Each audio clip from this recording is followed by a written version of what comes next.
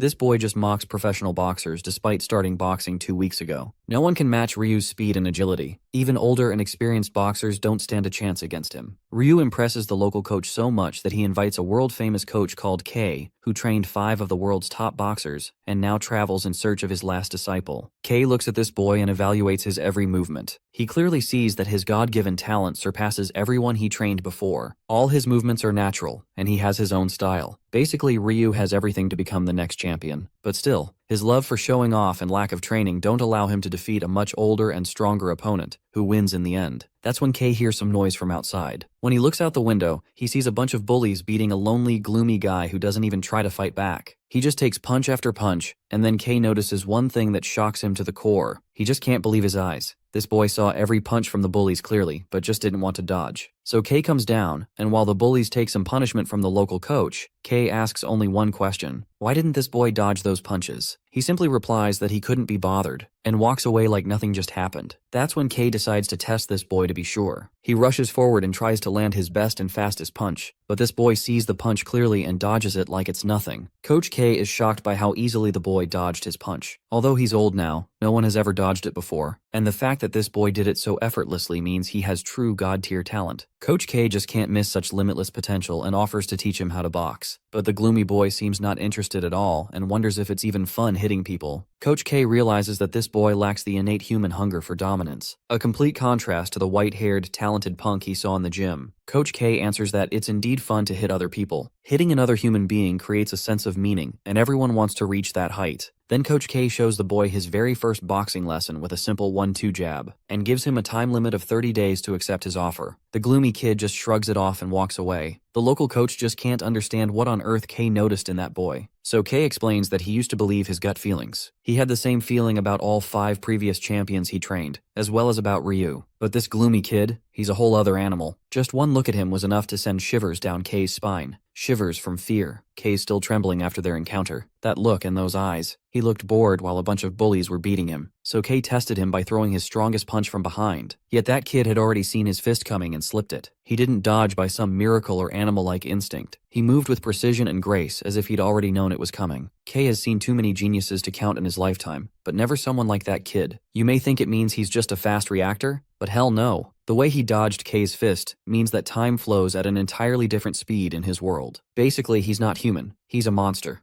The following day at school, Jay is getting his ass beat by a bunch of bullies. He's your average nice guy nerd currently serving as Ryu's seat. The white-haired punk is established as a bully who goes to the gym, which is 2 of the worst combinations anyone could possibly wish for. Ryu enjoys basking in the praise from his goonies, who laud him and think that he's going to become a world champion someday. The world is split in 2. The weak dudes, like Mystery Boy over here and his nerd sidekick, and the strong like Bakugo's second cousin Ryu. These punks casually give our boy a fade check while they're going about their business. Their main focus is to bully Jay, the poor boy who just can't stop getting beat up. During lunchtime, they toss disgusting candies inside his bowl, forcing him to eat. The nerd is a level 1 stickman, so obviously, he had to agree to such a disgusting request. Jay feels like shit afterward. While all the other kids are playing, Jay is sitting along with Mystery Introvert Pro Max because they're both losers. Jay is surprised because Yu boasts incredible physical ability, but refuses to play out of sheer boredom. Four Eyes explores Yu's passion, but as far as he can remember, this dude hasn't ever even thought of becoming anything before. He's living life while chill maxing, not caring about anything. Yu asks Jay the same question, stating that he wants to follow in his father's footsteps. While they're happily bickering about, Ryu just can't digest letting the nerd have a good time with someone. He bashes the ball aimed toward Jay, but to everyone's shock, Yu catches it with ease. The problem child in Freakazoid Ryu is ferocious and slaps Yu across the face for even attempting to do such a thing. Ryu tries his best to strike fear in the boy's eyes, but Yu meets him with a meh expression, as if he doesn't care about his threat. As for Jay, he's been secretly training to become a boxer, just like his father. His father is a figure he deems courageous.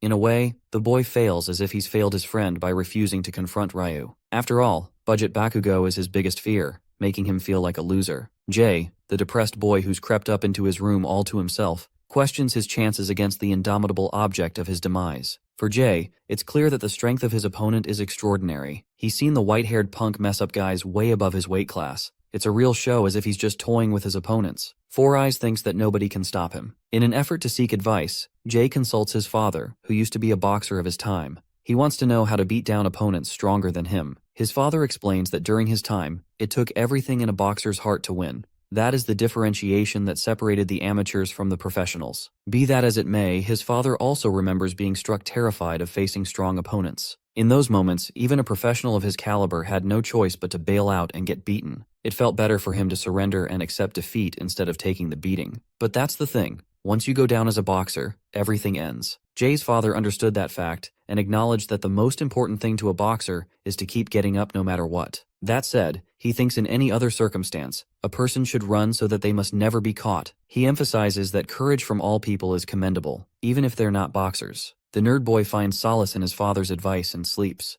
The perspective shifts to Yu, who is climbing a flight of stairs when he spots Bitchface again. Ryu wanted to pay him back dearly, and even ended up at his house. To teach Yu some manners, Ryu ridicules him and entices the boy to a fight. Yu's typical response of ignorance ends up in his skull getting bashed. Consequently, Ryu wants to make sure Yu suffers the worst life imaginable by making him pay money. After Ryu leaves, like clockwork, nothing in Yu's life changes. While heading home, Ryu is dreadfully infuriated remembering those uncaring eyes of the boy he just faced. Ryu spots a bunch of delinquents from another gang who have been eager to test his strength. To vent his anger, Bitchface throws an explosive thrust in his face, knocking him out. He's delighted to break them one by one, as their sorrowful expression brings him the most joy. The night ends with Yu spending time by himself and his cat. His eyes look so gloomy that he looks like a ghost. The next day, it's game time. Today is the day Jay has been preparing for. He's ready to confront his bullies. Even in class, he musters his resolve to remain unafraid. Surprisingly, they don't do anything to him. Jay is confused, as this isn't supposed to happen. What's more, is that Yu is missing. The realization is starting to hit him. There's definitely a reason they spared him. This is confirmed to be the case, as Yu is beaten down in a warehouse for not bringing Ryu his money. Bitchface's underlings practice all of their moves by beating him up like a doll. Ryu is there to teach them how to strike while enjoying the show. Suddenly, Jay barges in, shouting at them to stop. A moment of silence ensues before being replaced with fear. The boy's heart beats fast, having realized that he's uttered words he can never take back. The feeling of fear crumbles his resolve, which he had prepared before entering this room. The boy's body quivers, refusing to act, but he can no longer take anything back. He has to fight, and he chooses to load his arms. The scene absolutely baffles Ryu, but Jay isn't shaken anymore. Using his father's advice, the boy adjusts the perfect angle and delivers a clean jab before rotating his hips for a forward cross. This two-piece combo surprises even him while at the same time infuriating his opponent. Satisfied that his punches are doing damage, Jay has gained a sense of courage. This time, his opponent is the one who is shaking from fear. But that's enough because Ryu's here to end it all. He's here to make sure Jay remembers this humiliation. Even his underlings think it's unfair the nerd got sent straight to the final boss after one victory. Ryu edges him to strike him down, while Four Eyes is convinced that his real battle has finally begun. Bugface Bakugo provokes Little Jay to attack him. Lil Jay is having the confidence of a newbie, thinking that he can best him. Jay whips a forward punch that easily gets dodged. I'm a hater, but this dude Ryu is actually going full Ultra Instinct mode in dodging his attacks. Jay is fully concentrated on landing just one attack, just one strike that could destroy Ryu. But the poor guy is running out of gas, to the point even Ryu is making fun of him. The dude bitch slaps his opponent across the face, gives him a cut so hard he is starting to lose hope.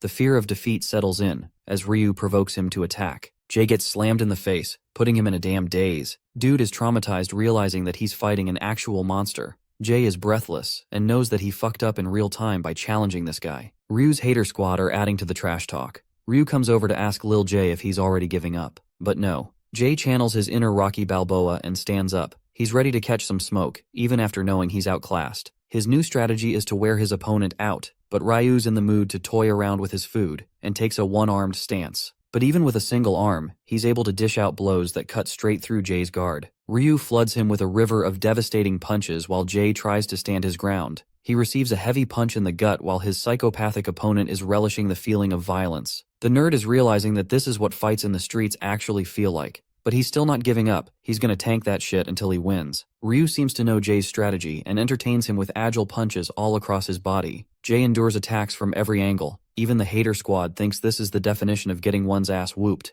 Jay is taking this beating all so that he could secure one momentous strike. And then, something happens. Ryu reaches to charge a heavy fist, allowing Jay just the opportunity to react with a single uppercut. You'd think this is the part where the underdog wins, but no. Bitchface dodges that shit like crazy and returns with a bulldozing slam in his face. Jay's father had a boxing record that didn't reflect greatness or fame. He was never remembered as a courageous boxer, a quality that his son deeply admired in him. The boy who had endured everything lays defeated on the ground. Ryu crushed his brain, even making him lose sense of direction. Bugface mocks his pathetic little strategy and reads him like an open book. It was so easy for him to see through Jay's plans. But the fight is still not over. The nerd is unrelenting even after his spirit has been mercilessly broken. Jay receives numerous slaps across his face. Ryu makes sure to drag him through every layer of hell he knows, putting Jay on the ground. The boy remembers his father's words, stringing every last bit of motivation he can to get up from the ground. Ryu commends his spirit and respects Jay to the point he's ready to stop bullying him. But it's not over. Not for the boy who is clinging to the spirit of a true boxer.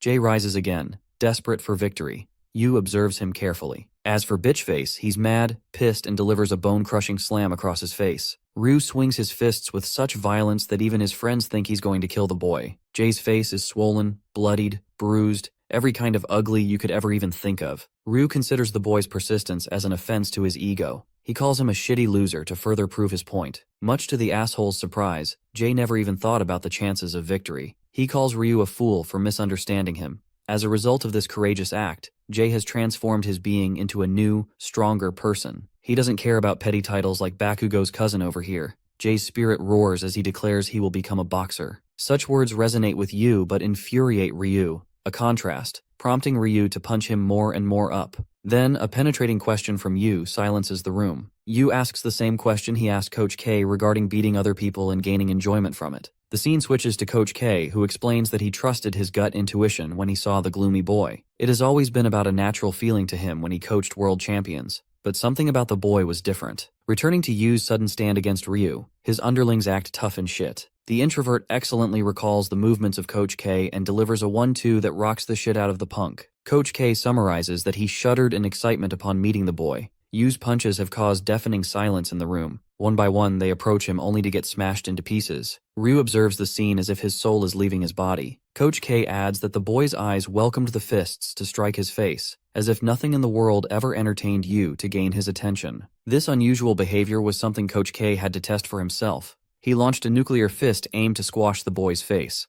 The result was as clear as day. The boy elegantly dodged his fist, a quality that boxers deliver only after years and years of training. It wasn't by luck or timing, it was something unnatural. Even the most goated boxing coach in the whole world admits that he has never seen a genius like Yu in his life. Now, for the moment of truth. Ryu feels an unusual feeling of unease. Yu's soul-reaping eyes have put him on edge. Ryu makes his advance and then feels as if the right side of his face has been annihilated. He wails in agony, getting the exact treatment he deserves, while Yu just stare at him as if it was nothing. The bully has become the helpless victim, feeling a terror unlike anything he's ever seen before. In Coach K's own words, that boy is not a human, but a literal monster. He is the definition of built differently. We get a backstory of our guy Ryu who just got one-shotted. Back then, the young boy saw too many openings in other people's fights. He also had the most goofy haircut ever, but that didn't stop him from crushing other dudes. Bro started thinking he was Gojo or something because no one could stop him. The feeling of absolutely crushing others inspired him to do it even more. He took satisfaction in the misery and fear of his opponents.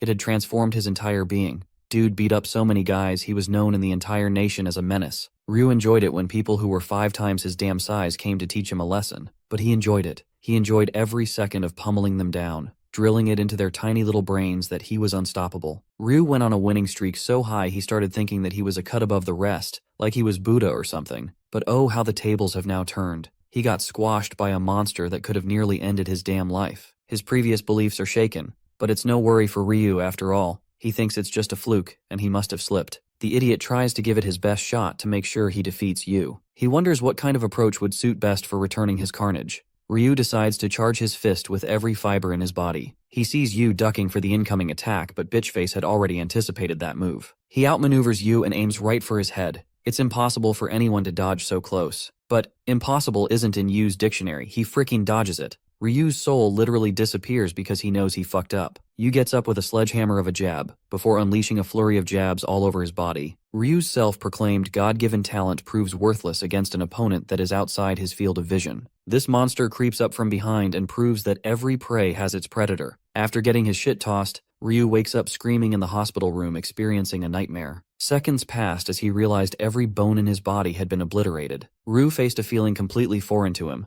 a feeling of loss and fear, along with despair. He had experienced failure, and just like a small child whining after losing the game, Ryu bawled in the face of defeat. Meanwhile, Coach K is laser-focused on setting his sights with his newest obsession. He only wants one kid on the roster. He has never wanted for someone to join him so badly. The man is so damn obsessed he's ready to kidnap Yu's dumbass. Interestingly, while they were expecting Ryu to show up to the gym, Yu turned up instead like "I beat your boy to a pulp" fashion. Coach K is ecstatic that Yu's here to learn how to fight. Yu accepts his terms but has a condition of his own. He requests money to pay the bills for the hospital. Coach K realizes what happened and happily asks if Ryu gave him a fun challenge. But shocking everyone, my dude calls Ryu boring. That's how easy it was. Coach K laughs and is ready to spend his fortune to buy the entire hospital if it took for Yu to join the gym. Both of them depart to go to the hospital. It's pretty funny that Coach K is low-key happy Ryu got his ass beaten blue. He doesn't care about the arrogant fighter's life anymore. Yu is concerned with the state of Jay, remembering the fire in his heart. After clearing both their bills, Yu takes Coach K to his apartment.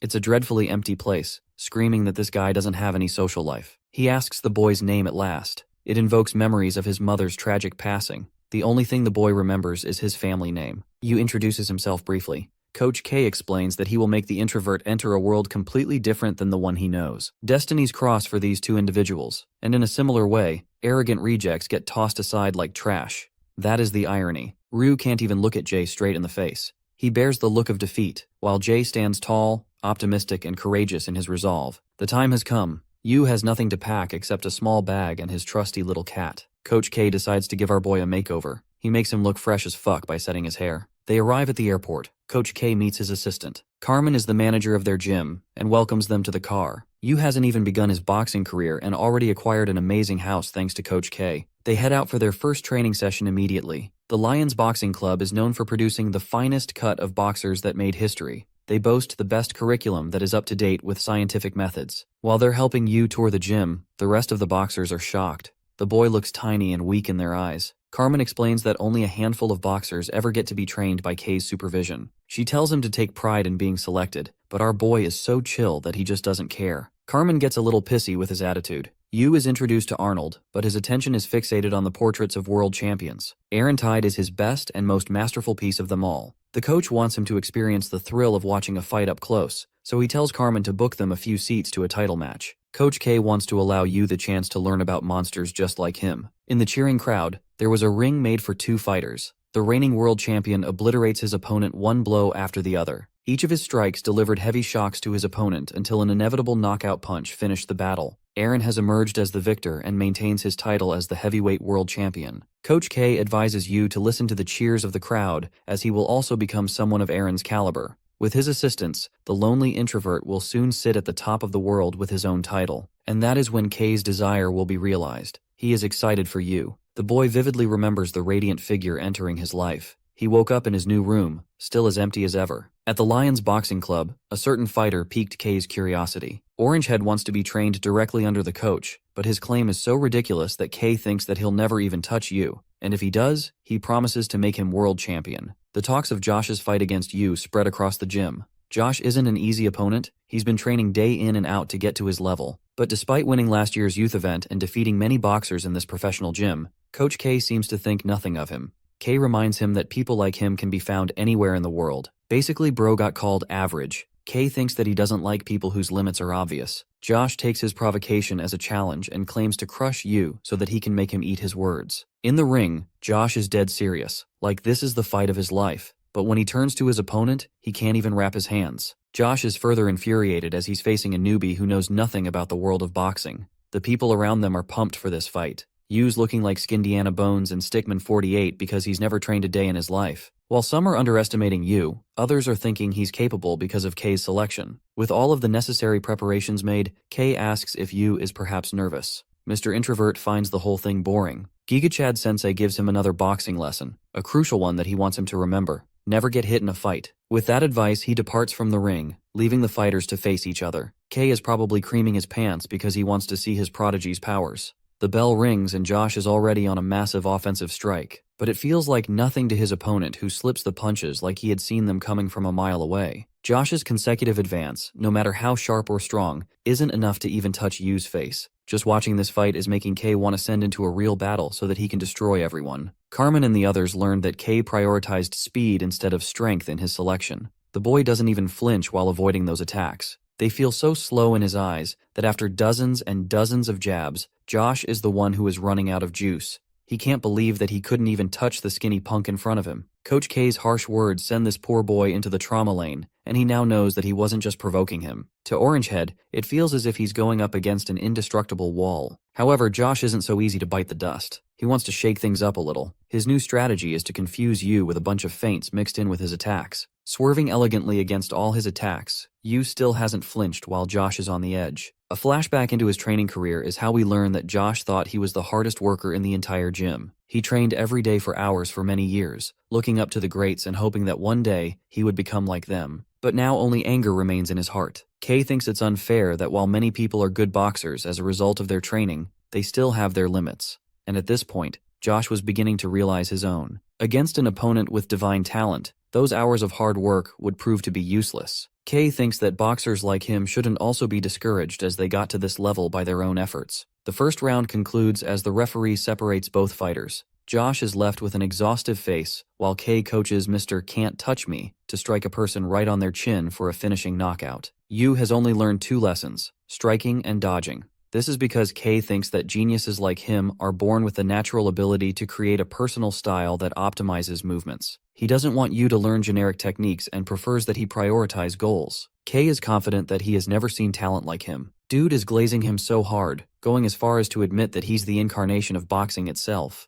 Anyway, round 2 is about to begin, and things are not looking good for Orangehead. Orangehead admits that his opponent has excellent reflexes, but at the same time, he's certain that even people like you must have problems with endurance as that only comes with training. His goal is to exhaust him with slower attacks and maintain the pressure. Josh is confident in his strategy, but the second the round begins, my boy gets destroyed with a single strike, losing his consciousness. When he wakes up, Josh notes that everyone has left. The realization hits him. He was knocked the hell out, until Yu offers him a chance for another round. Josh thinks it's pointless because he's completely on another level, but something about him reminds Yu of Jay's spirit and determination. As he's leaving, Josh questions if he could have defeated the other talented guy that K picked while selecting his candidates. Yu thinks for a moment, and instead of seeing bitchface Ryu, he sees the undying persistence of Jay, who would have gotten up to fight him again. That's why Yu thinks of him as stronger, leaving Josh to sulk on his own. 2 years have passed since that fight. A blonde guy who looks like Escanor from an alternate universe is trying to dig up information about K's new boxers. It's been difficult learning much about Yu, but one thing is clear, he's going hard in endurance training only. Yu jogs until he's completely exhausted, then he returns home for a shower. The skinny boy is now a shredded behemoth thanks to his training. At the gym, John Taker, a lightweight with a record of 9 wins and 7 losses, is supposed to be his opponent. This psychopath-looking fuckface is known for crushing rookies and stealing their debut spotlight. He loves cornering boxers because he's a rat. Carmen thinks that it won't be much of a problem for their star, but there are problems. Carmen especially believes that Yu's only been training by watching title matches and running. Coach K is in a crutch thinking about it. John Taker, the bald dude wearing Sukuna's tattoos, is just straight up crushing the punching bag. John loves playing with hooks and then grabs his opponents for a finisher killing move. It's called the headlock hook and has earned a notorious name in the boxing community. John's handler introduces him to Peter Kent, a reporter. This cartoon-looking motherfucker is baffled that he's getting interviewed. He knows the media is looking for a fitting headline. They want John to annihilate K's secret boxer. Escanor over here seems well-versed about the game and wants to spice things up. John admits that the gifted and the talented are just trash. They're pumped up so much and he enjoys the pleasure of crushing their spirits. It gets this creepy fuck excited. The worst part is, he thinks he's doing a good job of reminding the talented folks that they're dumb as hell. All he has to do is knock his opponents out no matter how foul he plays. The reporter gets called a pussy because John hates wimps who play by the rules. The element of surprise comes when John forgets the rules and shocks the newbies. He utters his rogue philosophy, reminding Peter of the middleweight world champion Fabrizio Santorino. Baldnut admires the Santorino brothers and considers them the greatest fighters around. John leaves a message for K and his newest obsession, stating that he will destroy K's talent. After the interview, John is seriously wondering if he is going to win against Yu. How ironic, isn't it? All that trash talk and his handler has to be the one to tell him to be confident. On the flip side, Yu is getting all the media attention for being an outboxer who relies on his footwork and chips points from his opponents. Carmen handles them like a boss lady and slams the doors shut. John wonders what's causing so much fuss on the other side.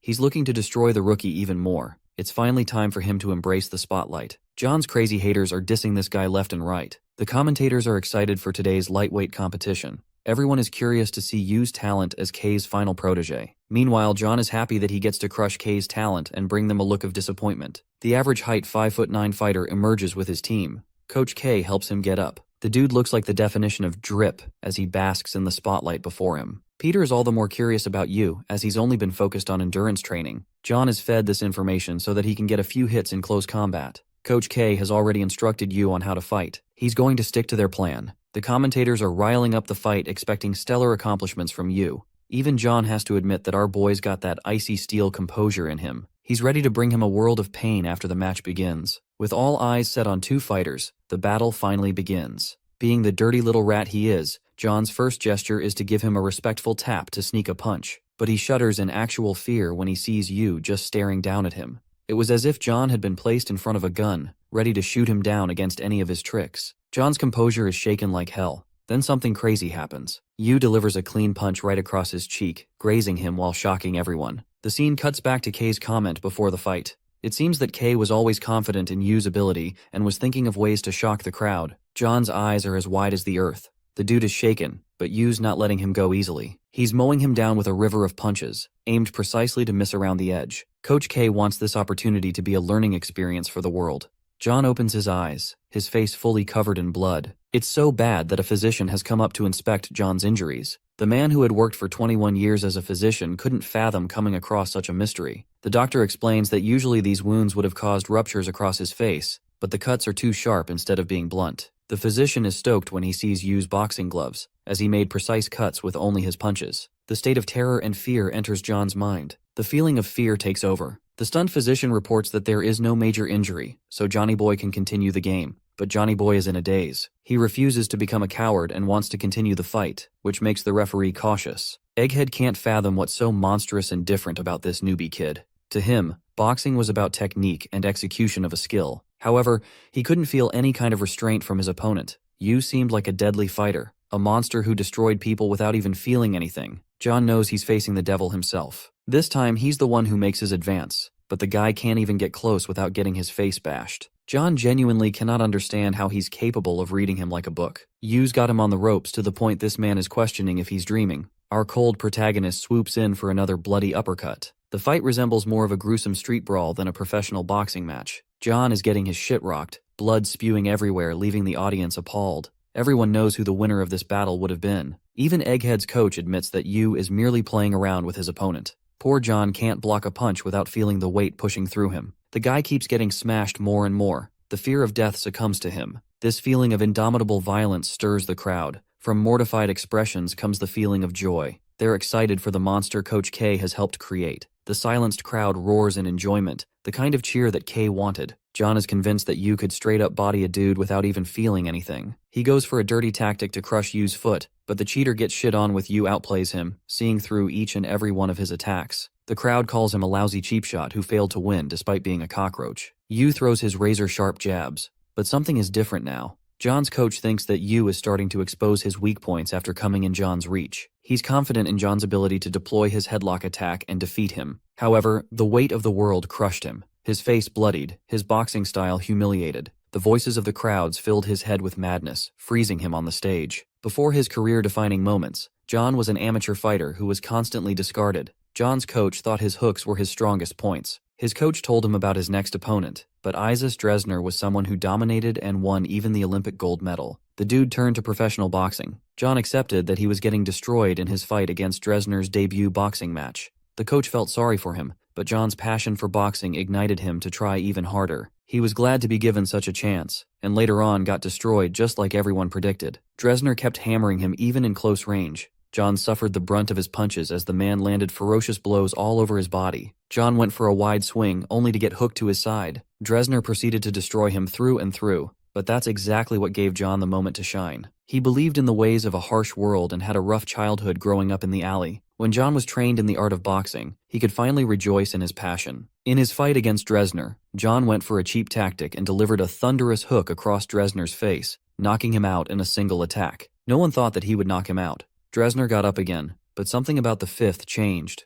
Something about the foul nature of his boxing style changed John forever. It didn't take long for John to steal the victory. John was recognized as a fighter with potential, allowing him the chance to fight again. Even though John wasn't a totally malicious piece of shit at the beginning, this was his only way to make a name for himself. Returning to the current fight, Egghead is being egged on by the entire world. They're laughing at him while John's coach stares at his pitiful condition. Even though John spoke in front of the interviewer that he admired Fabrizio, the coach knows that deep down, he's just a boxer who suffers from the inside after each match. He never wanted to be this way, but that doesn't change the fact that he's a scummy boxer. Egghead's coach is the only person believing in him because he's seen his real self. Despite getting shit on by everyone, the coach recognizes John's talent and becomes a voice of reason for him to fight. Hearing those words, John goes on the attack with a powerful swing. He thinks that people like you would never ever feel afraid about being left out. John attempts the same scummy tactic and actually manages to connect a powerful smash. Everyone is stunned to pieces except Coach K. What really connected were their punches.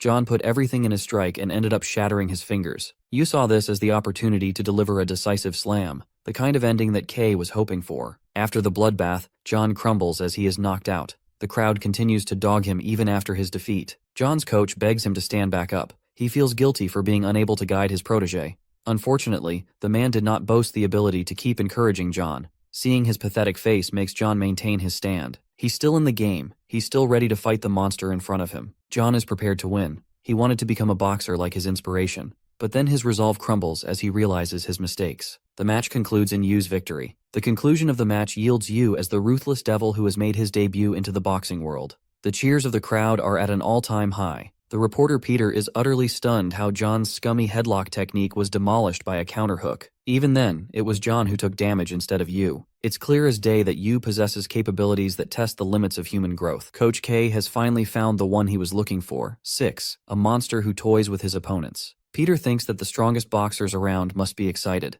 Josh was one of the people who was watching this fight go down, but instead of excitement, he accepted his fate. He realizes that he could never become the world champion and went down a path of becoming a bartender. Josh's spirit has been fully crushed all because of Yu's existence. Back at the boxing club, Steele is doing reps with Jay, who is filled with amazement after Yu's phenomenal win. He always had faith in his powers. Egghead number 2 wants him to calm down, because he's never reaching Yu's level. Even then, Jay hopes to impress him someday and ramps up his training speed even more. His sheer belief in his strength makes the both of them train hard as hell. While this has inspired Jay, there are others who are plotting Yu's demise. Bitch-face Bakugo is now a gentleman, but he still gets mad and pissed every time he sees Yu's face. Remembering those eyes filled with boredom is enough to make him jealous. The scene switches to a conversation involving Gene, the current lightweight world champion. Even as strong as he is, Gene has been filled with a sense of admiration by Yu's fight. And then there is this one fatty who is a glutton. Bro is Gorlock the Destroyer and thinks of our boy as someone average. This fat ass thinks he's going to be the rookie of the year in the lightweight division, but I think he's forgetting the word light in his weight class.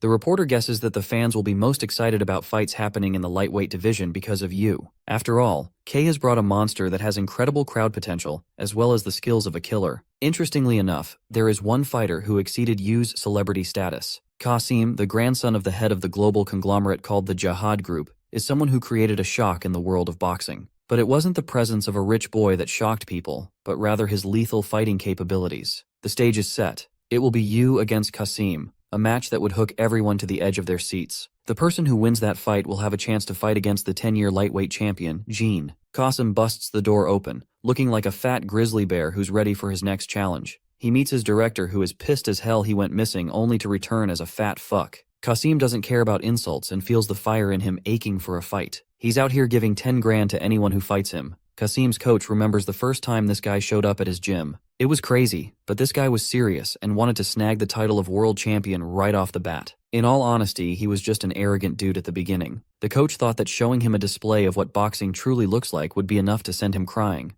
But things ended up horribly as Qasim devoured his opponent. This rookie annihilated every single boxer in the gym with his talent. Yes, the same ugly fuckface who looks like he ate a few boxers. The director is actually shocked that he's maintaining the same style. Qasim humiliates his opponents like it's nothing but child's play to him. Even though he's a member of their gym, the director hates his fighting style. Qasim ducks a blow and delivers a decisive uppercut like he's some kind of Street Fighter character. He's out here swinging with moves of his own, leaving his guard completely open. The coach shouts at him for entering foul territory with his shameful attacks. Qasim has the gall to suggest buying the whole gym so that he can change the rules. Even though the director hates this dude's guts, he can't deny that the Redditor Discord mod physique is working out in his favor. He has a talent beyond the likes of others. Qasim has just defeated 20 men and proven that he isn't just talking shit. He's a gifted boxer who could snatch the title belt. 2 weeks worth of training later, Qasim has defeated 1,000 opponents, and now boasts the body of a shredded gigachad. Despite being obese literally 2 weeks ago, now he has abs of steel and an endurance that just doesn't know when to stop.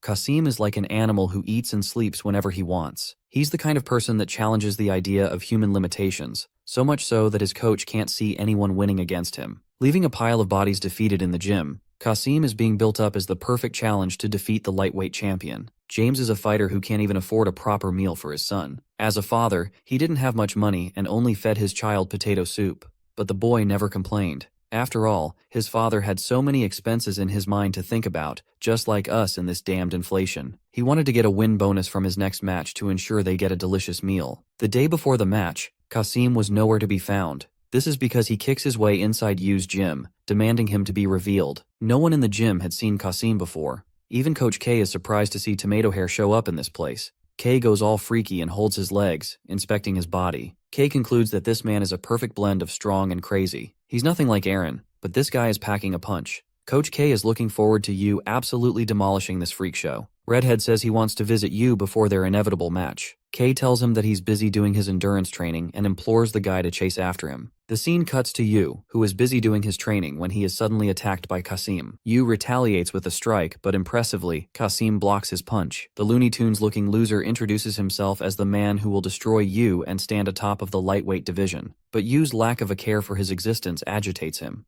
Before leaving, Tomato Hair reminds Yu that he'll never be able to defeat him in the ring. Saying those words, he runs off like a clown, leaving even Yu to wonder just what the F happened. In the ring, Qasim is a beast who is demolishing his opponent. He confuses his opponent by initially going for an uppercut, but then knocking him with heavy blows. Every punch shakes this man's entire being all the way until he's completely on his knees. Coach K observed his fight with the rest of his staff. He finds him an entertaining and unorthodox fighter. There's a reason boxers never fight like Qasim, as he uses inefficient and awkward moves. However, it is his monstrous physical ability that allows him to use such stunts and easily get away with them. His athletic ability is the reason he's at the top of his game. James, who is Qasim's opponent, made a fatal mistake of his life by getting back up. The crazy fighter has more in store for him. James is not getting a good feeling, but he's prepared to launch a counterpunch that would hopefully dismantle Qasim's forward strike. Boxing technique versus insane movement. The conclusion is moments away. Qasim lunges forth like a torpedo and dodges James' one and only chance of victory.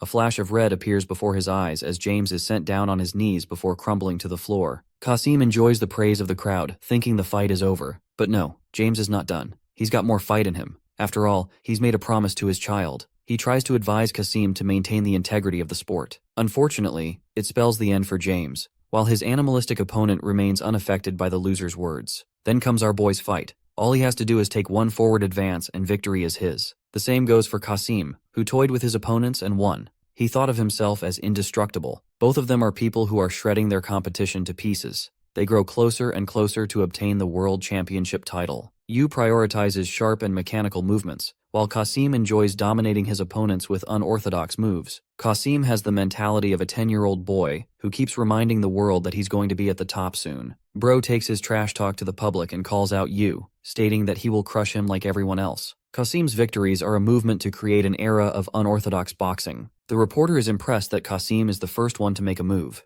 Hearing this message, Kay laughs as hard as he possibly can. He's so glad that he gets to be the one who shakes Qasim's resolve. The crowd is roaring and cheering for him as they've become fans of Qasim's unique style. His very existence divided the world of boxing fans. There were those who accepted the unorthodox style, and then there were people who mocked him for acting like a damn clown instead of using traditional arts. Qasim's popularity soars in the news where many have discussed what the future holds for him. He doesn't care for anyone's opinion and only does what he wants. Qasim has reduced his number of haters by growing his fans. I have to say his director is really glazing him right now with this "he was born to be king" bullshit. Going back to our boy Yu, he's just chilling with clean punches when Kay comes to tell him about Qasim's open challenge. Kay emphasizes that this dude isn't like the rest of the scrubs Yu has been destroying lately. Eventually, the exciting day of their match was here. the big match between two legendary underdogs. Kasim and Yu were going to set the pace for the titleship match against the world champion Jin, who has come to watch this fight in person. The director thinks that Kasim's rise to fame is literally around the corner waiting for him. This dude, being the psycho he is, doesn't really care about obtaining the belt. He's so crazy that he wants to obtain a world championship title in every division. His ambitions are noted by Jin's icy demeanor. On the other side of the ring is Yu, who has received K's instructions.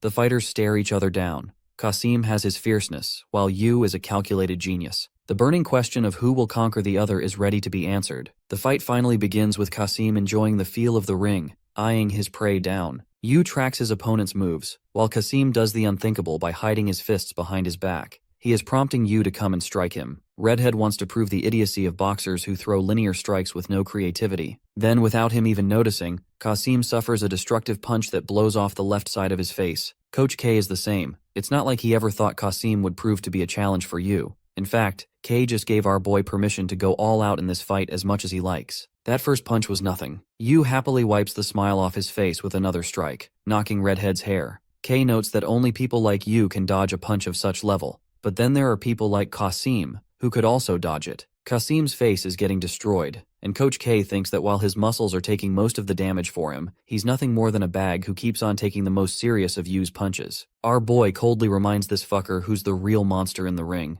His attacks have already generated a large uproar from the crowd. They've wanted to see Kasim go on the back foot for a long time. Even his coach has to admit that Yu was barely showing off his powers in his fights so that he could crush opponents like Kazum later on. My guy's confidence is demolished as he's huffing and puffing. Bro is questioning his life's choices forever, even attempting to step inside a ring with Yu. Not to mention the overwhelming amount of people cheering for this little tomato's demise. While he's experiencing literal hell in the ring, it's nothing more than entertainment to the crowds. Out of fear and shock, the predator becomes the prey and tries to flee. He shudders and backs up in the corner like a little helpless child. Coach K laughs at his pathetic little trance, while Kasim's director shouts at him for being a damned idiot. He advises Kasim to put his guard down, but it's like giving advice to someone who's never practiced boxing seriously. Bro's face gets nuked off the ring even after trying to protect himself. That's when the director realizes one crucial mistake. He never taught Kasim the art of boxing, as he had always catered to his own style. Kasim is in a desperate and hopeless dilemma, flailing his arms to use confusion.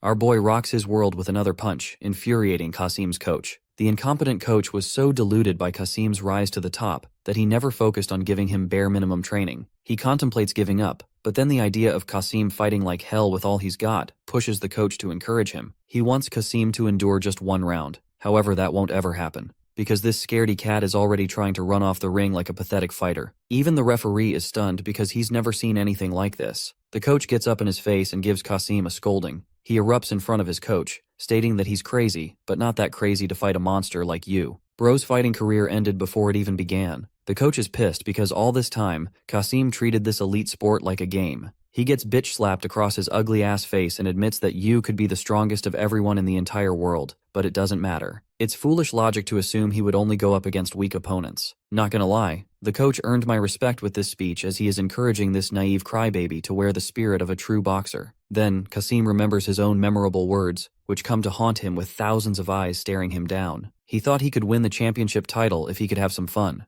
The haunting words of James terrify and cling to his soul. Kasim is humiliated with his ego demolished. He runs off crying like a little child, making the coach regret letting this phenomenal failure ever step into the ring. The conclusion of this battle ends with an easy victory for Yu. The match was so unbelievable that K couldn't help but laugh it off the top of his lungs. Soon after Kasim's disappearance, he never entered the world of boxing again. And for the much-awaited sweet moment between James and his kid, it's revealed he got a happy ending bringing his son some good KFC. Yu faces his worst nightmare, Cat King. Cat King and our boy spar like Goku and Vegeta, banging out shots while dodging each other's attacks. Coach K is maniacally laughing like he always does while Yu gets bitch slapped in the face and finally wakes up from his dream. The tiny Cat King has woken up our boy. After his victory over the piss baby Kasim, K decided to give Yu a proper break since this man hasn't had any for a while. Even though it's unnecessary, K thinks it's better for our boy to rest since all he's been doing is smoking bitches left and right. So, in order to spend his time, Yu looks at the television. But in a crisis, nothing is able to entertain him.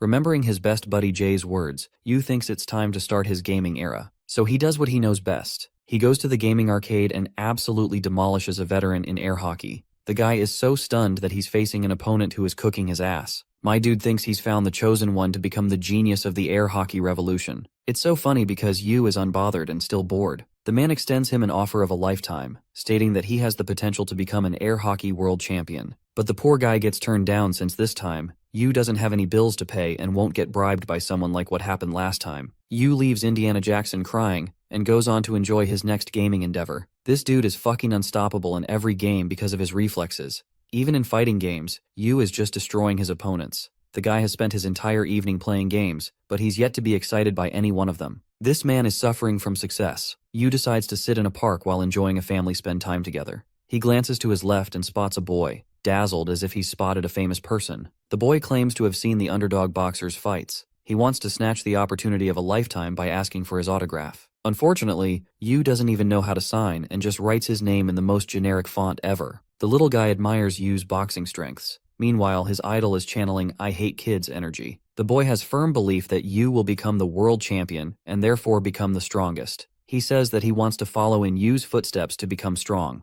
Interestingly, Yu doesn't have an optimistic opinion of strong people. He thinks they're useless because a Glock a day keeps all your problems at bay. Yu believes that almost every strong person will die, even if they took on unrealistic challenges. Bro is out here dishing lifetime trauma to this kid, even telling him that his parents will die. Yu summarizes that he doesn't see the glamour in becoming a strong person. He's confused because the boy seems to be affected and runs off whining. Returning home, the shadow of a broken, miserable past version of Yu follows him, as if to imply that he's haunted by his life. Our boy comes back to Cat King, also known as the best boxer, and hopes that his little one lives a long life despite the coming of death. He sleeps by his best friend, like he always has. Gene has finished meditating as he prepares for his final match. Sitting across a table with his partner, Gene refuses to eat food, causing upset to his chick. Something is bothering him greatly. The shadow of the cold boxer Yu. The scene shifts to Carmen, who's just done some of her work and sees Yu hard at work. When people are resting, our boy is out here grinding. Carmen is of the opinion that he should take some time off, but this guy is too committed to his training regimen. She thinks it should be normal for a boxer, but also believes that he might secretly be a robot. Yu's face hasn't changed even the slightest in these past 2 years, not to mention that he refuses to get close with any person. His only focus is to practice based on the instructions of his coach. Carmen wonders if Yu's passion even lies in boxing, or if this strange idiot likes anything apart from his cat. Gene is summed up to become a gargantuan challenge for him. She thinks that they're similar in a way, but Yu is still uncaring. He doesn't even care if he won the championship title or feeling proud of himself for it. The perspective returns to Gene, who has been concentrating on his meditation cycles more often than usual. Even his coach knows that Gene's mind is preoccupied by his inevitable opponent. Gene reports that he's feeling well for his match, but even that might prove to cut short when facing his opponent. He's furious and wants to perform above the level of excellence. Coach K shares a strategy meeting with Yu to observe Gene's game, the title match between Till Schneider and the world champion of the lightweight division. K explains that there are 5 monsters in the realm of boxing: junior welterweight Yuto Takeda, middleweight champion Fabrizio Santorino, cruiserweight champion Viktor Grigorievich, heavyweight Aaron Tide, and finally the man himself, lightweight champion Jean-Pierre Manuel. This guy won all of his fights, most of them by decisive knockouts. He's an incredible fighter who has yet to be defeated. Gene boasts a unique advantage when it comes to boxing techniques. This is noted in the stretching of his punches, hovering close to the opponent's eyes. Gene uses this stance to block his opponent's field of vision. He has to do very little in taking down his opponent because of his incredible reach. It's a fact that his reach is even greater than Yu. The coach even acknowledges that Gene's reach isn't the only thing, as the thunderous speed of his jabs leaves people dazed. He can go in and out at incredible speeds, destroying every boxer that comes his way. The coach even claims that Gene's jabs are comparable to straights. He possesses the perfect rapier, piercing his opponent from top to bottom and stripping them of their defenses. His attacks are brutal, but his opponent isn't an easy slouch. He manages to dodge Gene's reach and aims to strike him in the face. The world champion seems to be wide open here, but that's not all. The man meticulously slips his shoulder to block the punch and delivers a devastating hook to his side. Then, Gene keeps up with the beating using his jabs. Coach K summarizes that he transferred an attack to his body to force a trade so powerful that it reversed the playing field. This means Gene's decision-making skills are off the charts. Only Gene and Yu are comparable to ever even performing such a feat. But the thing is, Gene has another weapon in his arsenal that our boy lacks. Gene switches his stance and destroys his opponents, attacking them while they're still predicting his next move. Just when his opponent gains his momentum, Gene goes back to his previous stance for the repeated beating. He has a unique advantage in being ambidextrous and mixing 2 sets of stances. This makes it impossible for his opponent to predict his next move. K states that he's playing the long game, installing hopelessness in his opponent before raining down a barrage of hellish punches. The winner is Gene, who made no mistakes as if he was the perfect chess player. K drills the point to Yu, reminding him of the various aspects he would have to go up against just to overcome Gene. The reporter asks for his opinion after his grand victory. The world champion even admits his own flaws in some of his moves. He doubles down by saying that if Yu was his opponent here, Gene would have been defeated. The world champion is not a coward and wants to fight Yu, a challenge Coach K is most excited about. This is the kind of fighter that even gets him excited, because he's constantly improving his skills. Coach K is actually curious as to how much Gene will adapt before fighting Yu. This is the one match that will even give our boy a run for his money. During Yu's match against Kasim, the world champion meticulously noted the movement of each muscle flexion. As our boy dished out cold jabs with perfect body movement, Gene was struck with awe. The only opinion he had of the underdog's skills was just how beautiful he performed. Gene's mental state is getting more preoccupied, to the point he's spilling his coffee mindlessly. His partner questions what's bothering him so much, even offended that he's always caring about the sport. She hates the fact that the world champ doesn't give her any attention. Gene is not a simp, and straight up calls the bitch annoying. Gene's coach gives an interview regarding the world champion's fighting skills. He describes him beautifully as an artist who spent his life perfecting each technique. It's as if he's a painter chasing the mastery of his art. Gene is meditating during Peter's coverage. He interviewed another punk in the same gym, who boasted that Gene is another level of crazy. His first step of training is to meditate before going in the ring.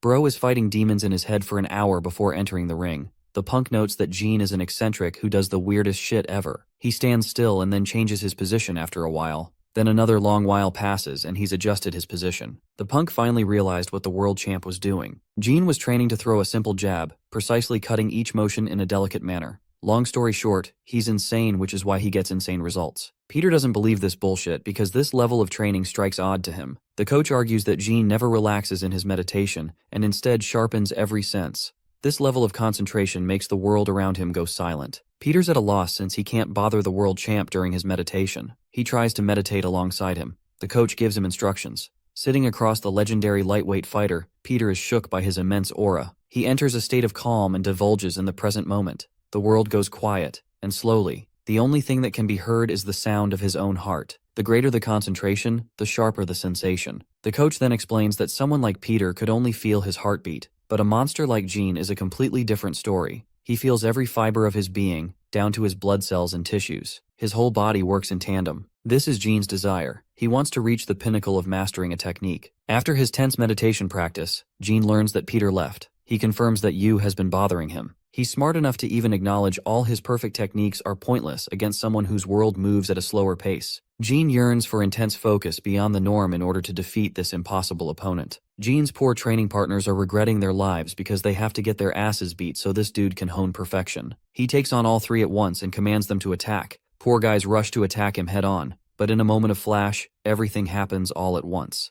Gene still thinks he lacks the focus necessary to trump the monster in the ring. In an interview about the meaning of boxing, Gene claimed that he thinks it's the pursuit of art. He wants each and every one of his movements to be perfect, such is the standard he holds for himself. Gene thinks that the world championship title is proof of one's perfection in boxing. He desires nothing else. When Yu launched his first jab, the debut of his boxing career, not everyone understood the beauty of the attack as much as the master himself, Jean. On a rainy day, police officers are investigating a bunch of street thugs in the hood. There have been rumors of a dude showing up and beating them black and blue. You have your guesses correct? It's your boy Gene, who's out here looking to slam people in the hood if it gets him more training time. What's suspicious is that Gene has been carefully extracting their blood. Back at home, this creepy fuck is implied to be painting with the blood of his victims, and yet even then he can't find perfection. The following day, Gene's rapid and aggressive shadowboxing movements come as a shock to even his instructor. He doesn't know what happened, and what leads to such imprecise movements from a calm man. Gene is imagining actively fighting Yu's shadow, a monster that manages to outclass him every time. The coach is stunned by Gene's improvement rate even though it shouldn't make sense. He's worried what measures Gene had to take to achieve this level of strength. Concluding their training session, the world champion is about to leave when his coach confronts him about his recent exhausted state. After a pause, he mutters with a maniacal smile that he's been feeling top tier instead. Gene's coach advises the freak show to cut some corners with himself. But this is the world champion who has a kink for boxing, so of course he's just going to show up in the hood again, just to pull off a 5 versus 1. Gene takes notice of each weapon armed around him. Bro thinks they're trash for using weapons. The leader reaches for his weapon, but our boy's bicep guns are faster and knock him out. He expertly follows through with an attack on his second opponent and feels pride in his movement. Gene navigates to his third victim, calmly calculating each of his strikes as he follows through. After meticulously evading a knife, he launches a full swing to bash the dude's head to next Tuesday. The last person is panicking because she's just seen a massacre before her eyes. Gene cares about gender equality and makes sure she gets equal beating. But then something happens. He's facing a life and death situation, as the leader has a gun aimed right at him. The fear of death stuns John before he focuses every fiber of his being to slip past a punch so powerful that is similar to Yu's explosive attacks. At the end of the fight, Gene concludes that he has finally reached the same perfection as Yu. That night, he's as happy as a little boy while painting the illustration of the monster, a representation of how he sees Yu's terrifying boxing skills. The next day, his coach shivers as he sees Gene's unusual state. The world champion is experiencing a mania. Something about him changed the previous night. The coach wonders if it's finally happened.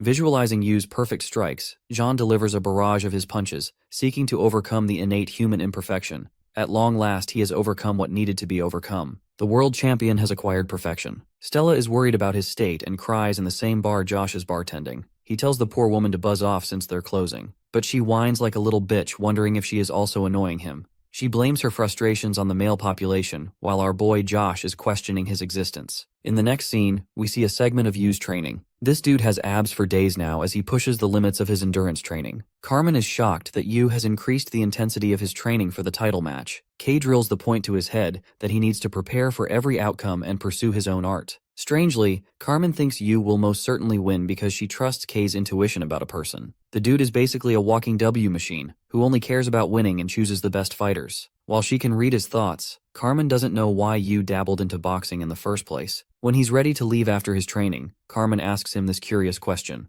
After a brief pause, Yu confesses having seen a light of hope. Chad remembers Jay's undying spirit and wanted to pursue boxing because of it. Carmen doesn't understand his ambiguous words, while Yu states that even he is unsure of his answer. She ponders on his words for a moment, questioning if he'll ever be able to find something like that in the world of boxing. Funnily, she's also surprised he's softer than he acts. Every person who stepped into the boxing ring had strong reasons to fight, whether it be wealth, power, or self-interest. The two boxers that are destined to face each other are the best of the best in their category. In their interview, Gene's heart is racing as he's excited to fight Yu. Bonus points for our boy looking fresh as fuck in a suit. Later that day, Gene makes an unreasonable request to his coach. This man does not want the match to stop even if he dies. That's how much he cares about fighting Yu. The day of the match was here. The world champion had evolved into a higher being. He could feel the smallest of sensations, whether he brushed, changed his clothes, or even do something as little as walking. He had accessed a world of strength where everything felt connected. Gene smiles, realizing this is how Yu has spent his life. Gene, the unrivaled champion from a decade ago, is now facing the undefeated contender with the highest win rate. It's all or nothing. All eyes are set on this match. Kay emphasizes that Yu is going to achieve the world championship belt. Not just one, but every single one of them soon. Yu isn't really excited and stands like a bot. On the other side of the ring, Gene's coach tells him that he's surpassed his previous benchmarks. This is his best chance to prove his standards to himself. This is the fulfillment of Gene's ultimate goal. The fighters square up to face each other. The aching question of who will become the world champion will be answered soon. Even the fans, including me and all of you, are excited as hell for this fight. As soon as the fight begins, Yu faces difficulty dodging Gene's machine gun jabs. The champion is going full speed on the offensive, impressing even Coach K with his level of perfection achieved in a short time. Before their epic fight, the scene shifts to the manga creator's personal experience. Yes, you heard that right. The creator was a sports person obsessed with becoming a basketball player. In a pivotal moment, something happened. He jumped so high he could feel as if he'd touched the skies. He felt so free, a jump unlike any other. An experience of the perfect jump. Nothing like that could ever be created again. Every motion was in sync with one another until the inevitable leap came to be. After the jump, he tried to recreate the experience again and again, but unfortunately failed. There's one other story about a baseball batter. It is said that batters at their best could physically feel every molecule of the ball coming towards them. Their body would react in a perfect flow response. Like these moments, there are many others which happen the same way for many sportsmen. Now in this boxing fight, imagine that experience and dial it up to 100. Gene's perfect jabs cut past Yu, who was weaving his way through and through. Gene's machine-like responses analysis kept every movement of Yu's body in check. He could see what Yu was going to execute as his next move. In response to such an attack, the world champion released an audacious blow. The commentator is starstruck, seeing Yu facing a difficult time penetrating Gene's indomitable reach. The reigning world champion is giving him a tough time. Coach K is impressed as before, he could only call him a genius. But now, Gene has upgraded himself to the level of a monster who reached the top by his hard work. K remarks that many soldiers spent agonizing experiences in war. He remembers his own time as a young soldier in the Special Forces. Every battle was a moment of tension and constant alarm for death. K is one of those few people who experienced mastery and perfection. He burst through the gunfire, feeling every fraction of a second as the bullet crossed him. K is a believer in the extremes of human potential. He knows that these monsters are both beings who have far surpassed what human limitations they had. Gene's best skill is arguably his full control of his body, feeling the smallest of his tissues relaxing and contracting with perfect timing. Such ability is the reason why world records maintain their status. Gene's ability to perfect the technique made him what he is as a champion. K had been eager, and he wants you to have a taste of what boxing truly is. It's a sport of comparing two individuals with their strengths. K is ecstatic and wants to uncover just how far Gene challenged the concept of human limitations for this fight. Yu swerves the jabs and narrows their range with every motion.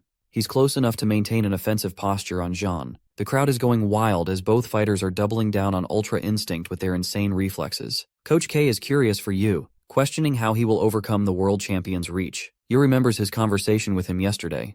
K had instructed him to watch title matches of the world champions daily. Strangely, Yu thought the purpose was to imitate their moves, but K replied he should have felt another feeling. He advised him to remember their movements well but never initiate their imperfections. K's only advice for Yu is to focus on the match using his own body. So this monster enters a stance unlike any other, bewildering the spectators. Gene feels the weight of his opponent's sudden shift in posture. Even though Yu's face is right in the open, the world champion does not want to get smoked by our boy's punches. But that's exactly what happens. A roaring, powerful punch strikes Gene's face, shocking every person across the world. That single punch destroyed Gene and knocked him right down. This is the monster's true strength. Stella is among the crowd, struck horrified seeing the fall of the champion. Gene's face has been obliterated with a single strike as he lays processing what the hell just happened. No one outside of the ring has even the idea what's going on. The referee starts the countdown. Gene's coach remembers the man's words and wants to honor his promise to stay out of the fight. The countdown continues as Gene questions what happened in those few seconds. He realized that while he achieved perfection, Yu's boxing capabilities are in a different realm altogether. But that's not it for the world champion. He's hungry to see more of Yu's true fighting strength.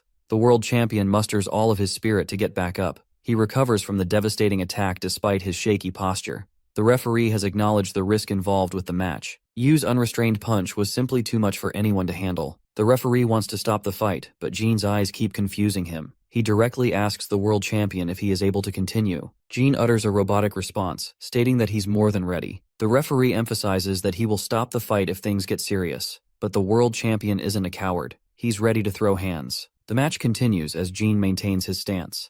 Yu, without any hesitation, enters his previous posture that destroyed the world champion. Gene is thinking that if he fails to catch Yu's attack, then he's going to face total obliteration. Yu prepares his movement ready to strike while the champion is busy reading his next move. The time has come, and both fighters are ready for a second brawl. Yu dashes with terrifying speeds to launch the same attack, but his opponent is already prepared. It seems that our boy is about to suffer a smack to the face, but no. This man ducks at impossible speeds and manages to connect the punch right across Gene's face. K observed the excellent technique Gene deployed to minimize the damage by turning his head. But even so, it's obvious he's just a few punches away from being defeated. Gene is stricken with such powerful blows he is forced to keep his guard up. But then our boy bashes him with hooks around his body. Even Gene's coach acknowledges that he's not one built for endurance against attacks. It was a phenomenal feat for the world champ to get up after eating Yu's deadliest attack. The world champion ponders even in the midst of a brutal beatdown. Yu is merciless in his strikes and rains down a river of punches all over him. He's going faster and faster.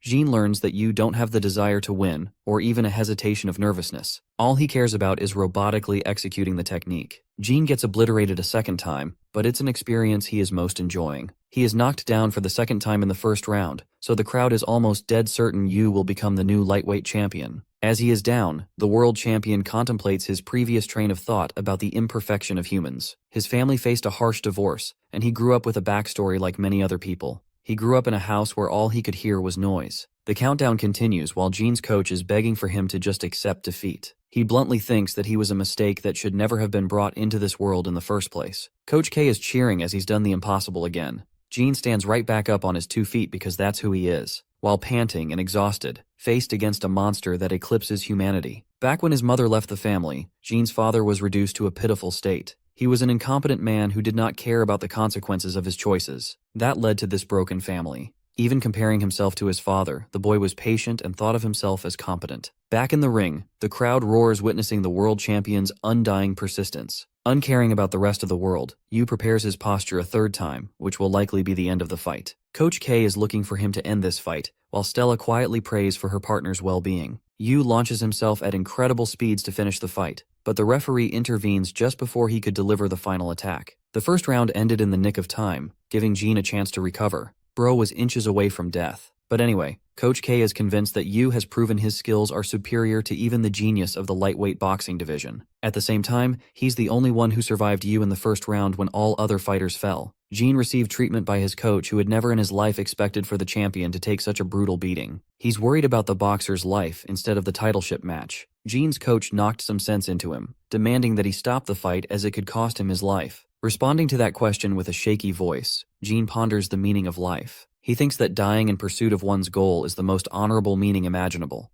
Of course, his coach is rebellious to this insane mindset. Jean declares that he must realize his existence in this fight and once again demands that no interruptions must come his way. The world champion is ready for round 2 as he enters the ring. The question of whether he can survive more of Yu's devastating attacks in the second round is up in the air. In his life's most extreme fight, he remembers how his father left him in the middle of nowhere. The little boy could read his father like an open book, pitying him even. He didn't even feel sadness for being abandoned. Instead, he felt disappointed by his dad's shitty performance, who was about to leave for the milk store for 1,000 years. The boy restrained his emotions and walked his own path. He refused to follow in the footsteps of his father and strive to pursue perfection. What he sees right in front of him is the ideal, the perfection that he's been yearning for this entire time. Jean enters a similar state to Yu, preparing to complete his life in this final fight. His coach thinks he's lost his damn mind, but it's already too late. Jean grapples with the same monstrous technique after seeing Yu. His coach is unfortunately considerate of his health and wants to throw in the towel. He is the one who fostered his talent for boxing. He doesn't want Jean to reject his humanity and instead embrace slowness and meaning in life. Even Stella feels like she's about to get widowed because this man's really on a suicide mission right now. The final clash is set in stone, but before he could make his advance, Stella's annoying voice came barging. She begged for him to stay and care for his life. Suddenly, a flush of emotions gushed through him. Back then, despite the boy's icy composure, he felt sad. He shivered and felt scared that his father had just abandoned him. Stella finally reveals that she's pregnant with his baby. Bro's life flashes before his eyes as he realizes that he's conflicted between two ideals. The ideal of chasing monstrous perfection or remaining human, accepting the parts of him that he rejected all this time. Jean recalls that it was his coach who gave him a home after he was lost. It is beautifully depicted that Jean, just like his father, ended up leading himself astray. Instead of pursuing the fight, Jean forcefully exits the ring and loses the match by disqualification. The rest of the people think that he's just running away like the coward Qasim. Coach K is infuriated to the point this man might evaporate. Jean personally hands Yu the title belt, stating that he earned it. Coach K is pissed because he basically stole our boy's glory by quitting like that. After 10 years of his reign, Jean is succeeded by Yu, who has become the new lightweight champion with incomparable strength. His total boxing record has become the most impressive portfolio ever. After the fight, Jean is taken care of for his injuries. He asks his coach if he will be a good father. Stella enters the room with her tear-filled eyes. She hugs him, giving this man even more pain in his body. Jean's boxing record concluded in a near-excellent performance, proving that he is still one of the greatest boxers of all time. For the rest of the world was cheering him on, all you could hear was pointless noise. His athletic abilities are considered insane, to the point even the junior welterweight champion Yudo is concerned. On the flip side, bitch-face Ryu is nowhere to be found because he's handling some business. He is facing a gang member called the Butcher. Ryu doesn't know what he's doing, wasting his time with trash like them. When his people catch up to him, they're shocked to see that he's already destroyed everyone, including the main guy. Ryu remembers Yu's face and gets hella mad. He vents his frustration by kicking the guy down until he's satisfied. Ryu is furious he's been wasting his time like this. As for Jay, he's the most excited bestie you could ever dream of. But at the same time, Yu's expressionless face is enough to show that he really doesn't care about belts. This leads to the question of why our introvert cat lover became a boxer in the first place. Though that remains to be said, Jay celebrates with Steele and his coach. It is revealed that our favorite blonde boy will debut in his boxing match soon. Jay gives an innocent smile which is unbefitting a boxer. His coach remembered Jay's father's time in the ring as he fought him. He imposes a strict restriction on Jay never to watch Yu's matches because he's in a league of his own with a different boxing style. Instead, the coach recommended that he watch Yuto Takeda's fights, who is considered the finest in-fighter boxer in the world. Even though this is the advice he's given Jay, there's the fact that Jay is basically level 1 compared to a certain boxer. The coach remembers this boxer as a man who was respected by this generation of boxers all over the world. He is the same man at the beginning of the series who saved you. Jay's training for his upcoming debut match is about going full swing. In this world, there are people with stories of overcoming adversity. Then there are those who become bitter right after their initial successes. Finally, there were monsters like you who stood as an endgame level boss for the rest of the fighters to defeat. Though everyone has their story, the real protagonist of this one is revealed to be the blonde boxer who realizes the same boy he rescued has become world champion. He randomly shows up at the gym, shocking Johnny Boy and his coach. Boasting the radiance of the sun itself, the man remembers that he aims to fulfill a promise with someone. Back to Jay's side of things.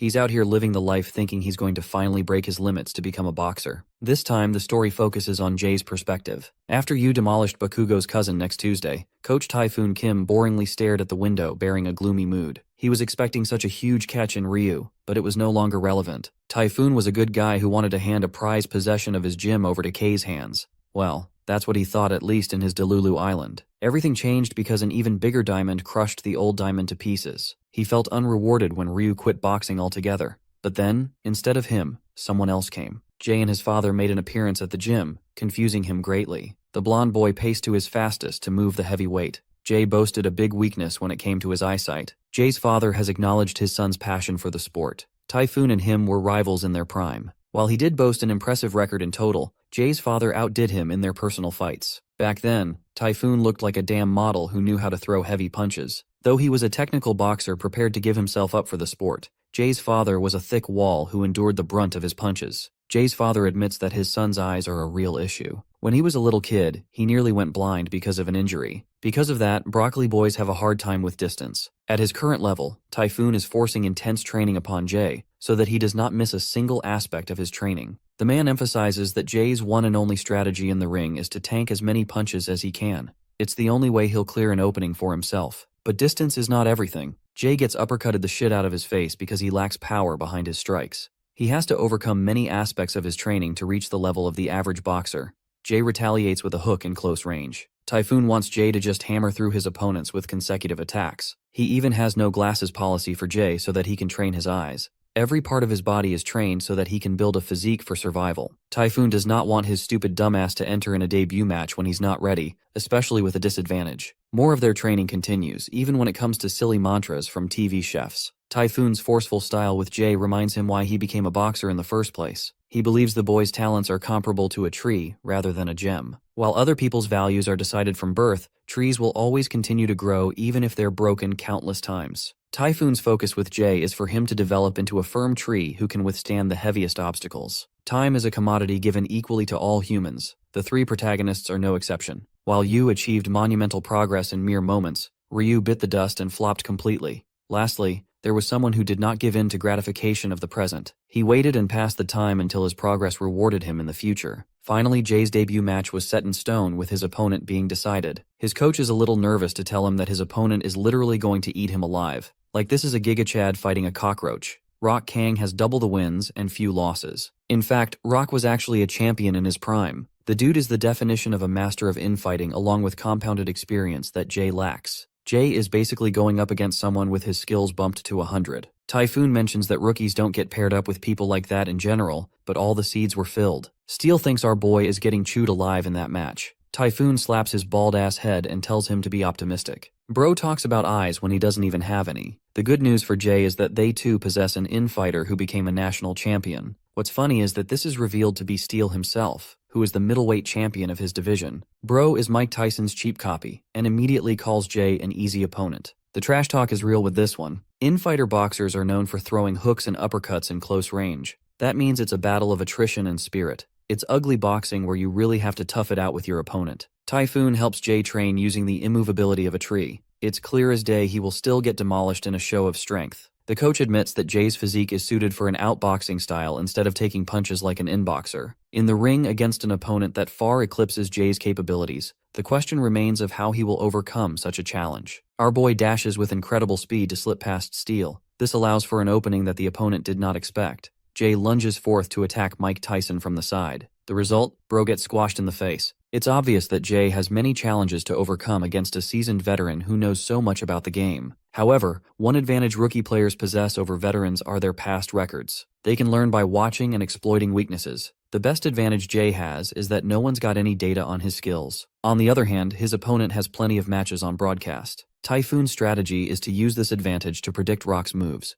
They've analyzed the way he fights by prioritizing hooks and uppercuts in the first round. He loves throwing straights, and will immediately exploit openings. Typhoon concludes that a liver shot would be devastating for the champion, as it directly exploits his weakness. Liver shots are impossible to sustain as they cause extreme pain. He wants Jay to create fake openings for the former champion, allowing him to think that he has the upper hand. But that's exactly when they will take advantage of the opportunity and strike him down. Nerdboy's training continues fiercely, giving his 100% in each exercise. By the end of it all, Jay has acquired an impressive physique with a baby face on top. The night before his match, his heart is pacing heavily. His father learns that Jay is gone from his bedroom. That's because he's out here grinding and training in shadowboxing. His father observes Jay's impressive improvement. The scared fighter states that he's up against a tough opponent. The thoughts of losing in his first match haunt him, as he will be classified as a failure of a boxer. Understanding his son's feelings, Jay's father consoles him by sharing his rookie experience. Becoming a professional boxer comes down to making it through each fight. Though that is important in boxing, Jay's father thinks that something is even more important than the outcome of a match. He remembers watching a boxer so radiant that the outcome of his matches did not matter. He departs his son with the advice to find meaning in his boxing. Jay contemplates on his father's words and concentrates his full focus on his opponent, aiming to give it his all. His debut match is finally here, and the boy's body is shivering from the nerves. Steele thinks it's logical for him to feel like he is weak, because he is. Sigma coach over here rats out Steele being so nervous on his debut that he was shitting bricks. Jay walks as he is prepared to meet the big stage. His father is one of his supporters in the crowd, rooting for his son.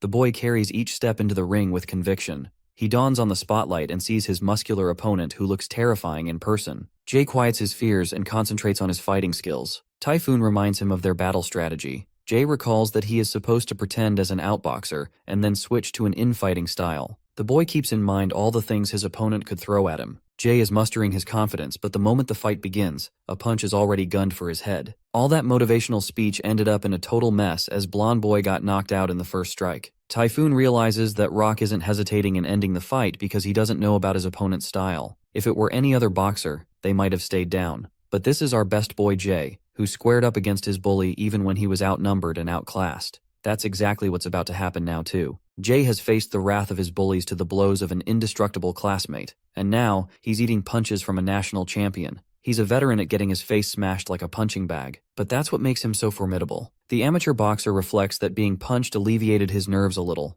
The champion is rather impressed by his feat. The fight begins again. This time, he's prepared to minimize damage close to his chin. The national champion wants this match to end quickly, so he advances full speed to exploit Jay's range. However, the attack that was supposed to hit is evaded by Jay's edge in speed. He dodges more of the boxer's brutal advances, giving him the illusion that he's an outboxer with good dodges. Rock thinks he's going to overwhelm Jay with his sheer might. He concentrates the effectiveness of his attacks by closing the range. The cat-and-mouse chase to catch the supposed outboxer has begun. The second he makes his advance, Jay shocks the national champion by slipping past and delivering a thunderous uppercut on his chin. The first prominent blow knocks him down immediately. The former champion is shocked that he was outplayed with a perfect uppercut. He is starting to realize that he just got played by his opponent, who is actually an infighter. Typhoon believes the real match will now begin, since both of them have gotten a taste of each other's strengths. The battle resumes with both fighters egging each other in close range. The battle of fortitude begins as Jay fortifies his feet into the ring. Rock is pretty impressed by the rookie's strength. The both of them strike each other with equal pace. Typhoon remembers that the boy in the ring is someone who possesses zero talent or strength compared to the big dogs of the boxing world. But still, there is something special that separates him. It can't be hard work as every boxer does his best to achieve their goals. The feeling is unusual, but alas, the coach firmly believes there is specialty to the boy's skills. The champion seconds this as he thinks Jay is more advanced than typical rookies. At the same time, he's just a rookie who receives a flurry of punches from the overwhelming opponent. Compared to Steele, his current opponent is even more aggressive. Jay activates speed to his advantage, deploying a sidestep to exploit openings. Then he whacks Egghead with a bunch of jabs, but they're so weak he doesn't feel anything. The fight is going just as it was in training against Steele. The same motions are repeated, only this time Jay is faster in reacting. They firmly believe in the boy's abilities, who is currently cornering Rock and dodging his every move. After all, Jay has already experienced the weight of even finer punches. This allows him the experience to evade and match his opponent. Typhoon is impressed that his student is coming through, to the point where he can spot a future where Jay wins this fight. The round comes to an end.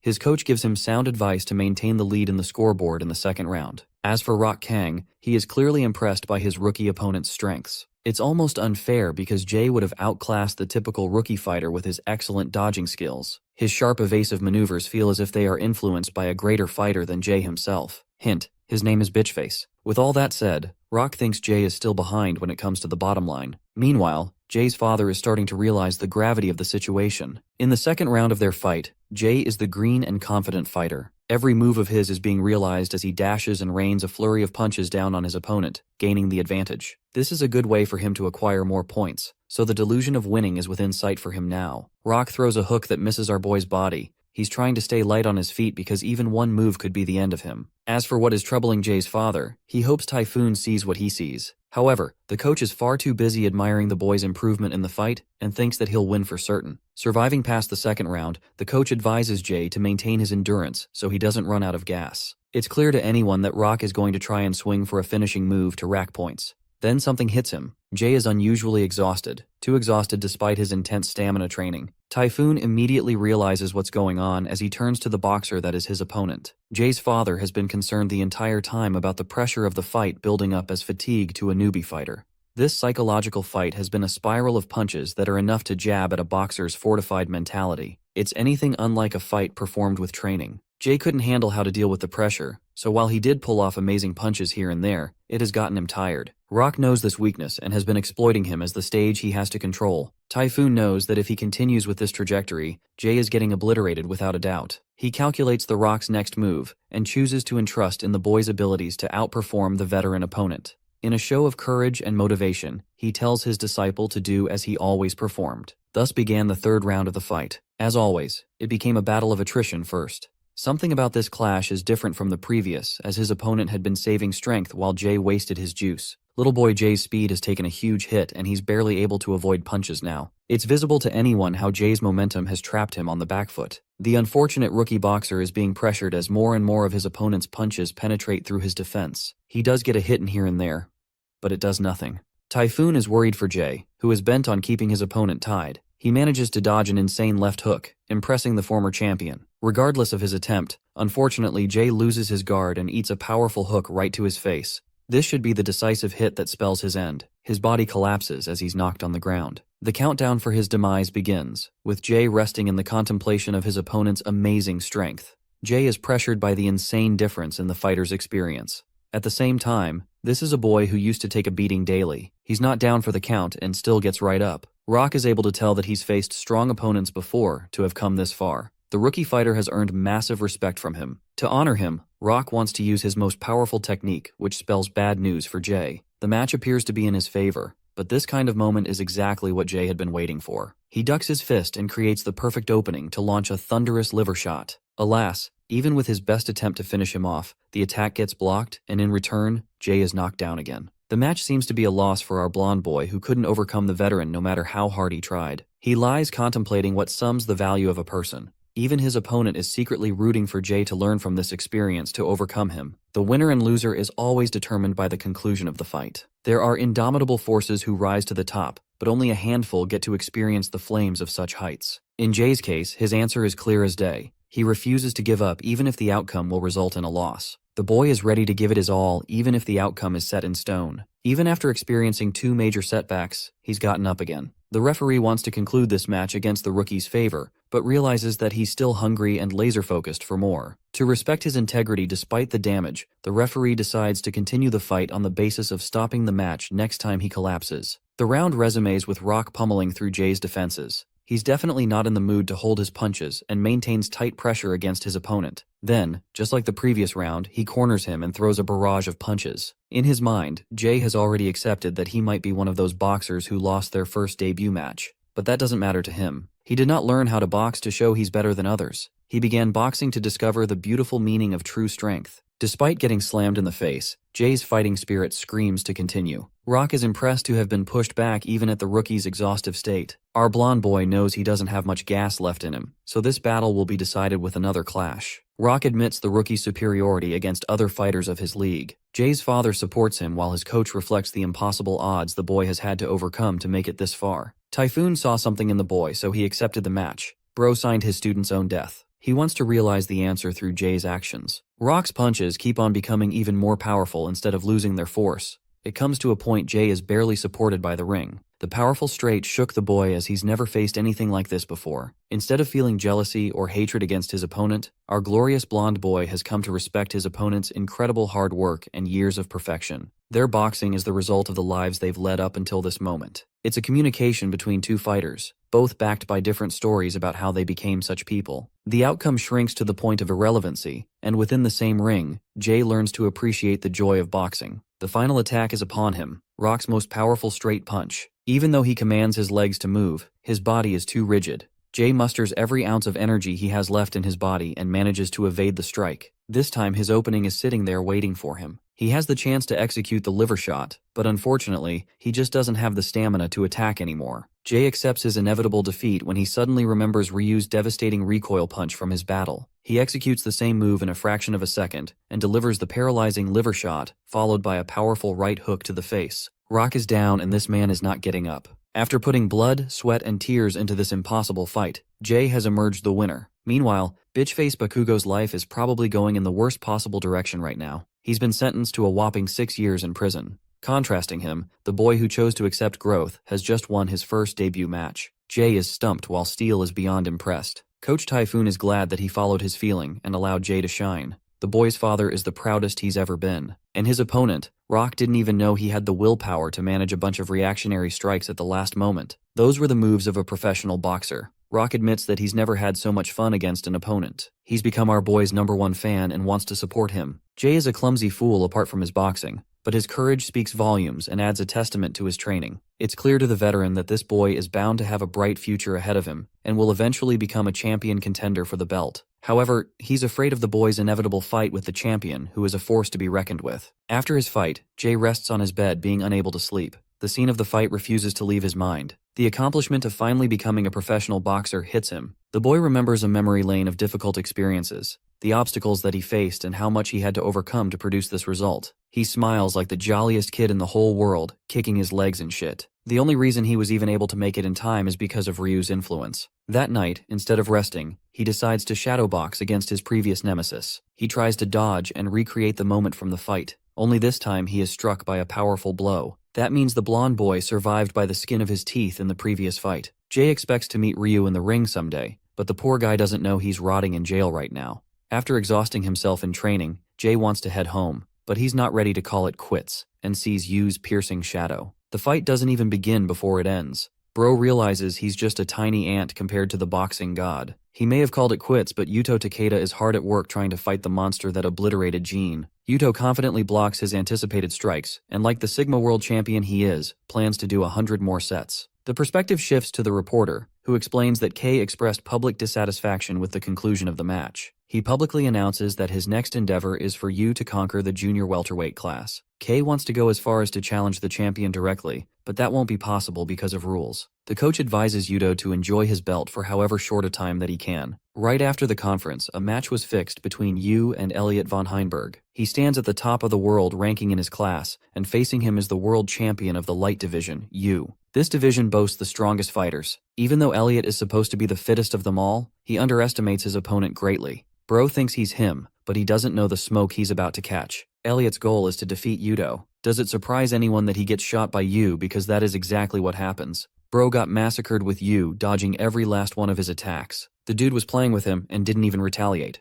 Elliot felt humiliated being unable to land a single hit on his face. A boxer of his caliber is bound to feel insulted after such crushing ignorance. After the conclusion of the first round, Elliot's ego is absolutely crushed. His coach advises him to keep his head out of his ass and focus on the game properly. The second round begins and, well, good night to Elliot the arrogant bitch. You should rename himself to One Punch Man because this man one-shots everyone he sees. This match is a public show to demonstrate his might to the reigning world champion of the division, Yuto. It's a way to say, I'm coming to knock you right out. Yu has demonstrated that he boasts the ability to end a fight the second he wants it to end. He is at the pinnacle of talent while Yuto represents hard work. He goes for another run, while his coach is worried. They thought that Jin might be an easy opponent for Yu, but now it's become a real problem as even Yuto's most difficult opponent suffered a humiliating defeat. Yuto is running like crazy. This man knows he is cooked. His coach knows bro is cooked. Everyone knows he is cooked, but he still keeps training.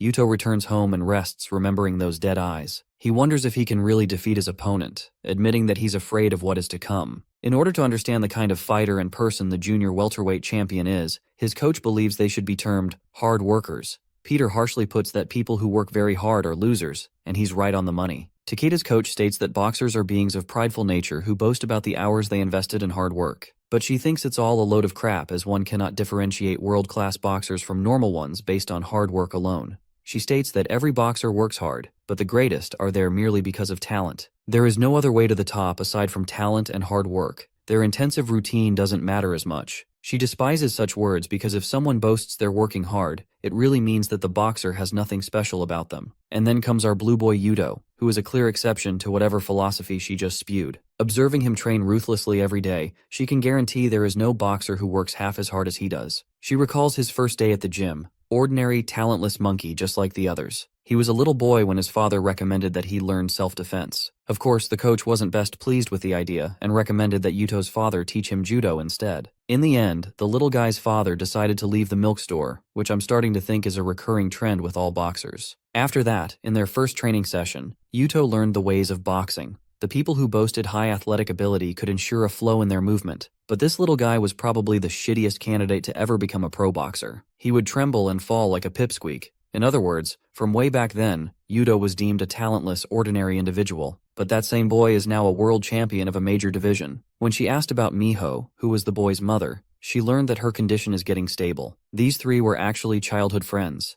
Miho, Hiroto would always play together. Miho was always the clumsy and weak child of the bunch. She needed the assistance of others. Without long, they experienced their youthful lives. By that point, Misaki invested a good number of hours into boxing, while Hiroto steered in the direction of judo. He would always boast a happy smile when he began dating Miho, but that complicated their friend group. She wasn't surprised they would end up together, and felt crushed in the end and couldn't say anything. The three of them still enjoyed happy times together. Misaki valued their relationship and chose to support her friends, grateful for the moments they spent together. Despite her best wishes, Hiroto suddenly passed while Miho's condition worsened. Before his passing, Hiroto had begun experiencing so much stress and contemplated quitting his job. As a cop, he couldn't ignore a bunch of bullies just hammering down on a stranger. His sense of righteousness evoked as he fought the men who he deemed as worthless cowards. He instilled an important philosophy upon his son, that strong people are unafraid of fear and inspire through courage. He fought tooth and nail to save the innocent, but unfortunately because of his wounds, could not survive after the fight. Misaki received a sudden phone call from him, immediately startling her. She felt that something was incredibly wrong. Hiroto's voice acted as he shared his final wishes for Yuto.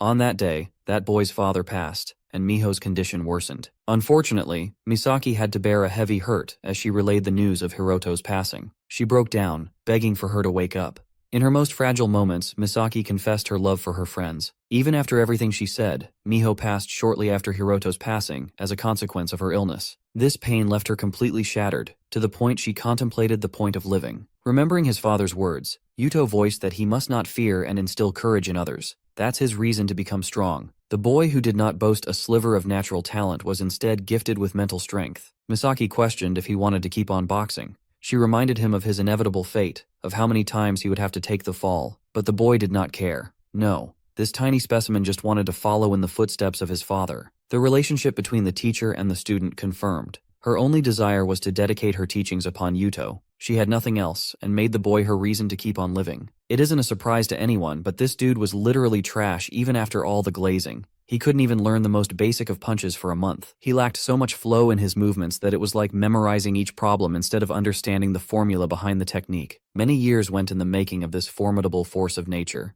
Yuto became a beast to be reckoned with. Then, a sudden transformation occurred. 10 years went in the making of this behemoth. His body is the first aspect they focused on for intense training. His immediate routine was to run 6 miles after waking up, followed by 2,000 sit-ups and 1,000 push-ups. He's really out here giving Saitama a run for his money. His traditional boxing exercises continued all the while he was a mere teen, but it was necessary. Every part of his training was necessary to become an indomitable force in the ring. Initially, he struggled greatly against the boxers after reaching his peak strength. To understand the idea of a growth peak, Misaki explains that each person has a growth graph. Their talent and effort go hand in hand on each axis. A person starts from a mean position of nothingness and eventually experiences a certain level of growth each day. It's the most enjoyable period of growth, but after reaching a certain level, it stagnates as the limitations interfere. Eventually, with that kind of pace, even a professional will experience major plateaus. It is different for each athlete, though if one perseveres through this slump, they can become a master and attain a steady slope.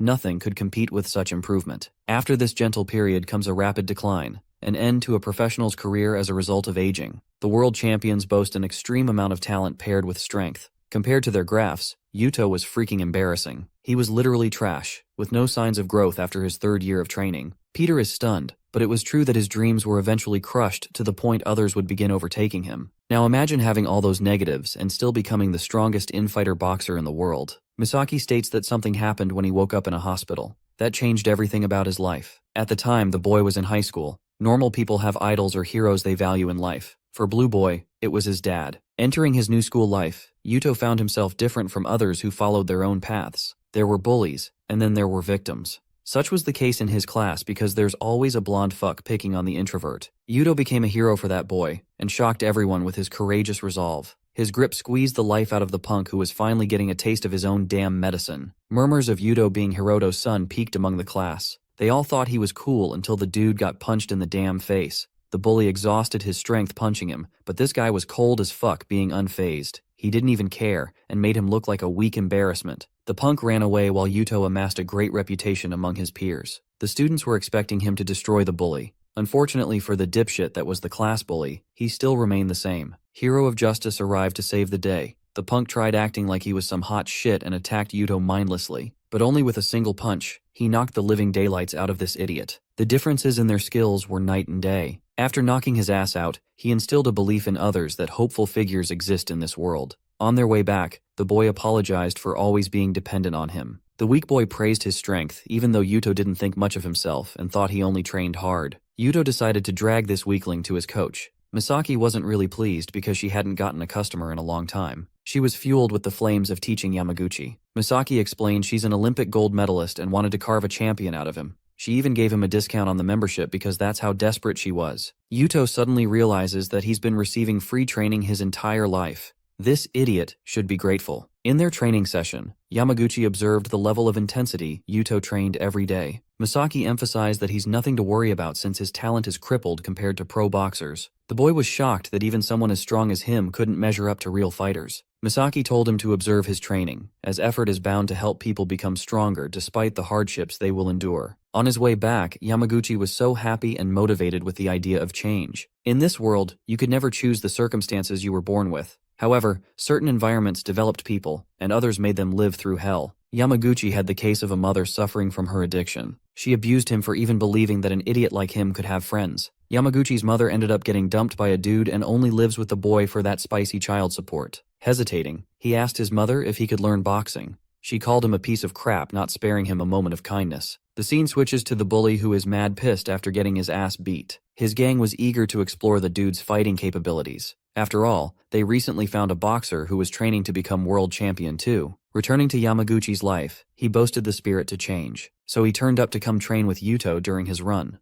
Blue Boy was thrilled to have him as a partner, and recommended that he run at a slow pace. Unfortunately, Yamaguchi got wasted like hell while the person in front of him kept dashing into the distance. His respect for Yuto increased massively since they were both the same age, and yet he trained so hard. Yamaguchi was fueled with a reason to change, despite his environment rebelling against his growth. At the end of their run, Yuto was so proud of him for making it this far without stopping. He expressed his admiration for the beautiful sunrise. A unique sense of euphoria engulfed him after the workout. Happiness and freedom, the miserable boy felt at last. The night before school, the bully learned that the knight errant just wants to brawl with the worst of the worst. This guy crushed actual killers in combat. He's crazy levels of crazy. He's all the more curious to fight strong guys, which is why his next target is Yuto. The kind gentleman even asks the class bully to share lunch. He couldn't understand his nature at all. Even after beating him up, the punk woke up to a note of apology from Yuto. But then this kindness is sometimes a sign of humiliation. Pissboy brushed his offer and furiously ran away. He found himself extremely annoyed and was made fun of by other people now that he couldn't bully them. Their lives continued with the bully disappearing off to nowhere. Yuto's training with Yamaguchi continued as the boy began catching up. One fateful night, Kazu called Yuto. He had captured his dear friend Yamaguchi and introduced himself as the anti-hero in the superhero trope. Bro thinks he's edgy. Mr. Anti-Hero over here is acting like a real villain and even threatens to subdue Yamaguchi if the police get called. Yuto arrives quickly and immediately questions this psycho. Kazu is one of those people who loves playing games with people. He hasn't been enjoying things because he gets to squash punks that are nowhere near his level. Since Yuto's name became a popular hit, he's on the hunt for him. Yuto is angered that all of this happened because of a petty reason. He rushes to attack Kazu, who dodges it like it's nothing. The psychopath even praises Yuto's skills, but literally plays with him like he's a toy. Even the bully thinks it's impossible for him to defeat a fighter like Kazu, who destroyed every single gang in the area. The dude is a monster, but something about his opponent seems to strike him odd. He realizes that there is nothing special about Yuto, that he's just a ball of emptiness with no talent. He repeats the same moves like a damn NPC with the easiest fighting moves. Kazu realizes that a coach had to sculpt this talentless fuck from the ground up so that he could obtain this strength. Kazu bashes him with a hook, proving the point that he's on a different level. He remarks that Yuto's fighting ability is based on simplicity, while Kazu is a genius in the art of boxing. He finds the fight incredibly boring and delivers a powerful smash.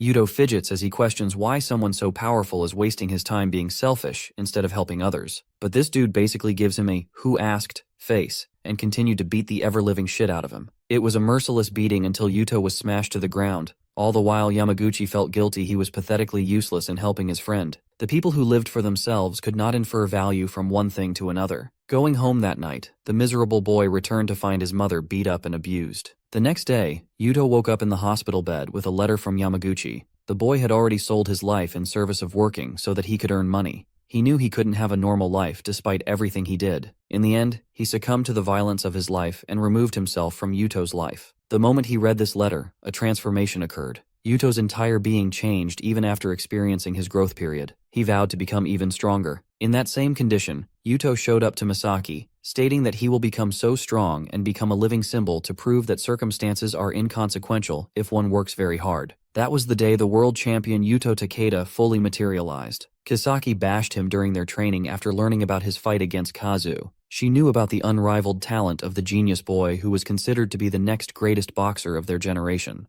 Misaki wanted to support Yuto's vision to defeat him, so she entertained his delusion through their training. While Yuto doubled down on his training, Yamaguchi felt even more miserable doing his shitty job. The night finally came where Yuto faced Kazu a second time. The result? He got his ass beat the same way like last time. But even after getting taken down, Yuto vowed to crush Kazu's talent someday. After that defeat, Blue Boy decided to switch strategies. He decided to quit his school life to pursue boxing full-time. Misaki, being a responsible adult, wondered if she should help him realize more fruitful paths than boxing. She wonders what his parents would have told him, and decides to give him an answer that he wanted to hear the most, a sign of approval. Yuto's training continued, more and more, from one machine to another. The night of his third fight against Kazu was here. Yuto was defeated again. Without breaking his heart, he returned to train harder. Then their fourth fight came. Yuto was defeated again. He trained again and challenged the genius boxer a fifth time. Kazu was really starting to get bored now. Yuto was defeated again. Yamaguchi cried as he remained miserable and succumbed to his rigid environment, while Yuto trained every single day to change the impossible to become possible. Years passed, and there had already been dozens of times he lost against Kazu.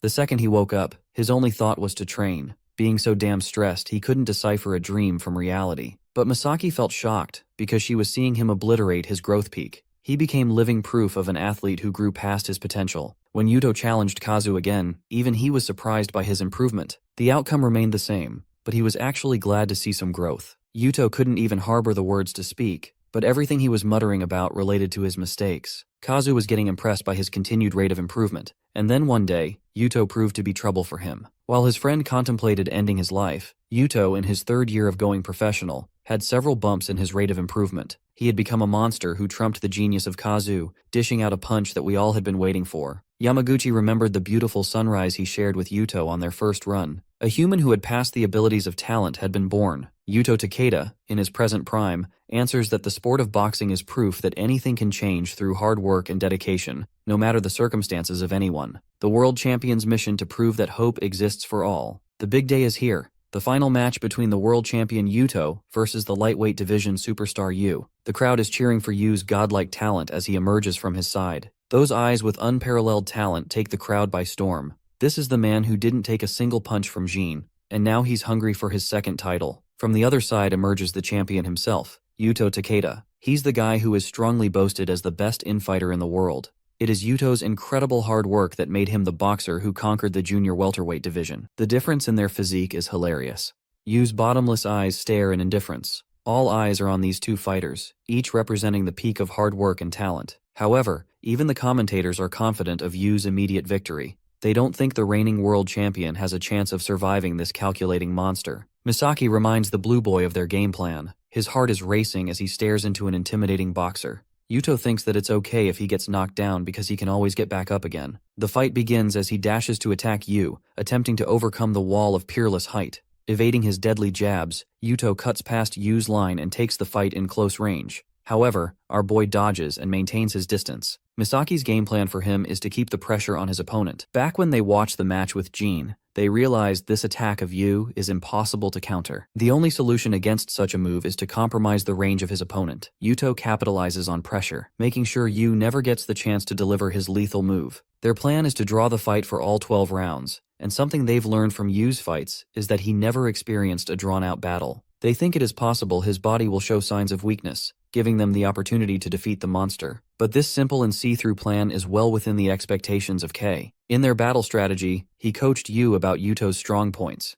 His muscles are the ultimate defense, while his lightning-fast speed and incredible stamina make him a force to be reckoned with. In essence, since Yu is an outboxer, Yuto is supposed to be his greatest weakness. Yuto's stamina is so freakishly powerful that he doesn't show signs of fatigue even in drawn-out battles. At first, Yu planned to strike him in range, but he's in the mood to prove a point. Adjusting his position, Yu shocks the world as he mimics the world champion's stance. K wants the world to know what true talent really looks like. The world is stupefied, including Yuto, who doesn't want to focus on overthinking and instead prioritizes the attack. Then the first punch rains on him, shocking the spectators. A second punch follows and connects, putting this dude in a daze. He's like, what in the actual F is going on right now? The thing is, Yu is copying each of his movements down to the smallest of details. What's more is that he's faster and more precise than the guy who spent a decade honing his skills. Misaki is rendered speechless while Blue Boy is literally questioning his life's decisions. He's realized that this is the level of talent that cannot be contested.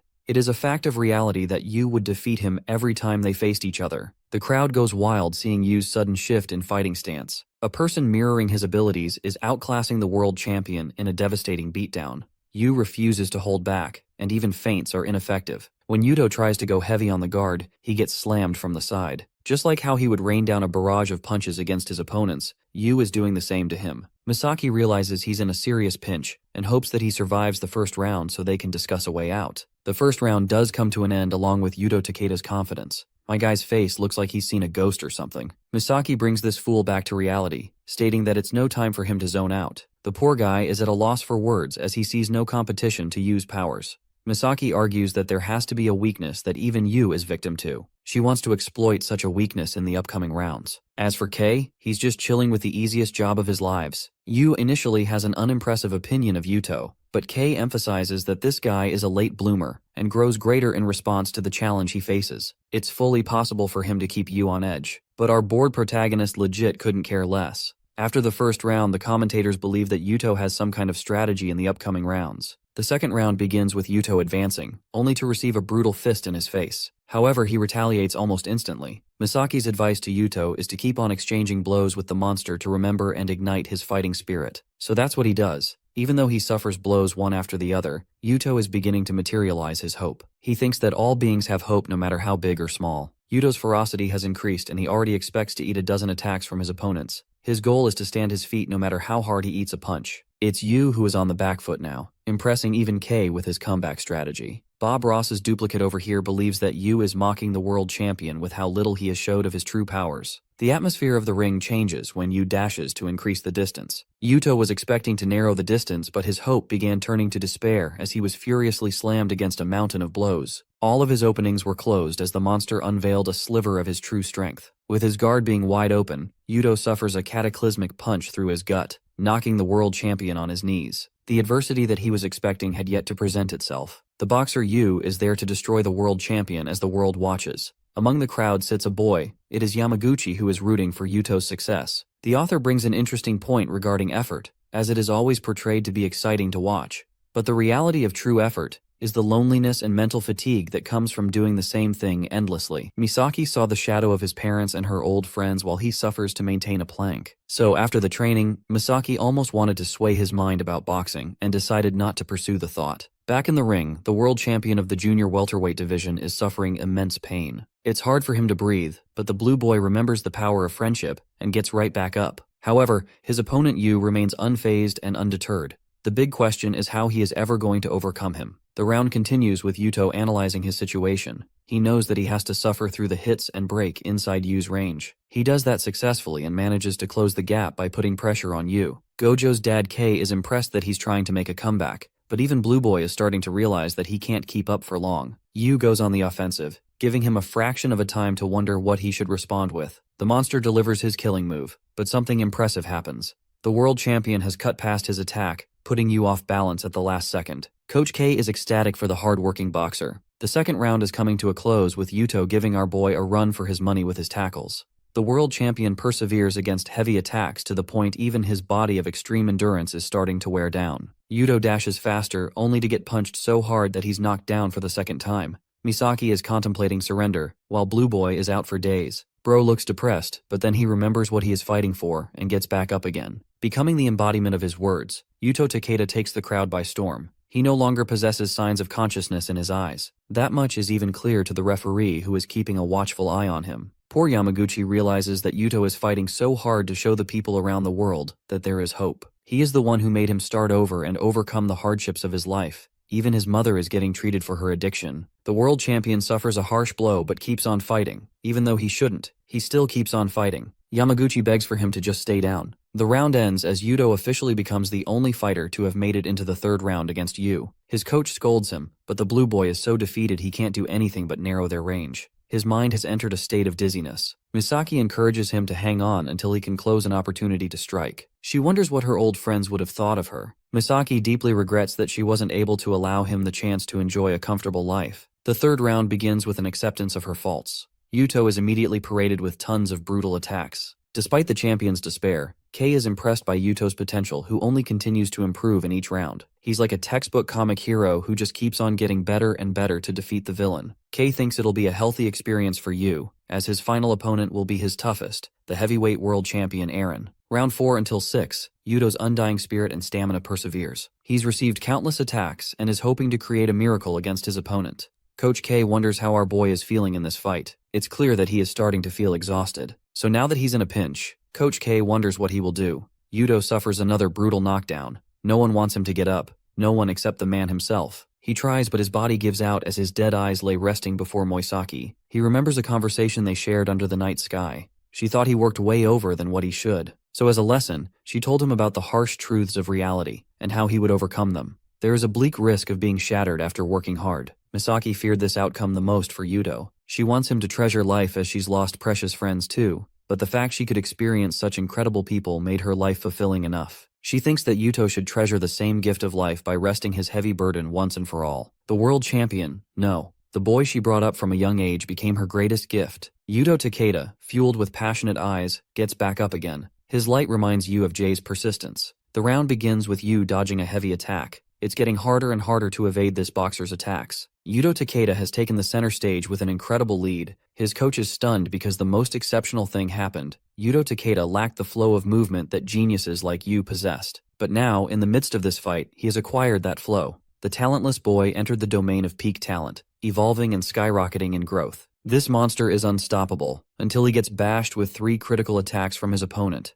Yuto's body gives out. The monster's strength goes out of hand as the battle ends. Coach K out here bawling like he's seen heaven or some shit. During the moment Yu went on the extreme offensive, Coach K saw what he wanted to see. The awakening of the monster left the junior welterweight champion in critical health. Misaki gets damn pissed and tries to slap Yu, but K is there to stop the bitch. Misaki boasts that she didn't see boxing in that ring. She sees Yu and his coach as monsters. Meanwhile, the man himself, Eren Tide, has his eyes set sharp on the boxer who will eventually challenge him someday. Yuto's condition is terrible. to the point he's shattered his jaw and may never be able to box again. Misaki ends up sitting to the side, regretting that she didn't throw in the towel sooner. She is regretting ever having taught him how to box. Misaki weeps thinking she's failed both her friends, but Yuto utters a sincere thank you for everything. Misaki remembers all the memories they shared together and is indebted to the boy who gave her life meaning. We get to see a fruit basket attached to a note from Yamaguchi who wants his big bro to recover soon. After a while, Yuto manages to speed up recovery and is on track to be discharged very soon. The doctor also tells them they have a patient who is a big fan of Blue Boy. This little guy received continued donations from Yuto for his treatment of a rare disease. He fights for his life every day, and there is no sign of recovery. However, seeing the champion fight on the big screen gave him the courage he needed, just like Yuto, who got back up many times. The little boy expresses that he too wants to become strong like his idol. His words remind the former junior welterweight champion of his father. Yuto breaks down hoping that he fulfilled his father's expectations of a strong person. He finally receives a moment to become fragile after his impressive run in the boxing world. The scene switches to a nasty duo of brothers. Middleweight world champion Fabrizio Santorino has just seen the newcomer obliterate two champions back-to-back. His brother and trainer Marco Santorino knows that they're next on the line. The staggering defeat of Yuto Takeda led to not just one, but the fall of two more champions. Yu became the champion of 4 divisions and racked up an audience grossing comparable to Fabrizio Santorino. With Yu demolishing numerous weight classes without a problem, his next target is the one and only scoundrel of the boxing world. Fabrizio makes a sudden appearance on stage, shocking everyone. This guy receives a ton of backlash from the audience thanks to his shoddy reputation. Fabrizio doesn't give a fuck and impressively praises Yu for not receiving a single hit in any of his fights. To give the world a show, Fabrizio pops open a handgun, as if to challenge Yu to dodge a bullet. The crowd goes even more wild seeing this maniac pull up something threatening right in the champion's face. Our cold protagonist doesn't even entertain the idea of fear, while Fabrizio slowly pulls the trigger. It turns out to be a prank to scare the world, which is in tune with Fabrizio's mischievous nature. The audience doesn't like him for pulling up with such a nasty idea of a joke. That is, until Fabrizio uses the same gun to shoot real shots in the air, silencing them all. He declares that he'll annihilate his opponent in the ring instead. The scene shifts to Carmen, who's just popped up at our boy's place. She's brought a bunch of her men, much to Yu's confusion. They begin inspecting every quarter inch of the house on behalf of Kay's orders. The fact that cameras were discovered inside means something is definitely not right. Carmen handles unknown packages and discovers another one of Fabrizio's pranks. He sent our boy the corpse of a headless cat so that he could scare the man. She tells her men to handle the situation and explains that both of the Santorino brothers are a little fucked up in the head. Marco does everything in his power to intimidate and scare Fabrizio's opponents before they even enter the ring. They're like pigs, but Kay's team can handle a bunch of pigs. Carmen is put in charge of inspecting everything that Yu is to come in contact with. The mental warfare between the world champions is already underway. After a deep inspection of the site, they found 30 devices to spy on our boy. Carmen explains that a boxer named Chavo Uris became the middleweight champion after the retirement of Bob Norris. Yes, this is the same Bob from the commentators. He's one of the legendary 5 that Kay trained and made a killing machine out of. Carmen muses that Kay's last 2 students are barely anything resembling humans. Soon after becoming champion, Chavo caused a sudden upset being defeated by Fabrizio, who toyed with his mind. The man manipulating him behind the scenes was Marco, who made sure the boxer couldn't fight at his best. This is to emphasize that Yu's next opponent will take more than just raw skill to defeat. These guys are pussies who don't fight on fair grounds. Carmen warns our boy to trust only her and Coach K. Yu's usual training continues with Carmen keeping a strict watch. She learned that his daily life is pretty pathetic, as all he does is cycle between the home and the gym. There's a sudden shift in Yu's eyes, as if he's even more depressed now. After this training, Carmen and Yu head home when he asks about the bodyguards. She tells him they're guarding his place. She tells Yu to prioritize his own life if they ever get attacked in public since she can handle the threats by herself. At home, Carmen is forced to be his cook since they can't trust anyone. She recommends that he doesn't eat food outside since fast food workers are easy to be bought as they're already surviving on pennies. Carmen winds up preparing a bunch of different dishes for him to eat, admiring her own cooking skills. She's stunned when she sits across the table from him and sees Yu's frowning expression, something she had never seen from him before. Poor girl gets triple the shock when our boy can't even eat her food without throwing up. Carmen's self-esteem gets disintegrated as Yu barely manages to finish his meal. At night, he takes a shower before bed. Bro's got the physique of a Greek god throughout his years of training, and unfortunately, even our girl Carmen can't ignore looking at them. She's out here remembering how he built an impressive physique ever since he started training. After the shower, she's surprised to learn that Yu doesn't like sleeping in the bedroom. He prefers the bare floor out of bed, surprising best girl once again. Since Carmen has to keep watch over him, they sleep together. She thinks Yu is more human than she initially thought. She could see it in his eyes that he was about to cry. The idea of a human side for this boxing monster intrigues her. The guards working under Kay deliver the footage to Kay. Bro is out here stalking you on speed dial. The next day, these poor guards have to suffer keeping up with the world champion's training routine. Despite their excellent endurance, they're still no match for the quadruple world champion. When Yu ends up home, he sees an unsightly and bed hair version of Carmen. She instantly slams the door shut before returning like nothing even happened. Bro is genuinely confused about what happened. At the gym, Kay shows him Fabrizio's recent boxing match. The fight was against the middleweight champion against the world contender John Renault. The coach can just see it on John's face that he's gone through their shit before the fight. The dude is going crazy, much to the satisfaction of the Santorino brothers.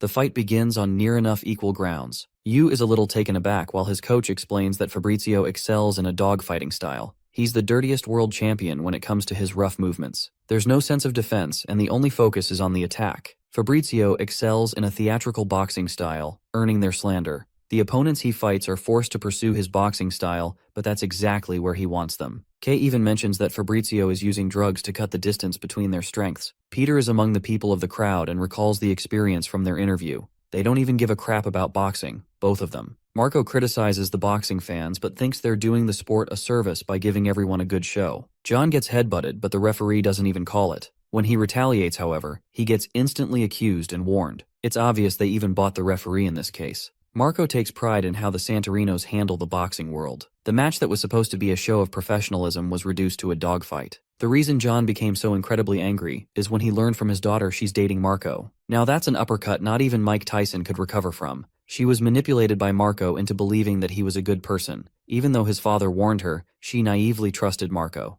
Then one day she came home crying her eyeballs out. It was clear what had happened. It was clear that Marco broke her completely. This is the reason John wants to slaughter Fabrizio, who perfectly plays on the boxer's emotion to deliver the killing blow. Despite being the better fighter, John was defeated because of a dozen fouls and the manipulation tactics of his opponents. This was the kind of challenge that Yu was up against. He resumes his early morning training with Carmen, who is surrounded by multiple men secretly eyeing them. The drunkard right in front has been paid a boatload of money to spill something on Yu. They even doped the shit out of him to make sure he does what he is told. When Yu draws near, the man pretends that he slipped, but our boy just shadow steps so fast and dodges him. Carmen had laid out the initiatives for Yu. She prioritized that he stay clear of any people who come in contact with him. She also wanted him to stay away from the reporters' questions. Marco's out here spilling hundreds of nasty rumors about our boy. Carmen knew they were going to try and manipulate the media, but she's happy to give them something in return. She sneaked in spies of her own among Santorino's men. So the next day, he's the one who swims in hot waters being flooded by the media. Instead of annoyance, he's impressed. In this game, money prevails and Kay's got an endless amount thanks to his gym. Everything is going well except for our boy's food, which is apparently dreadful. The packages he receives are all being burned for his safety. She can't ever leave his side or use any electronic devices. But that's nothing to worry about since this guy is a super introvert who doesn't use anything. Carmen drills into his head that while Fabrizio won't lay a finger on him, Yu's cat is another thing. She prefers that he stay on his guard to protect his meow. Bro, the coach is staring at the cat like crazy. He is definitely cooking something. It's been half a decade since Yu's appearance at her gym. The high school student had now gone on to conquer 4 weight divisions. She thinks it's no shock he will win his upcoming fight and wonders if Kay's ultimate goal is to make him defeat Aaron. But even after defeating the legendary boxer, she fears our boy disappearing into nothingness just like the others. Just when she's having these thoughts, their group gets approached by a bunch of thugs. She's surprised and wonders if she miscalculated the thugs in the area. Carmen prioritizes Yu's safety, but our boy is already busy taking care of the threat. He literally grabs the gun and shoots their ankles. The boxer is about to end their lives when Carmen stops him at the last second. She realizes that he was actually about to kill these people. It was the same as Jean or Yuto when he stopped holding back. Despite this monstrous and uncaring side of his, our girl is a believer in his humanity and desperately hopes there is something human underneath his skin. To figure that out, she suddenly asks our boy on a date. The quadruple world champion is a mega virgin who doesn't know what to do on a date. Carmen explains the basics, and Yu accepts. So on their next off day, Yu receives her looking all dressed up and amazing. But she's a little disappointed since our boy is planning to go out wearing the most default man outfit ever. Carmen gives him a hairdo and learns that Kay recommended his spiky hairstyle for the ring. With his hair done, she wants them to go shopping to get our boy some drip. Carmen pulls out the flashiest shit for him to wear. The duo looks so embarrassed, but the best girl makes him wear the outfit anyway. Yu is definitely not feeling it while Carmen is eating it up on his embarrassment. They go through a bunch of different outfits, all of which make her laugh. Then Bro pulls up with a classic suit that makes him look like a model. Carmen gives him the green signal and proceeds to check out. They go to an amusement park. The roller coaster doesn't even amuse our boy, but at least it's entertaining for his girl and his cat. They explore a bunch of different enjoyments together. Bro even has a balloon of his own cat, such a Sigma male. Through their photographs, Carmen finds annoyance with Yu's blank expression. She tasks him to follow a technique she is going to use. Carmen meticulously crafts the most beautiful smile while Yu looks like an abomination. Their next muse is a haunted house. This girl is out here fantasizing about their couple life like crazy. The plan is to draw closer to him when she gets scared. She reminds him not to attack people in the presence of ghosts. But this hypocrite is scared so badly that she bashes the hell out of the zombie. Girl ends up neutralizing the threat for real. Carmen is starting to realize that she just might have feelings for our boy. More haunted than any of the mannequins is Jean's dead face. Both of their girls scare each other while the men stare in confusion. Carmen is surprised to meet the former world champion in such a location. She's suspicious of him first, but remembers that this guy has honor and won't flinch in the presence of money. Stella openly despises Yu because the guy sent her man to the afterlife in their fight. But Carmen is no slouch. She's out here dishing out some real verbal retorts. They share a table together with Stella and Carmen on rough grounds while Jean is surprised to see him at such a location. He has noticed something about him. The former lightweight champion can't forget any instance of their fight. What's bothering him is the relaxed look in Yu's eyes, as if he has regained some humanity. Jean looks to Carmen and wonders if it's her influence. Bro is out here acting like a giga-chad father as he openly spoils his kid. One of the cones ends up falling on top of Yu's head. This comes as an actual shock to Jean, as our boy would never get hit by something like that. Carmen draws information from his match against Marco, who actually gave him a tough fight back then. The guy specialized in expert strategy, and even gave Jean a difficult time. Unfortunately, he was stronger and still won, but Marco's obsession with winning was clear to anyone. The former lightweight champion wants Yu to be on his toes as his opponents are dangerous. Parting ways, Jean just can't help but be bothered about the ice cream accident. He's actually scared of his loss if he keeps relaxing. The day come to an end with the couple chatting with each other. Carmen explores if he found what he was looking for. Yu tells her he wanted to pursue it, but now he's even more confused than before. She questions if Yu will continue his boxing career even if he doesn't find what he is looking for. Carmen recommends that he tries to find that same light in a different aspect of life. She wants him to enjoy the delicacies of life so that he doesn't have to look for anything. She's out here delivering God-tier riz by saying the light might be sitting next to him. After the fireworks, a strange girl approaches Yu as a fan, but she has a message for Carmen from Marco. She rips the note without even reading it. Everything was going well until that point. Carmen still enjoyed the date and prefers they return to their regular life. At that moment, Yu makes an unusual request to go on more dates with her. She feels delighted to say yes, while Marco secretly enjoys their scene. Their daily routine continues as usual, and Yu is actually starting to like her food now. But the more he likes her, the more his boxing skills are taking a hit. The coach is mad, pissed, and wants to have a meeting with Carmen. He scolds her for having fun with him. Coach K is super annoyed and even confronts her for having feelings. Carmen tries to reason, but she gets shut down and relieved of her duty to guard him. Instead, Yu receives Mr. Funny Nose as his new security guard. When Carmen returns home in a sour mood, she is blindsided by a stalker who was awaiting her arrival. The crazy middleweight champion Fabrizio had been waiting for this moment. A callback to the boy's first question. He never found what made it so interesting to hit people. Carmen's state is in a pinch as she suffered nasty injuries thanks to Fabrizio. Yu is devastated when Kay gives him the news. Kay takes the blame for not being careful enough with Carmen's health. He doesn't want Yu to be affected personally and emphasizes that he focuses on his training. In their press conference, Kay meets Marco and immediately confronts him about Carmen's situation and takes light of the matter. The interviewer asks for their impressions of the other person. Marco states that he is extremely proud of the coach with his undying thirst for victory. However, at the same time, he thinks that the boxers under his reign are toys that he plays with. But his newest obsession is just as much of a monster, so he thinks it evens out. The next hearing is from Coach K. My guy pulls the oldest trick in the book and swings full speed for a "your mom" joke. The crowd goes wild while Marco literally tries to attack him. K welcomes him to try because he's more than ready to beat the ever-living shit out of him. It's rare for even Marco to get peeved to this extent. The interviewer quickly shuffles to Fabrizio next, who openly declares that he will kill Yu in the ring. The atmosphere is tense as the microphone is finally handed to Yu. The quiet boxer remembers his heartfelt encounters with the one person who didn't see him as a person and valued his life as a human. In the end, hitting people led to the demise of Carmen. Yu breaks the ice and states that he isn't going to finish the fight quickly. He gives the spectators a shivering smile to emphasize that he's going to destroy Fabrizio in all 12 rounds. Peter is shocked because this is a first for Yu, who never even gave his opinion until today. After the conference, Marco vents off his frustration while Fabrizio is juicing the hell out of his body. It's necessary for him to take full doses because of Yu's insane abilities. Carmen wakes up the day of the fight. The crowd is going wild, especially for Yu's impressive track record of conquering divisions. Emerging from the side, Yu approaches the ring, causing the entire arena to go crazy and cheer for him. However, for his opponent, the faces of celebration quickly turn to expressions of anger. This man is met with no praise and instead receives the crowd with incredible hate. The Santorino brothers could not give a flying fuck about these guys, and straight up hit them with double the middle fingers. Fabrizio's hands are wrapped by the referee to prevent cheating, but Peter thinks it's actually a performance for the audience. Bob Norris believes that the fight is in Yu's favor since he survived the emotional turmoil already. At the same time, Fabrizio is looking juiced the hell up.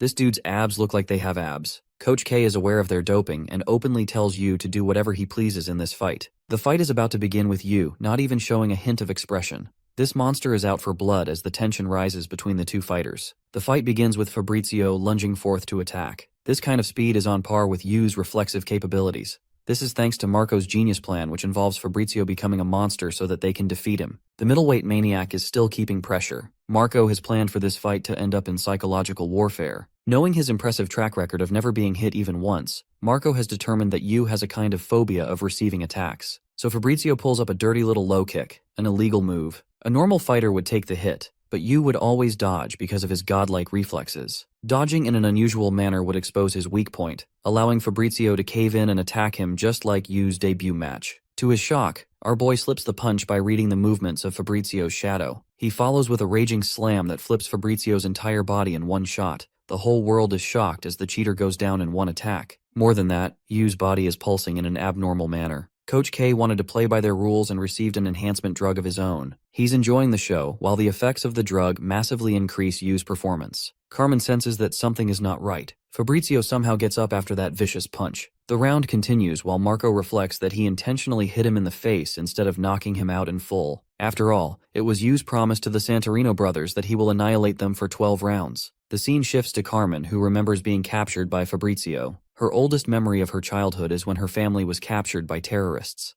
The helpless girl watched both of her parents lose their lives before her eyes. The feeling of loss made her shiver in fear, causing her brain to shut down. She had lost hope and accepted her end when a younger Kay rescued the girl and supported her until she grew up. After she grew up, she wanted to work under him, but by then, Kay had become an unrecognizable man. When Carmen was captured by Marco, she was mainly unharmed, even though they were trying to intimidate her. She comforted her in the face of fear and uncertainty. Marco entered the room and stated that he wouldn't have taken such harsh methods if she complied previously. He cut to the chase and explained that he wanted to make an offer. Interestingly, he asked about Yu. Carmen responded that they boast a professional relationship, but Marco knows she wants to help the boxer live a normal life, away from the clutches of his harsh career. He's aware that a man like Kay would never allow such a thing to come true as he is messed up in the head. The monster that is being nurtured under Kay's care is slowly going to lose all his humanity as a toy of an obsessed old man. Marco wonders if Yu ever wanted to box in his life. His offer is simple. He requires Carmen's cooperation to make Yu lose the fight, setting him free of the obsessed coach. Even though Marco is supposed to be an enemy, Carmen agrees with his words. It's clear as day that Kay's obsession will lead to Yu's descent to madness. At the same time, she believes in the man who saved her. She believes that both of them still possess a human side. Carmen declines the deal and recommends Marco to win the fight fairly. After that, she remembers waking up in the hospital bed. Mr. Funny Nose, or Yu's new guard, tells her about the current state of the match. Carmen remembers Marco setting her free without even hurting her. She couldn't understand his gesture, but it's because Marco doesn't really want Yu's anger to fester into oblivion, so he let her go without hurting her. Then comes the question, how did Carmen get reduced to such a position? She explains bumping into a bunch of thugs, even though it's clear she defeated them last time. In the ring, Yu is delivering a slaughterfest before the audience's eyes. They're seeing the hated middleweight champion get annihilated by his own medicine. The commentator Bob believes that Yu would have easily won the fight without the drugs. But this is Kay we are talking about. He wanted to prove a point, making it clear to anyone who dared to challenge them. He is the one manipulating people and beating them at their own game. He contemplated unaliving our boy's cat and even used Carmen's condition as the perfect catalyst for Yu's performance. After John Renault lost the fight, he learned from his daughter the truth of the matter. Marco didn't do anything to her and was only trying to scare her away. She begged her father to stop fighting them as they didn't cause her any harm. This paints the Santorino brothers in a different picture. They're not actually villains or malicious people like the rumors claim. But that doesn't matter to Yu, who is demolishing them in this match without a hint of remorse. Carmen, even in her compromised condition, wants to do something, but Funny Nose recommends that she doesn't try. It's because the lengths Kay is willing to cross are boundless. Funny Nose reminds her that Kay is a ruthless man who has taken countless lives in his time. He urges Carmen to stand down. In the ring, Fabrizio has suffered a mountain of injuries. Before the fight, Marco told his brother to remember Yu's game plan. Since he wanted to draw this fight out, it's a confirmation he will make sure to bash him for all 12 rounds. Fabrizio knew from then that it would be impossible to get the better of his opponent. The good thing about this fight is that Yu isn't interested in a quick victory. Coming as a shock to the commentators, Fabrizio drops his guard completely. He has assumed the stance of a grappler who is ready to use his reach to his advantage. But the monster Yu is not to be underestimated as he lunges forth and disappears into thin air. Reappearing from behind, Yu violently delivers dozens of punches all over the man's body with his superhuman speed. The thought of Carmen makes him speed up his punches even more. A satisfied K concludes that no matter how many tricks his opponent has up their sleeves, sheer power will dominate everything. The current Yu is striking down on his opponent like a calamitous disaster. There's no stopping his wrath, and he emphasizes this point by dishing out a furious punch in Fabrizio's family jewels, taking it upon himself to eradicate the next generation of scoundrels. Everyone saw this low blow of a punch, but the audience cheers for it while the referee refuses to hold Yu accountable. Marco learns that Kay bought the referee to such a disgusting amount that he's intentionally looking it over. The situation is going against Marco's favor, whose face is of frustration while Kay dominates as the true predator in this war. Fabrizio gets the ever-living shit beat out of him and eventually loses consciousness as the first round ends. The man vomits after taking so much damage he can barely stand. The audience is cheering for the scumbag's demise as they look down on the Santorino brothers. Somewhere in a church, a woman is desperately praying in the time of hopelessness. The big brother steps into the ring to save him. Marco remembers their mother giving him a drink to perform his best. Even though he didn't want Fabrizio to consume it, he did so anyway. She wants them to stop the fight if they can't win, as their mother truly cares for her children. Fabrizio wants to win this match for her mother, but right now, even his brother's words are incomprehensible to him. Marco instantly realizes that something is not right, as evident by the color of his lips. That's when he realizes another layer of Kay's treachery. This man delivered spiked milk for Fabrizio to drink right before the match. Their poor mother is basically the definition of a retarding person. The three siblings boasted different hair colors because their mother tried to pay off the debt their papa left them. Marco didn't despise being poor and thought this was just the way things are, but then he could see her mother struggling to pay rent. When leaving for school, Fabrizio and Marco never spent a day in class. They couldn't go to school but wanted to earn money so that Julia could. Marco was the intelligent one of the group and led the operations. He busied people with conversations while Fabrizio snatched their money. That's how they went around collecting cash. But their mother became desperate and didn't have the money to pay. She went out late and returned by morning. The poor brothers understood her pain and wanted to collect enough money to save her from this pain. The world was cruel to all. Even if they were the rich or the poor, nothing mattered. The boys living in the slums were no exception to the rule. They were beaten down by a man who confronted their mother for stealing. He was threatening to report them to the police station if she didn't do as he said. She returned home the next morning to confront her kids. The boys had no words and ended up receiving their mother's beating. They knew that stealing was bad, but seeing their mother's condition, Marco couldn't sit around. He didn't accept the world who had treated his mother with such violence despite her disability. To them, evil is the way of the world. She even cried after beating them up, apologizing for being an irresponsible adult. Marco couldn't accept this world and sought revenge as his only salvation. The young boy sought his brother's guidance to read. Marco and Fabrizio learned at a young age that world champions make a disgusting amount of money and eat good food. The match resumes in a bloodbath with Fabrizio getting annihilated. Back then, the boys wondered if they should continue school and ask the teacher's help. Marco liked the idea and taught his brother how to read first. He returned in the afternoon after spending quite some time looking for their school. Marco did various jobs as a little boy to collect the money. His family rested, but Fabrizio realized that his brother was working day in and out. Marco wanted to exact his revenge against the man who toyed with his mother. He knew from a young age that he couldn't become a good adult. At the same time, Marco didn't wish for Fabrizio and Julia to grow up like him. He wanted to make his brother world champion or achieve something great while he did all the bad things. That night, the boy left to find the drunkard bald freak. He picked up a dollar bill, but right as he did, Marco bashed him with a stick. The little guy underestimated how many hits it would take to knock him out, so he sprinted and laid many traps. Tripping into one of those traps, the man fell face flat into a pool of tar. Using this opportunity, the boy whirled sharp stones all over his head. He knew he couldn't fight a grown man up front, so he took extreme measures to attack from a distance. The bald freak became enraged, playing right into Marco's hands. He had laid many traps for him in the alley. The drunk idiot chose to pursue the boy instead of thinking strategically. In his pursuit, Marco whirled another trap. A heavy boulder bashed the man's spine, but it wasn't enough to defeat him completely. Marco deployed another trap and smashed his nose, yet this persistent freak wasn't letting him go. The boy tried to run until he stopped and confronted him with a sharp weapon. Bald Egghead made fun of the kid for going around trying to kill people. He created a distraction and delivered an agonizing punch that caused the boy to fall to his knees. Egghead calls Marco's mother trash and thinks that he should dispose of the evil kid. Marco confirms that the man is indeed right, and that he should get rid of a scumbag like him. Fabrizio clutches the situation as he and his brother beat the shit out of the bald freak. The two brothers took down the man and collected his money. To make an example out of him, Marco took measures to make sure he never did anyone wrong again. After the fight, his brother confessed that he didn't want to go to school.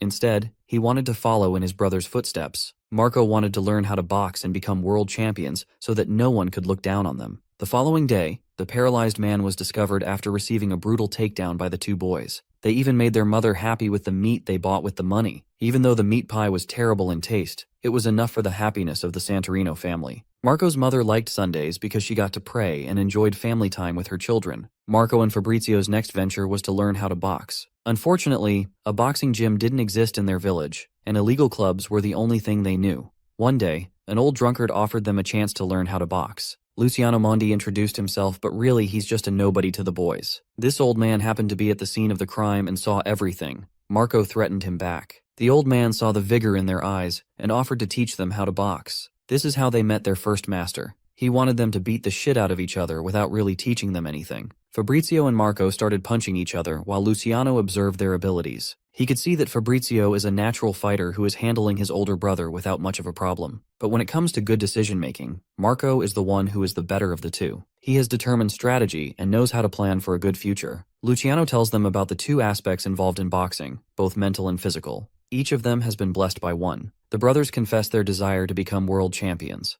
Luciano doesn't think it's enough because a world champion boasts both the physical and mental aspects. Since they specialize in one each, it will be hard. But the final aspect to boxing comes down to pure obsession of winning. That is what made the Santorino brothers so determined. The drunk man boastfully claimed he would help them become world champions if they learned from him. So from that day forward, he taught them how to fight. Luciano didn't want them to focus on their weaknesses, and instead prioritize their strengths. He was ruthless with their training. Time passed as they entered their teen years and eventually blossomed into adulthood. Once they became adults, they confronted their wretched father who left the kids and their mother undefended with a load of debt. They beat him up and required him to sign unless he wanted a world of a beating. Luciano didn't interfere in their business and didn't care what they did. He wanted to give them advice but remembered he isn't their parent. Marco invited him for dinner to celebrate Christmas. Moving forward to their family dinner, the drunkard and his boys are pretending to know him as their boss. At home, their mother is surprised to meet an unexpected guest. Marco introduced Luciano as their boss. She treated him with kindness. Julia had also grown up around this time and became surprised to see the older man. She was always the observant type, so Marco had to quiet her down. Julia quickly broke the ice and even played around with Luciano's beard. It might have seemed like Marco's mother is about to end his life, but even she joins in on the fun. The dinner is ready at last. The family offers a prayer before enjoying the delicious meal. After the night, Luciano thanked the boys for showing him a good time. Marco offered him to come live with them, but the drunkard thought that his only place was in the gutter. Luciano parted them with sound advice. He didn't want them to become arrogant, as there were stronger and more violent people in the world. He advised them to stray from the path of crime and become good people. Fabrizio shifted the conversation topic to a snowball fight. The boomer receives a snowball on his face. Playing with him in the snow, they felt like children and enjoyed the moment. Marco stated that they're still going to become world champions after clearing the village of crime. He has accepted his life as a criminal. Marco just wants to become the necessary evil to take out the trash. He harbors good intentions for the world in his own way, and doesn't mind receiving the weight of punishment when he dies. Luciano doesn't hold them accountable for their sins as he thinks everyone is the same. He wished the best for them, before saddeningly losing his life to the mafia. Julia was chatting up her mother about Luciano when suddenly, tragedy struck.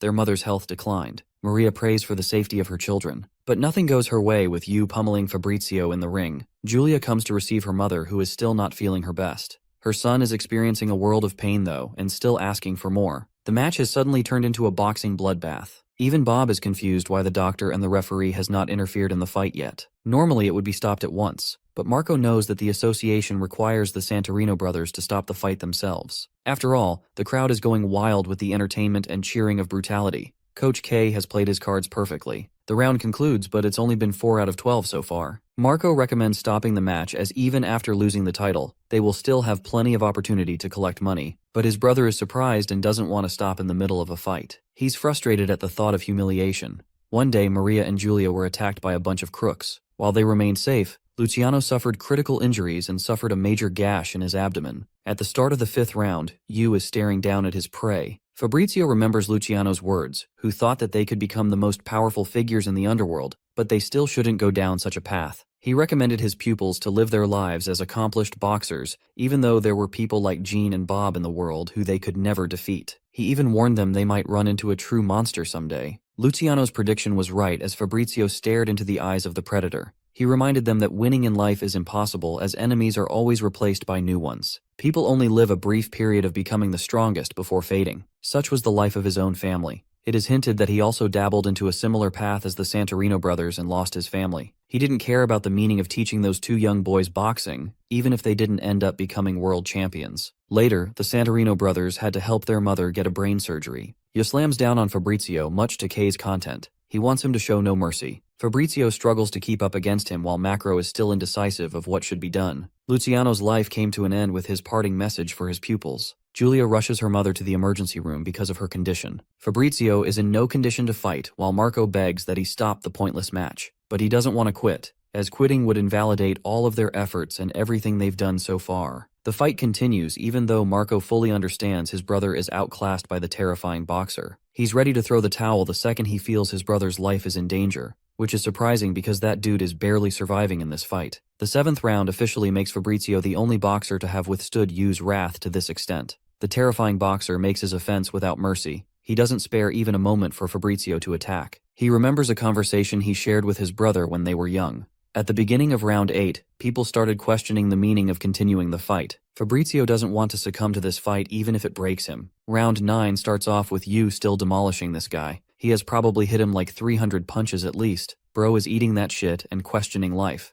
At the start of round 10, Fabrizio bears a hatred for the world. He hates that people have to struggle so much to live such normal lives. Round 11, the ring is tainted with the blood of the middleweight world champion. Finally, round 12, the final round. Having survived up until this point, Fabrizio's face looks like it's going to need plastic surgery. Marco is about to surrender when the men of the association forcefully stop him. The concept of right and wrong is fragile and malleable. While Julia is begging for her mother's health, Marco is worried for his brother's life. What the world is bearing witness to is a public execution before their eyes. Marco begs Fabrizio to run. Yu demolishes his face with a brutal punch, one after the other. This time, Yu isn't holding back as he tears apart Fabrizio's body. The middleweight champion has already lost consciousness, and Yu is still going on and on without stopping. Fabrizio's condition is critical to the point he's lost his sense of hearing. All he sees is a monster that's tearing him apart. Fabrizio tries to punch him and prepares for a final bout. He embodies his philosophy and refuses to run from the ring. Fabrizio commands that he strike at him. Only 5 seconds remain on the clock. The monster charges for a final killing blow. This man is for real about to end him.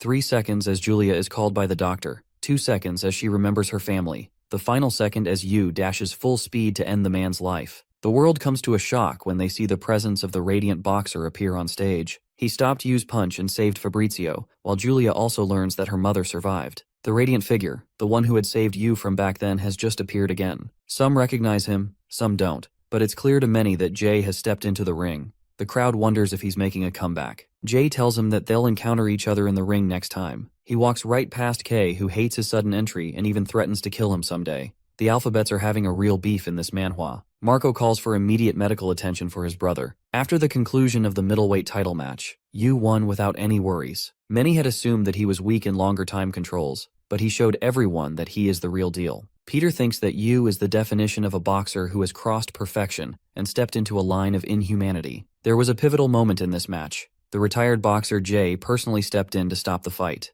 Normally a lawsuit would be issued immediately against anyone who tries to pull such a stunt. But Jay is different. Nobody knows why he stepped in the ring. Peter knows that Yu has created a monster who continues to grow to terrifying strengths. Both Jean and Stella watch the match unfold. His wife is worried like hell, but the former lightweight world champion thinks it's Kei who they should be really worried about. He desperately hopes that Yu gets saved by someone someday. Yuto Takeda watched the fight too. His new girlfriend noticed that he looked sad.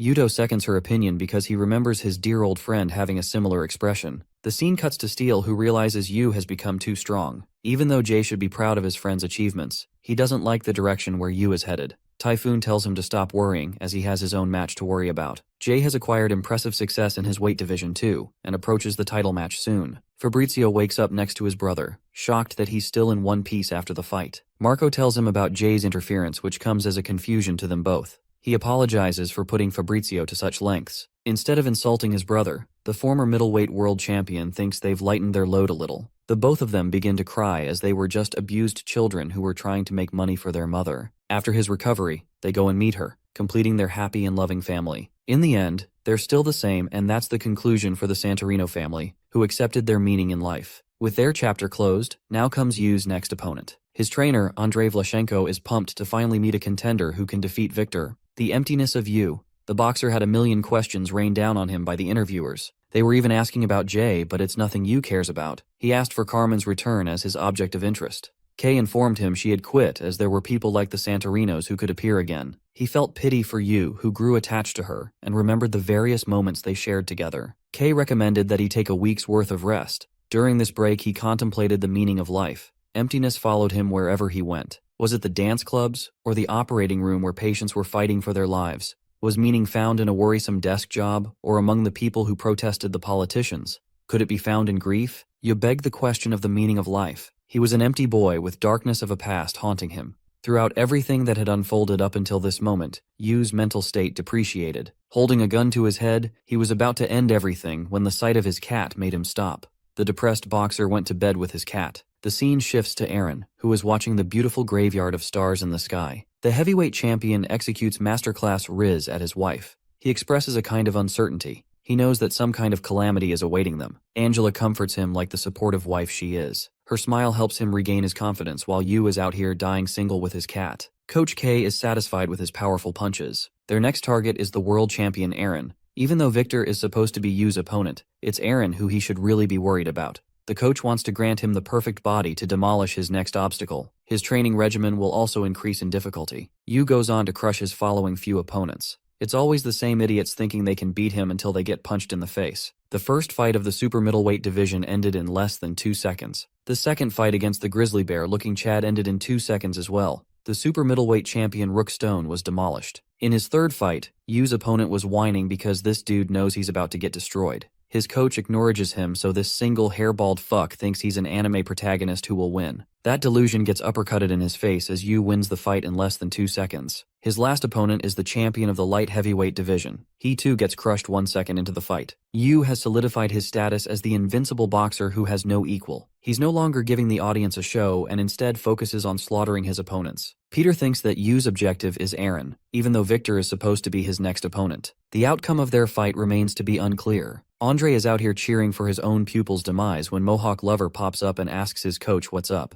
The cruiserweight world champion doesn't think much of Yu's strength. Andre emphasizes that he won't be able to defeat someone like him. Victor nearly punches his own coach in the face. Bro has a kink for Mohawks and believes no one without one has a chance against him. What's more is that this dude literally has an entire cult of Mohawk men. It's not a surprise his own coach is fed up with him. Peter leaves his junior reporter Tommy to handle the interview with Victor. You might be questioning why, and the answer is quickly revealed when the young boy pops up at the gym. The gym looks like the opposite of what it should be. The punks pick on the scrawny-looking kid as he introduces himself. They bully and scare him shirtless while the poor boy apologizes. The interview begins with his coach Andre, who is straight up dissing his own boxer. He doesn't even have any remorse for the man, and straight up shit talks the ever-living crap out of his pupil. Andre explains that he became a trainer 8 years ago to pursue a traditional style. He wanted to become someone like Jean. At the time, his gym prioritized hard work. That is until one dude with a mohawk turned up. This dude looked goofy as hell, but he still had ferocious punching power. Victor impressed the coach with his powerfully charged punches. Andre introduced himself as the head coach and wanted him to pull for the world championship spot. Victor was fueled by the flames of excitement, but for Andre, it was the worst decision he ever made in his life. Because when he asked the dude to clean up, Victor boasted his obsession for mohawks. Andre realized that this guy is basically a dumbass with a lot of talent. He tried teaching him how to throw jabs, but this man thought it was insulting to throw such a punch. Andre decided to let him do as he pleases. He even placed a bet to do anything Victor wanted when he became world champion.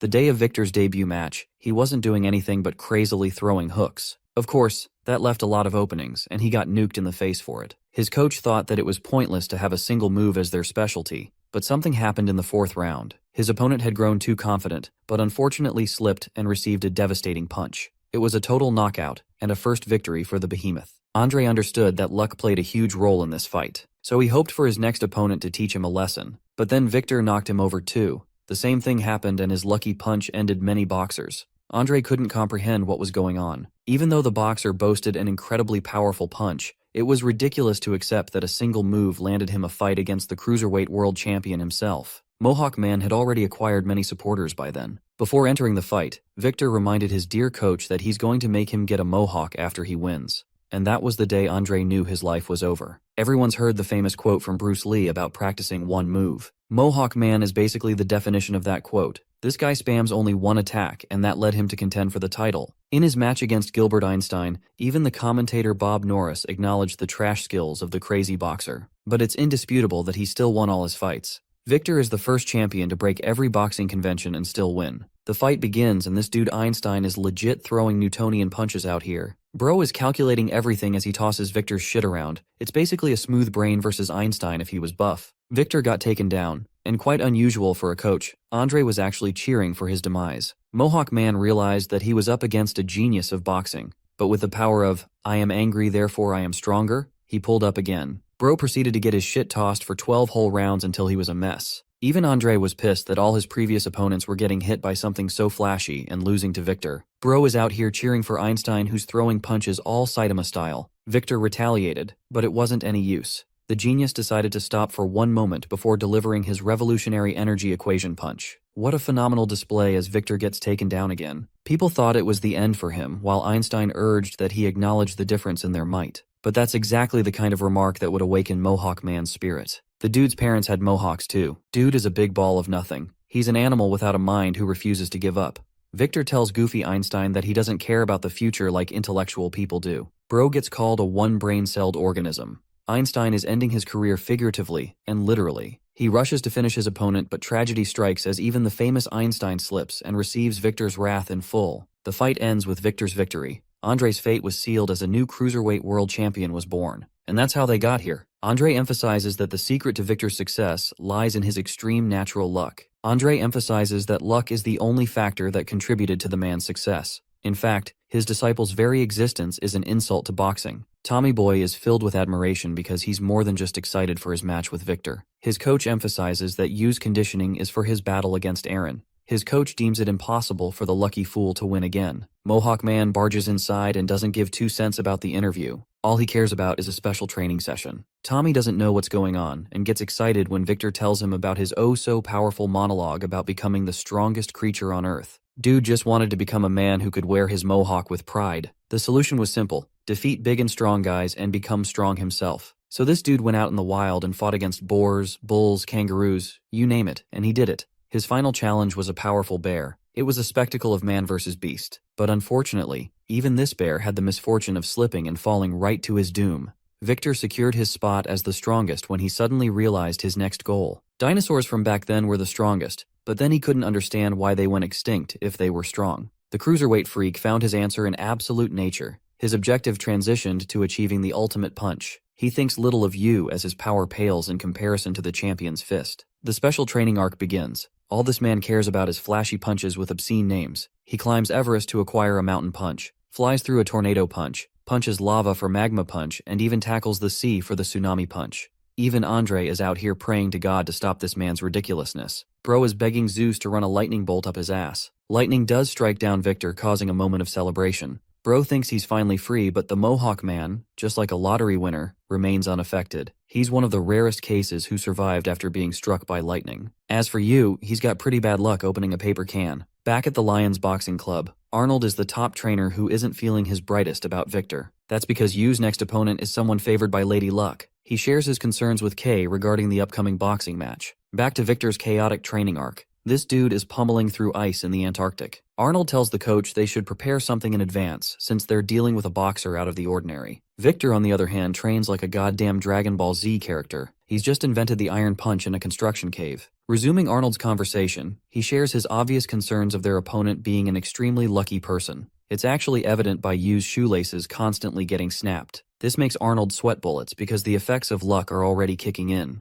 Mohawk Man trains in a contest of speed with his all-new Gatling punch. while Arnold recommends they go for a point-based strategy because the concept of a knockout could end up unlucky for you. At the same time, Kay thinks that even if they reduce the chances of misfortune happening, it's still possible to have the odds of failure stacked against them. Again, a light bulb snaps from the ceiling and crashes down, nearly hitting you, giving Arnold even more things to worry about. At the church, Andre is begging science to prevail. Tommy Boy is asking for a raise and an increase in height. Poor Midget got stuck with 2 struggles. Mohawk Man is thinking about shitting in his usual style. He receives the holy water on his fist, therefore blessing his chances with the holy punch. Bro has more punches than I have friends. Kay emphasizes that they can't change destiny, and that is the same for you. He doesn't even entertain the idea of him losing, as that's just impossible. The day of the match eventually arrived. 2 boxers of prestige were about to go head-to-head and make history once again. On one hand is Yu, an invincible fighter with the ambitious goal of conquering 8 weight classes. On the other side we have the cruiserweight world champion himself. The outcome of the match is unknown to everyone.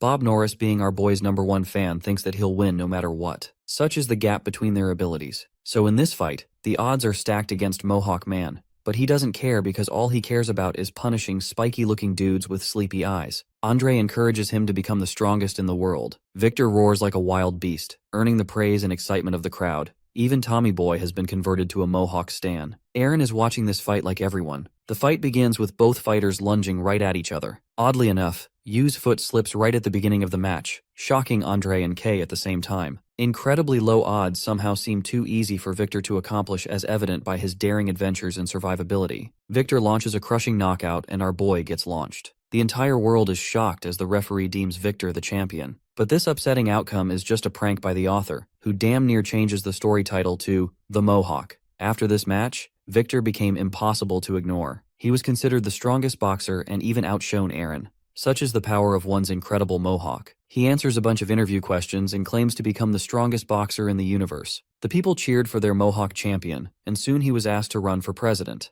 Andre couldn't believe his fucking eyes as to what was unfolding. Everything was in the champion's favor. They even ignored his nationality as a Russian boxer. Then he was even elected as the president thanks to his popularity. At this point, you might be wondering if this is a joke or not, because this guy goes crazy and even introduces an era of martial artists who would fight wars to determine world peace. World unification was officially achieved with the fists of one man, the Emperor of the World, Viktor Grigorievich. Bro introduced a policy to require wearing the Mohawk hairstyle, but unfortunately tragedy struck when the aliens invaded. Victor personally hopped on a fucking rocket and launched himself to space to fight the aliens. While all of this is going on in his head, the cruiserweight world champion has already been knocked out. Just to recap what happened before this clustered mess of a dream that we just saw, when Yu slipped, he remembered Ryu's impressive recoil punch. Copying the motions, Yu delivered a shattering smash that knocked the world champion, prompting his loss 1 second into the fight. This man Andre probably experienced the happiest day of his life. No one is surprised by the outcome of the fight, not even the commentators. Victor's boxing career ended in the ring, and he realized he actually lost the fight. His coach can finally trash-talk the heck out of him, and even taunts him for participating in the shortest boxing match ever. Victor and his coach can agree on one thing. It was fun, and that's all he cares about. Victor offers his hand to Yu, who reciprocates in kind.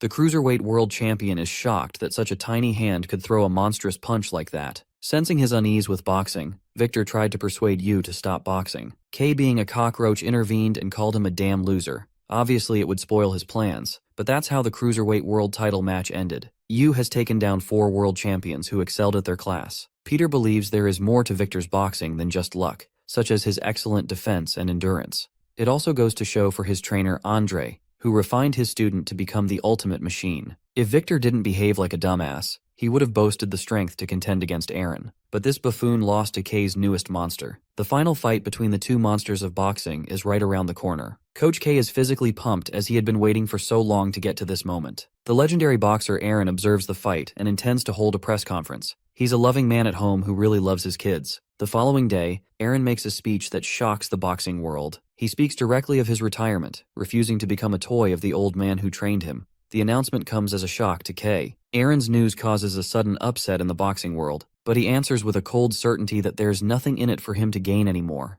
He doesn't want to become a showpiece to the world of entertainment. Coach K accepts his challenge and decides to exploit the world champion's weakness. K is ruthless in his resolve to prove Yu's superiority. When Bob Norris understood K's insanity, he refused to box under his name and switched his profession. The idea of boxing had become pointless to him. The same happened with Jason Freddy, as every boxer K trains becomes a crazy behemoth who eventually quits. Coach K went on a world trip to find his fifth protege. Even though he was looking for talent, K sought something that exceeded talent, something inhuman, something that exceeded even the third and fourth proteges who became his champions. K continued his undying research for a superhuman monster. Then one day, when he had lost all hope, he observed his driver Aaron. The man boasts an impressive body and a wide frame. K was eager to test him out in the art of boxing. But just like you, his answer was similar in a way that he did not appreciate hitting people. They decided to take a detour because of traffic. Eventually, his driver requested K to remain seated and call the police while he's there. Saying so, he got out of the car to save a woman from a criminal.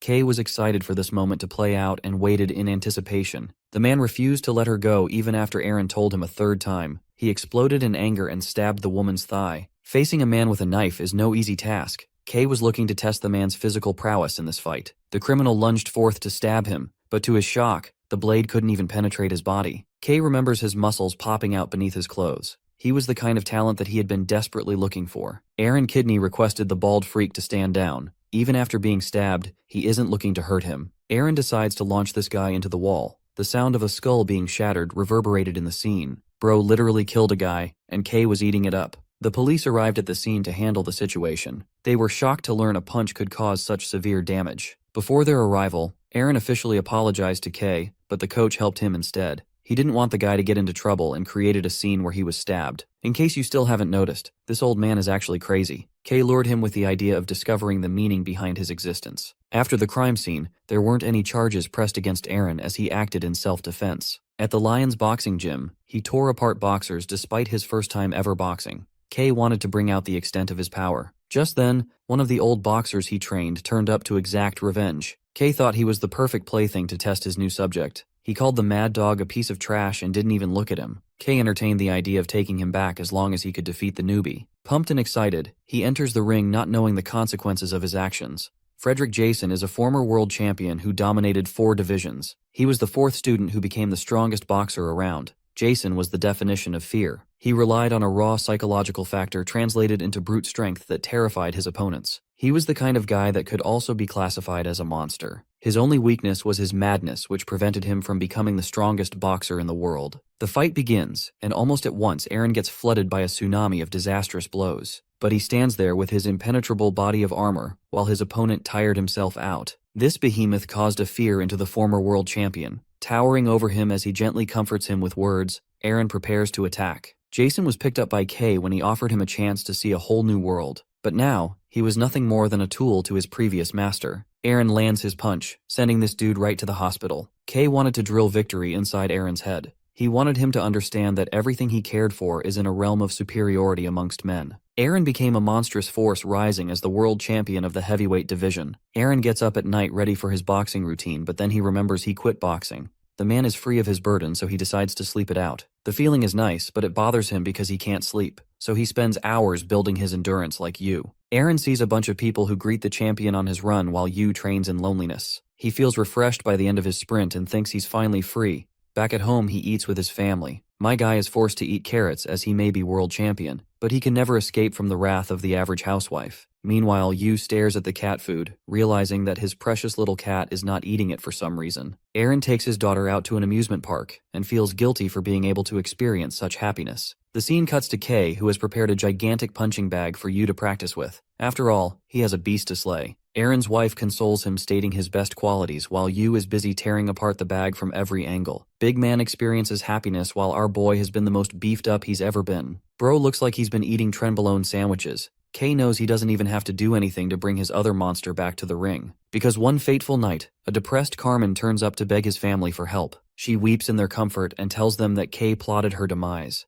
The case is sad because even reporting to the authorities won't help them. The man they're dealing with will only retaliate with even greater violence. With what words she could muster, Carmen pleaded with the heavyweight world champion to drop out of retirement for a final fight and save Yu's life. She wants him to lose at least once so that he can no longer become Kay's puppet. As for Yu, things are getting worse and worse as his cat vomits blood, hinting a sign of decline. After Carmen's speech, it's actually his wife who pleads with the world champion to get back in the ring to save a life. She thinks there are other people in this world that need to be saved and that he needs to win no matter what. With conviction, Aaron prepares to win his final fight in the world of boxing. The next day, the world goes crazy with the heavyweight champion's announcement of returning to the ring. This match will finally decide which of them is the greatest boxer of all time. For his training, the behemoth goes to his new coach who looks like he's got one foot in the giving. The coach immediately advises Aaron that he will struggle in the upcoming fight. On the flip side, a police officer makes the mistake of investigating Kay's facility. When he gets inside, he's shocked to see a human dodging literal cannonballs from every direction. Yu is participating in a do-or-die training regimen to survive Aaron's cataclysmic punches. Over to the heavyweight world champion's training, his coach explains that it's necessary for all of his training partners to require a bomb suit,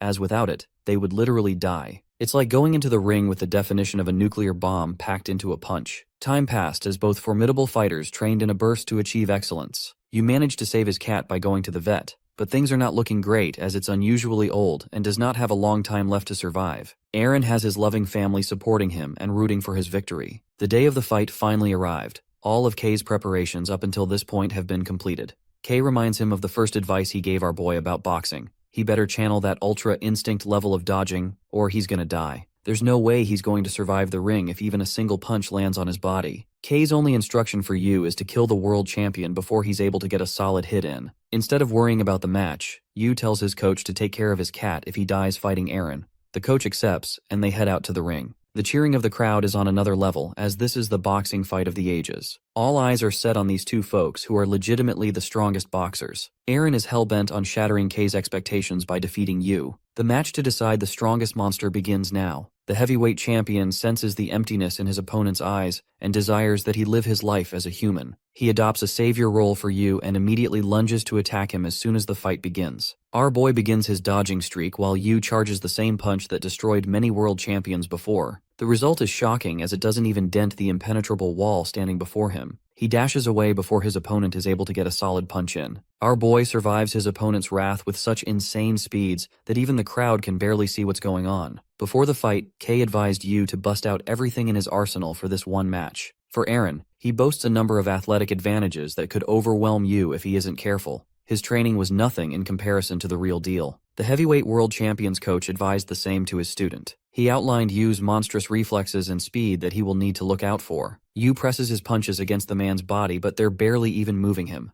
The man standing before him is a mountain of muscle. Hitting him guarantees hurting your own fists. He doesn't even have to defend because his body does the job for him. Aaron's coach advised him to take the match in the corner, as that would be a guaranteed spot for his victory. With how aggressively he tries to push back Yu, Kay realizes their strategy too. But that's exactly the kind of thing he had been anticipating. Instead of avoiding the corner, our boy shows everyone he isn't afraid of shit and steps into it. No one knows why he pulled such an abnormal move as it would limit Yu's chances of escape. Aaron thinks the fight is coming to an end with his next punch. But this is Yu we're talking about, who caves in on his advantage and delivers 4 roaring punches that even send back Aaron. His coach realizes that Yu has been concealing his true strength since the beginning of this fight. Next up is the Titan's turn to use his full power, so he goes into beast mode as the monsters stare each other down. The real fight between monsters is beginning. The fight begins with a jab to his face. Aaron cuts the air with his punches while Yu barely evades the wind, cutting shockwaves from his attacks. He counters and dodges as the referee can't even comprehend why he's standing in the ring of monsters. The 4th round is a true test between speed and strength. Even his new coach is shocked to witness Aaron's full strength at this level. He's the one who is leading the game against Yu, who is still delivering counters way past the perceptiveness of the human eye. They're going at each other, but it's clear to him that the heavyweight world champion is closing in on the gap. This is because the very punches Aaron generates send vibrations across the ring. Yu has to account for the wind and the impact generated as he dodges each attack. While he has been evading them so far, it would be impossible to keep up this momentum. Pressure is creeping up on him as the ring is a battlefield of war. A single strike from Aaron implies death, so our boy's body is working overtime to make sure he doesn't get obliterated from this world. Kay still thinks Aaron is holding back and wants the monster to reveal even greater strength. He's the symbol of fear and victory, a man who is superior to all. He defeated boxers in the most prominent era of boxing and became the greatest heavyweight champion of all time. His opponents came from many approaches, but such emotions were trampled in the face of this monster, who stood at the top to represent the peak of boxing. Peter remembers questioning what boxing meant to the legendary champion. He wanted to learn the meaning of life, but he is no longer sure of what it means. It's just a sport that gives people honor and money for crushing others. Then for the first time, the heavyweight world champion delivers a sharp punch that chips the flesh off of Yu's ear. The invincible boxer who had never been hurt in a fight receives his first wound. The fourth round concludes as the scene shifts to Peter's conversation with Aaron's coach. They talked about the concept of geniuses and how people with incredible ability don't feel the sense of superiority that many others believe. Instead, because of their isolating talent and strength, they feel insane fear and loneliness. The coach advises Aaron to maintain his guard because their opponent isn't going down too easy. Kay observes Yu's chipped ear and draws a blank expression. The fight continues in round 5, and only Bob from the commentators has noticed the power imbalance between the two fighters. Yu is being overpowered in this fight, while Aaron is glad to have met someone who could understand his pain and loneliness. He met many boxers who spent countless hours training to achieve a goal. They did all of that to get crushed by him without remorse. He thinks Yu feels a similar way and states that they're not boxing but repeating a bunch of pointless movements. The geniuses, the monsters that people revere, aren't blessed by God-given talent, but instead they're cursed. Yu is slowly overpowered as more of his flesh is chipped from his shoulders. He can't perfectly evade the monster's punches anymore. Aaron wants to save Yu from the real monster that is Kay, but then something happens. The heavyweight world champion freezes before coughing a pool of blood. Kay reflects that simple fear could never move a human like Yu, who had only known emptiness as his closest family. What's more is that despite his body of steel, Kay had been mercilessly training Yu to rupture Aaron's gut. From the day he started boxing to up until now, that's what his training has all been about. The damage accumulated is sure to affect him. Kay thinks his foolish old protege should reject finding meaning in boxing and focus on surviving. Yu doesn't let him down easily as he delivers agonizing blows all over his body. The emptiness of the boy symbolizing the coming of death strikes fear in Aaron's heart. Aaron coughs out blood as the same strength which became his strength is now becoming his downfall. Kay once confronted him about his hesitation in finishing off his opponents. He was the kind of person who didn't possess fear, even though violence incites fear. Each act of sin is committed because it is rooted in the fear of loss. But that fear translates into strength for every human except the heavyweight monster. He was a being that far surpassed such notion as his strength trumped his fears. But his hesitation was a foul, making him an incomplete monster. He defended against his title matches and soon confronted Kay that he didn't feel any meaning in boxing. Kay told him that he has yet to accept his place at the top of the food chain as the strongest instead of finding meaning. Aaron didn't like that explanation and figured he was dealing with a nutcase, so he left. Coach thought his dream had been an impossible ideal, as even brute strength became its own limitation. He had given up all hope until he found his greatest protege, a being that trumps and transcends humanity. Aaron feels a unique emptiness, a kind of pain that he never experienced in his life. The feeling of death, the realization of agony as pain causes its way through his body. The match required him to kill or be killed in this ring. The heavyweight world champion realized that he was an idiot for trying to save his opponent. He forgot his true self as a monster who took away the lives of others. He remembers the memories he shared with a girl at the orphanage. The boy was only 11 years of age when he killed someone in his life. The girl he was friends with got into a heated argument against him. He tried pushing her away but couldn't control his strength, leading to her death. That was when the young boy realized how isolated he was. His talent was meant to destroy and topple others. Coach K helped him pursue a new aspect of life, the life of riches and status and fame. He was a god amongst men and relished the glory, but even such luxuries proved to be pointless. Aaron couldn't find a semblance of meaning in his existence. One day he was wasted when fate brought him to the same woman who he once saved. She became his savior and gave him meaning.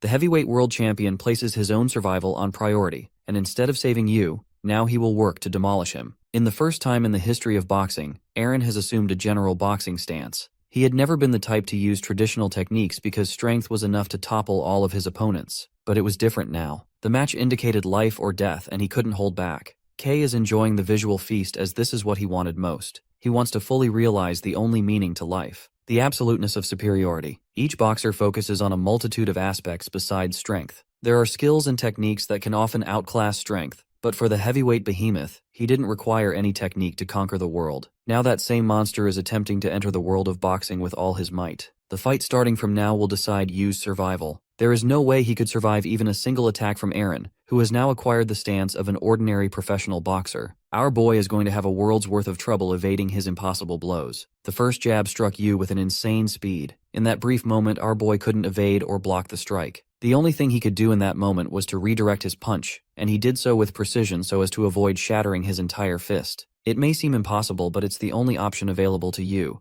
or else he will be obliterated under the champion's heel. A second punch is thrown, this time much faster than the previous. It leaves his fist throbbing. More and more of his punches are starting to become a problem for our boy. His flesh is being chipped right off as dodging becomes impossible. Yu dodges another lethal punch by allowing Aaron to strike him in the gap between his flesh. Bob Norris concludes that they're watching a killing machine in the ring who was born to destroy humans. His wife fails to recognize this side of him. He has become an absolute being with only one objective: to survive. The commentator hurries to stop the fight until he sees Yu ferociously adapt to each attack. While he's getting injured, he's simultaneously countering with powerful blows. Instead of stopping the fight, a feeling invites Bob to see through the conclusion. Blood of both fighters was spilled and ruptured. Inside that ring was a battlefield that determined life and death. Coach K relished in the excitement of witnessing an actual fight. This is what gives his life meaning. The crowd cheered for excitement, making Carmen's despair even more isolating. It's finally time to jump right into K's backstory because the author loves making us feel bad for every character. K quit boxing to become a soldier despite his legendary potential.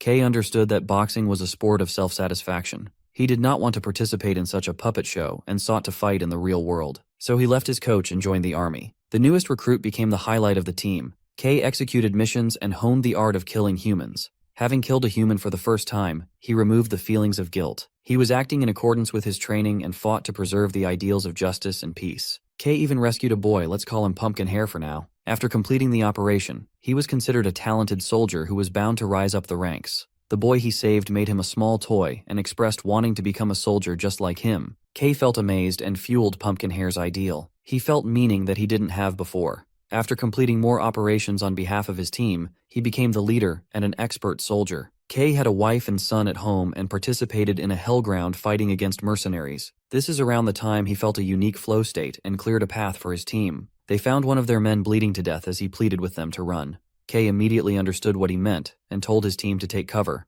They survived the impact at the cost of one casualty. K judged that there was at least one formidable mercenary in the opposing team who was giving them an extreme challenge in this fight. He did not want to compromise the lives of his men for the operation. K took charge in a solo advance and rushed to barge inside. He could sense that there was at least one enemy inside while another was setting up a bomb. Both soldiers boasted the conviction of survival. The bomb went off as K burst inside. In a twist of fate, the mercenary who was fighting against him is Pumpkin Hair. Experiencing bursts of hesitation as he remembered the boy's precious smile, K pulled the trigger. That was the day life chose to don its true colors upon him. K returned, having completed his solo mission. His face evoked sadness, but he pretended to be fine. Returning to his normal life, he always had trouble comprehending the balance between the two worlds he was a part of. One required a kill or be killed mindset, while the other didn't have such elements. From the hellish battlefield, he returned to his normal life. A hollow feeling from his insides began to swallow him whole. He was reunited with his boy, but traumatized by what he had done.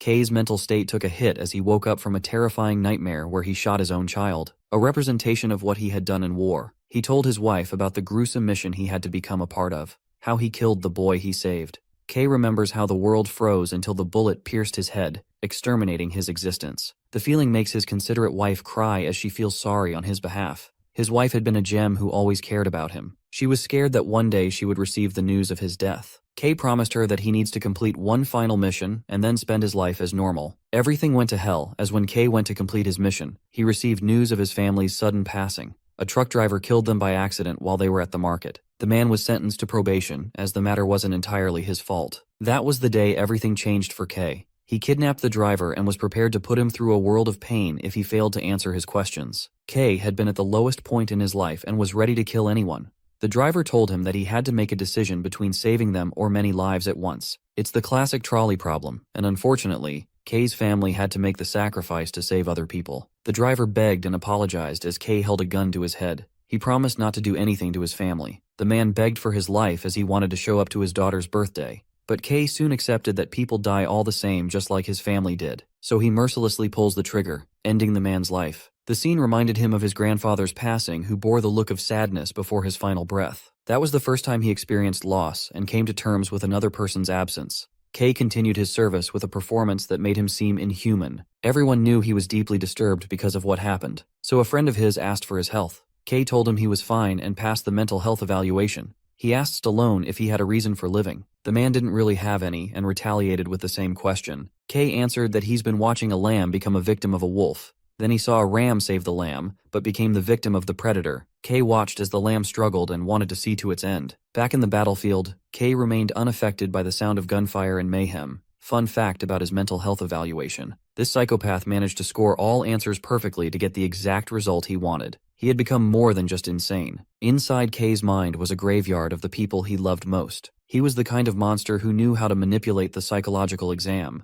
Kay roared as he finally came to a realization. He became psychotic and realized that humans were free to do whatever they pleased. The superior beings could enjoy their superiority while the weak perished. In the midst of the battlefield, where most felt encaged, this monster grasped freedom. He tossed his helmet aside and jumped right into battle. The bullets no longer mattered as Kay pieced together the only philosophy that made sense to him. Superiority is gained by taking the life of another creature, and that determines one's omnipotence. In the miserable world he knew, superiority was the only meaning he found. He was challenged in a boxing match on the battlefield. Kay welcomed the challenge with a smile and destroyed his opponent. He found that elite superiority requires no weapons but a clash of fists between the most powerful living creatures. Stallone was no more. Kay had embraced the insanity inside his head. He had cultivated a desire to confirm the peak of superiority. That brings us to the present with this gruesome fight unfolding in front of the masses. Carmen senses the outlash of the madness while Aaron's wife is begging for him to stop. Both monsters of the same coach are now battling it out to become God, possessing power of life and death.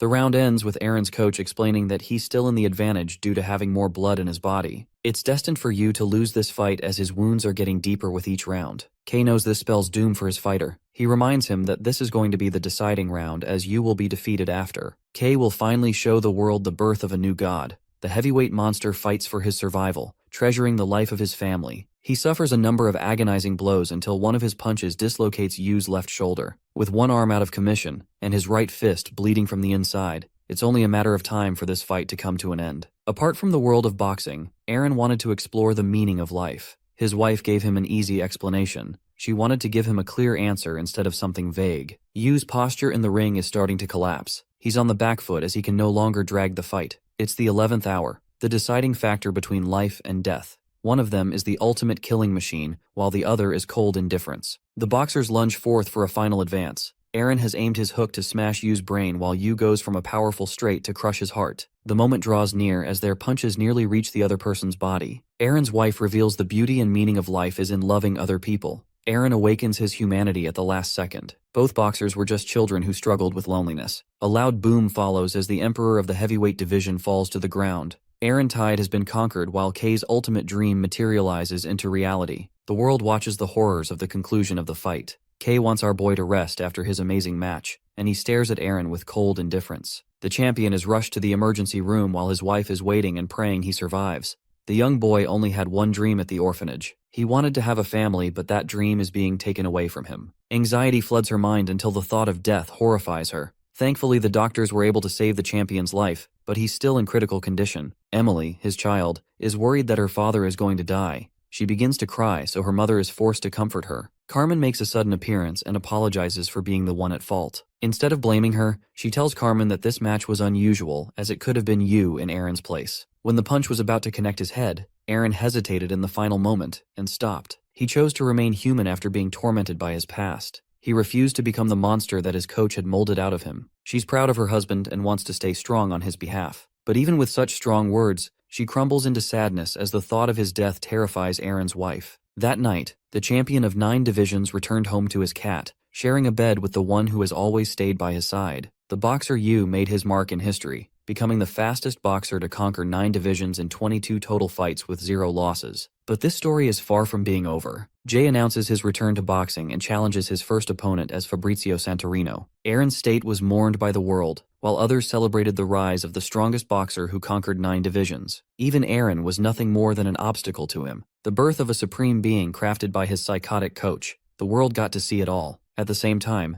Jay made his return in suddenness, which prompts many to wonder if he wants to challenge the boxer in the ring. Many questions bothered the boxing fans, but Kay is here to clear them all in his press conference. Peter asks for their future plans, to which Kay explains that he wants Yu to retreat to the middleweight division to maintain his best athletic performance. But that's not all. The main reason this man wants him to return to middleweight is because of Jay. The coach is looking to prove a point and publicly announces Jay's funeral. The commentator Bob knew that things would turn out this way. Both Kay and Jay have opposite ideals to life, Bob remembers facing Jay in the ring. He was the kind of boxer respected by everyone. Jay didn't boast the best career as he suffered losses, but one thing was for sure, he would give anyone a tough time in the ring no matter who it was. Jay's fights were different from the excitement of winning or losing. He evoked a satisfaction in the hearts of people. Chavo remembers him as an excellent boxer. Many others remember Jay as a boxer in a similar way. He's the kind of person that evoked you to put everything into the fight. That same boxer has returned to the fighting scene for you. The strongest boxer in the ring isn't a monster like Aaron or you, but rather a boxer that represented the spirit of boxing as a whole. He rose through the rankings and crushed his way to fight against Fabrizio. The day of their match, the world wondered if the Golden Boxer could overcome Santorino to fight you. Fabrizio also makes his return to the big stage. Unfortunately, his opponent has a grudge against the knucklehead for cheating in their last match. So in response, he chucks him a headbutt and gets warned by the referee. Fabrizio calmly tells him that they don't do any more foul boxing, so it's fine now. For the first time in forever, he stopped the entertainment factor and focused on the true aspect of boxing. Even though it earned him the hatred of the audience who still hasn't forgiven the Santorino brothers, Fabrizio didn't care. His opponent hammered him in the ring, refusing to forgive the disgusting human for his past affairs. Despite his frustration, Fabrizio gently asks if he has vented his feelings. He's turned into a mature boxer who realizes that guys like this always existed in the ring, but he stayed as a world champion because of his foul tactics. He no longer wants to muddy his name with foul tactics and ends up defeating his opponent fairly. Both brothers celebrated their first victory as true boxers. Fabrizio reclaimed the middleweight interim title, and they're even happier than when they became world champions. The day of the title match is finally here. It's Jay against Fabrizio, who could very well adopt his old habits when he's in a pinch. But Golden Boy Jay isn't worried about that. Marco warns his brother to stay cautious of their opponent, as he's a professional veteran. Fabrizio had always wanted to have a match like this. He has massive respect for Jay and doesn't want him to go up against a monster. So in this match, instead of fighting for the title, Fabrizio hopes to communicate his desire to stop Jay. The match begins and almost immediately, it lights up for Fabrizio. The first knockdown, the dude doesn't even know what happened and gets up at the final second. Fabrizio realizes that Jay isn't pulling any punches this time. He rains a barrage of punches to corner Jay, who barely blocks one of his blows. Jay is the kind of boxer who didn't possess a specific style of boxing.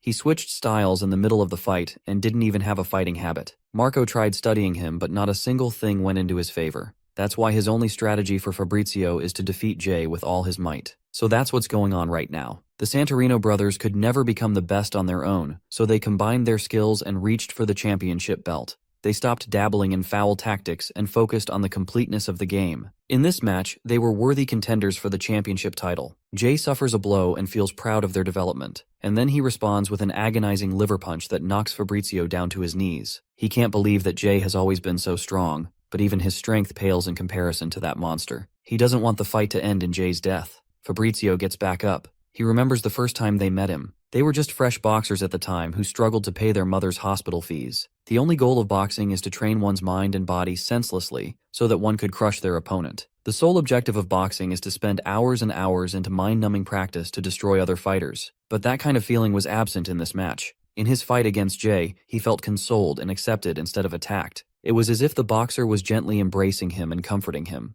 Fabrizio refuses to send him to a monster like you, while Jay senses his objective and goes for light-speed jabs to communicate his point. Marco doesn't understand how someone like Jay doesn't have any fighting habits. Even the perfection of Jean had habits one could capitalize upon, but there was nothing like that when it came to this guy. Fabrizio saw a light in his eyes that answered all his questions. He intentionally forfeited the match and talked to the referee. No one knows what words were exchanged inside the ring, not even Kay. The true god of boxing was coming to fight the strongest creature alive. After his win, Jay announced to take on Yu in the ring. He won the interim championship title after defeating Fabrizio. The world wondered what would happen in a fight between the two boxers. In an interview with Peter, Yu stated that boxing just means dodging and hitting, which is the same thing his coach taught him. Peter believes that while Kay brings up the strongest boxers around, they all lack a special element. They lack the element of being a human being. Jay, on the other hand, is a mystery. Nobody knows why he is obsessed with meeting Yu in the ring, as this monster sends even his trainers straight to the hospital after one session. Cutting to Aaron's wife, she weeps in his memory as he is still knocked unconscious. The next day at the press conference, Kay answers in Yu's place and reminds everyone that the reappearance of the legendary boxer doesn't mean shit. He is hell-bent on showing the world that this match is going to be the most brutal in the history of boxing, as he's already accomplished everything he wanted. His last objective is to crush Jay for his personal enjoyment. After that bone-chilling answer, the microphone is passed to Jay, who claims that he has a clear intention of winning this fight no matter what. Ji's coach thinks he's gone crazy challenging a boxer like Yu right out of his retirement. No one knows what he's thinking. Jay talks about the emptiness of the universe. He feels extreme sadness in feeling such isolation. The meaning of existence is unclear. Yu's little furball takes its final breath and succumbs to the notion of death. The boy always questioned if his existence had a deeper meaning than just survival. The darkness of his past follows him. The basement he knew was the only home to the boy. In this dark basement, a helpless woman gave birth to a child. She felt its nimble embrace. Many humans are born into this world to adopt different roles and experience feelings of sadness, joy, and despair. Life and death followed humanity, and the boy was no different. But every time the door opened, he saw the boogeyman, a representation of his nightmares coming to devour him. The boy was beaten up and abused in the basement by his father. He no longer had the emotional range to express what he felt. His father mercilessly took his anger out on the boy as he begged for his life to end. The boy's life wasn't extinguished even in the face of such pain. He had quit living and also stopped crying. The boy no longer cared about anything because that was just the life he knew. With what energy he could, the boy made his mother instant noodles. But she smashed the bowl into the wall, neglecting her health. The boy wiped the floor clean and emphasized the importance of eating well. He ate the same food under the same rotten walls of the stinking room. The boy lived for 7 years caged in that small basement. One day, an alien life form invaded such a basement and stumbled into his world. The shadows of the world colored his surroundings. The appearance of a foreign creature allowed the prisoner to become free of his chains. He climbed all the way to the top and discovered the outside world for the first time. 7 years after he was born, the boy experienced what it was like to be outside. He felt everything and saw the height of the stars. A tall girl took note of him and greeted the boy. He was so overwhelmed and don't know what to respond. The boy had been filled with the anxiety of the present. She asked for his name, but he didn't even know something like that. She observed from his wounds that he was troubled and decided to give him a view of the neighborhood. They met an old man who gave him candy. Even though it tasted horrible, the boy liked the candy as he had never eaten something like it before. That's when he realized that there was even more delicious candy waiting in the world. They saw a student who was frustrated studying for the civil service exam. He cried because of his intensive study session. Later they found Where Man, who just walked in circles saying where. They followed him in circles in a clumsy manner and reached their destination. The girl favored the cat who had recently given birth to a bunch of kittens. She helped him reach a spot where the view of the beautiful city was visible. The girl shared that everyone lived and died the same, and she was just one of those people who existed in this giant system of life. The truth of life scared her, but the boy who had experienced the worst living conditions didn't comprehend what she meant. To him, there was an endless graveyard of stars resting in the skies. The sight made him feel something he was foreign to. He went back home to his mother and immediately announced that he went outside. Meanwhile, the girl was hunted by an old geezer. Yu talked endlessly about the things he saw, felt, and experienced in the outside world. In response, he got slapped in the face by his mother who had abandonment issues. She begged in her misery to stay with him. As for the girl, she survived after tasing the man and saving her own life. The boy rested on a planet where every human had a desire to feel or achieve something. Such emotions were unfamiliar to him until now. The only desire he had was to go outside and explore the world. He learned how to count his heartbeats and realized that his mother slept for at least 21,000 heartbeats total. So counting those heartbeats, he breached the outside world and kept count while replaying the memories in his head. He could remember each path, but couldn't find the girl. She suddenly latched onto him from behind, excited that he came to see her. She wondered what he was doing, so he explained that he was counting heartbeats. She listened to his heart and took him around town again. The boy experienced different flavors of candy and saw people in the outside world working so hard to achieve a living. He played with the kittens and eventually saw his existence blossom. One day, the girl couldn't manage climbing up the stairs. Her condition had worsened. They rested in the field while the boy continued counting his heartbeat. She broke the horrifying news of her impending doom. Unfortunately, a tumor in her body spread like a plague, and she had to get several organs removed to survive. She talks about how she felt like a main character growing up, but she soon realized that she was just like the grains of sand of people that disappeared off of Earth. She couldn't answer what it meant to live. She wondered why creatures left their offspring to make a mark. She looked to the boy for consolation. For the first time, the boy stopped counting the beating of his heart. The world kept on moving, and when he returned home, her mother had torn apart everything. She immediately grabbed his neck and choked the boy. Even when he was about to die, the boy asked for his name. A river of emotion flooded from his eyes as the mother realized what she was doing. She apologized to her child and even made him instant noodles for the both of them to eat. Then, when they were about to sleep, she made him talk about his experiences in the outside world. He felt a kind of peace that he never experienced before, thinking that maybe life was going to settle for him. The girl taught him how to draw, so he drew a picture of a happy family. But the next day, horror awaited him as his mother chose to end her life. The boy's father was a gangster while his mother worked in the illegal entertainment industry. They got together thinking they could understand each other, but because of the woman's disloyalty, the man went into a psychotic craze and locked her in the basement. While his mother's life remained suspended, the boy shivered as he embraced her. The girl wanted so much for the boy to have a normal family, and even thought that he might experience it someday. But his cruel father became infuriated when he saw the death of his wife. In frustration, he beat the boy until he was bloody. All he did was vent his violent frustrations upon the boy, which made the boy wonder from a young age, why is hitting people any fun? He thought his life was coming to an end. But even when he was bruised by the man who was supposed to be his father, all he could desperately ask was for his father to love him. This infuriated the man as he lunged forth to punch the boy. But that day the boy discovered something. He slashed his father with his blade, and at the gentle age of 7, broke his understanding of the world. The boy followed the light and reached outside, but the girl wasn't there to comfort him. She left him with a sketch of her cat. The old man who gave him candy died in his sleep. The student who was a candidate for the civil service exam slipped and fell to his doom. The boy watched it all happen before his eyes. In an effort to exact his revenge against the girl, the man killed the cat as well as its kittens. Death surrounded him. The girl who treasured his drawing took her last breath. The number of deaths all around him rose as casualties increased. Nothing changed wherever he went. Broken, lost, and defeated in the gutter, he sat under the light. Then he got to meet the little furball who followed him all the way up to the present. But even now, his closest ally, the little furball he loved, is no more. The next day, Yu turns up at the gym looking like a pale ghost who hasn't slept for days. Arnold warns Kei about his condition, but contrary to Arnold's worries, Kei thinks his monster is in his prime condition to fight. It's the day of the match. The Golden Boxer is waiting for his upcoming fight while the coach brushes Yu's hair to get him prepped up and ready. Bro is out here giving a masterclass in setting his hair. The fighters are called to the big stage as the middleweight world title match begins. The undisputed champion of all time is fighting against the legendary boxer Jay.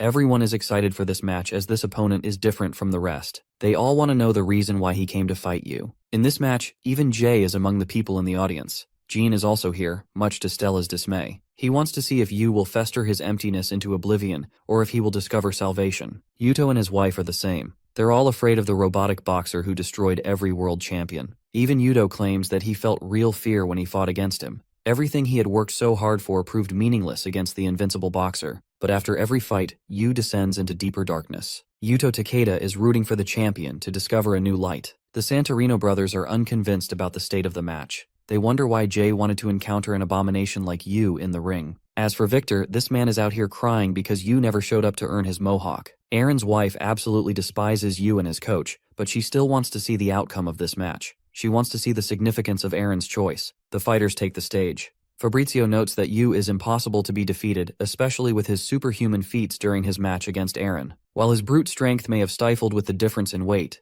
it's still without a doubt that Yu is most dominant in the middleweight division. All eyes are set on this match. The bell rings and the fight begins, but for some reason, neither of them has attacked the other. The referee even reminded them to begin the fight. Yu questioned the Golden Boxer if he knows the reason behind the world's agonizing pain and what existence truly means, and what it meant for a monster like him. He sought the answer from the boxer who stood in front of him, the boxer who was preparing to meet the definition of death as Yu tore apart the stage and filled the arena with Jay's blood. The first round had barely even begun when Jay felt the presence of a true monster staring at him. This fight was different from the previous. Jay experienced a world of pain, and it stood as a reminder of Yu's bloodbath. All he focused on was delivering violence and pain. Coach K was most satisfied by this display while everyone feared for Yu's life. He walks the path of monsters. He feels incredible sadness that normal people have to struggle so much to live bare minimum lives. Before long, their existence is no more. Jay feels the wrath of each of Yu's punches. The meaning of life is clear to Yu. Viciously beating his opponent down, Yu shows a terrifying side to himself. He isn't giving him a second to react while the world wonders how on earth does Jay plan on saving himself. Even after this massive beatdown, Jay barely holds it together in the ring. The whole world sees a monster that has far surpassed the competence of humanity. Jay eats his devastating attacks while the crowd is left to question what he is doing. Coach K thinks it's a perfect demonstration of what it should be. The people are even booing for the legendary Golden Boxer for putting up such a performance. From back then, Bob was the champion of the middleweight division, but another guy finished his debut matches too. He suffered a crushing defeat, and still looked like he had won a title match. Jay gave meaning to weakness, which made the coach's blood boil. He wants the world to see the true nature of the monster he created. No one can defeat him as evident by his strength. Round 2 kicks off with the same brutal beatdown, transitioning into round 3. Bob doesn't know where his match is going. Even withstanding the fight for endurance is pointless, because Yu obliterated people like Fabrizio for 12 rounds. Jay's coach questions what he's planning on doing because so far, nothing is working. As for the boy who is so miserable and lonely, Yu experiences extreme sadness and continues his wrath. But Jay refuses to back down and sees eye to eye against the monster who represents death in the ring. The kids at the orphanage are watching this fight. Carmen resumed her service at this orphanage after leaving Kay. Kay thinks it was all just a big coincidence and that no one is capable of reaching Yu's height. Fighting against him is an experience of isolation and pain.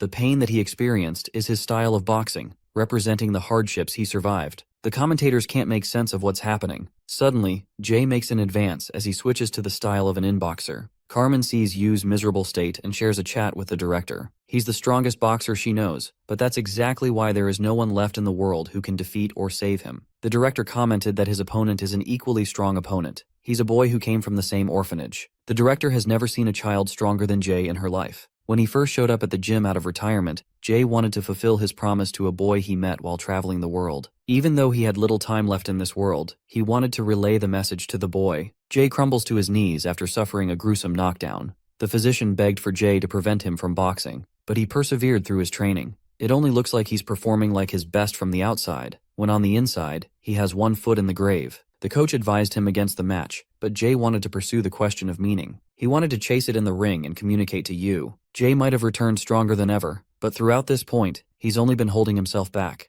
He wanted to save his energy to go against Yu. Of course, Fabrizio understood this, but now he's frustrated that he isn't doing anything in the ring. Jay gets demolished and is knocked a second time, but he gets back up again. Panting as every part of his body spurts out blood, Jay perseveres to talk to the boy. The fifth round concludes as Jay survives another harsh beating. His coach reminds him of his first debut match and how he stepped into the ring despite having his ribs broken the previous day. This man boasts the ultimate passion for boxing despite dying in the ring against a monstrous opponent. Even after being beaten, Jay thinks highly of boxing. It's a sport where people meet and share their stories in the ring. Jay believes boxing represents true love. The sixth round is about to begin with Bob predicting that Jay is only going to throw one punch, and that will be until the end of the fight. He wants this punch to communicate all his energy into one punch, and it might be the only kind of punch that Yu won't be able to dodge. Yu goes heavy on the beating as he slams the life out of the golden boxer for the world to see. Kay is exceptionally bored and believes ultimate power crushes everything as all living things will disappear into nothing. Carmen can sense Yu's sadness.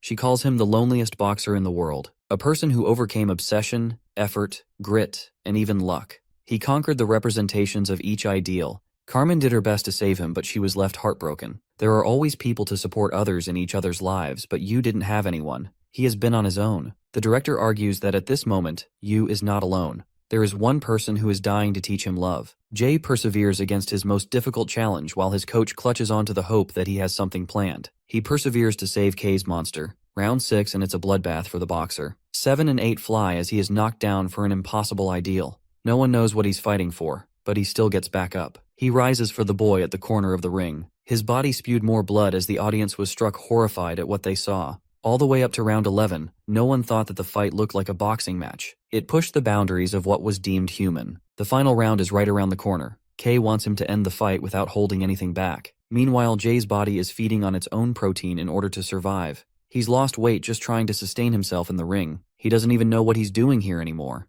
The coach realizes that even his brain has taken an injury. But instead of shunning him away, the coach reminds him that he came here to teach someone love. Remembering that purpose, he steps into the ring in the final round. Each side represents darkness and light, death and life. One held meaning in his fist while the other was devoid of it. The final round of this fight had now begun. Jay's agony continues one punch after the other. He cuts past every emotion until he reaches love. Gary remembers watching on TV about the existence of a God who died for their sins, but the boy couldn't comprehend how it was possible for God to exist. He had many questions for God, wanting to know why he was raised in a living hell. He wanted to know why God refused to save him from the pain and suffering, or even allow such things to happen. The boy desperately questioned why his world was filled with death, so he tugged at God wanting to discover the answers. While he beats down Jay ruthlessly in the ring, Yu's resolve shakes as he yearns for an answer. Jay smiles at him like a ray of sunlight. It was evident that strength alone couldn't overcome loneliness. There were many people in the world full of vice. They worshipped materialistic desires with a lack of an understanding for gratitude. Anger fueled them, and anxiety flooded the future. Some lives were lost in accidents while others suffered from violence. Some were lost from illness. The world is equally cruel to everyone as everyone fights the same. The conclusion Yu had come up with is that at the end of everything, only failure awaited humanity. Even the author agrees that all of us will one day embrace the certainty of death. The bleak truth of the world. That's what Kay wanted him to see. An infinite number of stories spawned and ended in the same outcome. Kay wants him to surrender the fight and give in. The director of the orphanage tells Carmen that death is near when one is lonely. Despite the plentiful relationships built over the course of a lifetime, facing death implies that you are truly alone. At the same time, in the case of a god, he would sacrifice his life to do anything for love. Jay is the representation of such a being, as he is painted with pools of blood over his body and still refuses to stop.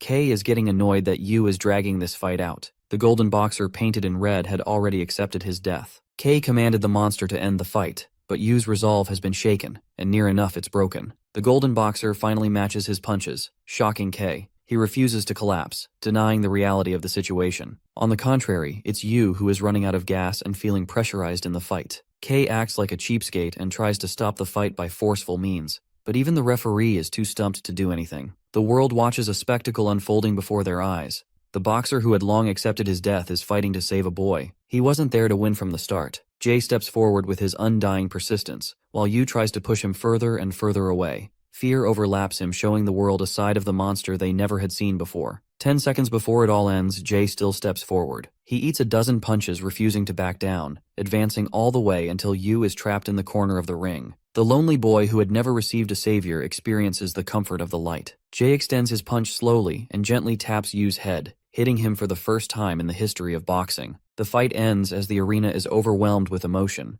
People experienced a unique feeling as the boy began to cry. Jay comforted him despite his pain as the match came to an end. After the fight, Yu regained a light in his eyes while Jay was carried out on a stretcher in critical condition. The boy felt that he wasn't alone for the first time in his life. After the fight, Aaron's coach quietly passed away as he had felt guilty for what happened to him. He regretted refusing to throw the towel and visited every single day. Later, his wife conveys to Aaron about the funeral. She was angered at Yu and the situation that caused her to separate from her family, but she has accepted her responsibilities and places her faith in her husband's life. She will wait for him to regain consciousness and live. The lives of the world champions continued in normalcy. After the final match, Kay disappeared after closing his gym. There were many rumors of his death, but nothing was confirmed. The same happened to Jay. People didn't know where he went and wondered if he was traveling again. Carmen is at the orphanage, hoping to quell the pain and suffering of humans. There were many lives that fell in the ring, putting an end to their stories. Just like Yu, a boy was miserable and lost underneath the night sky.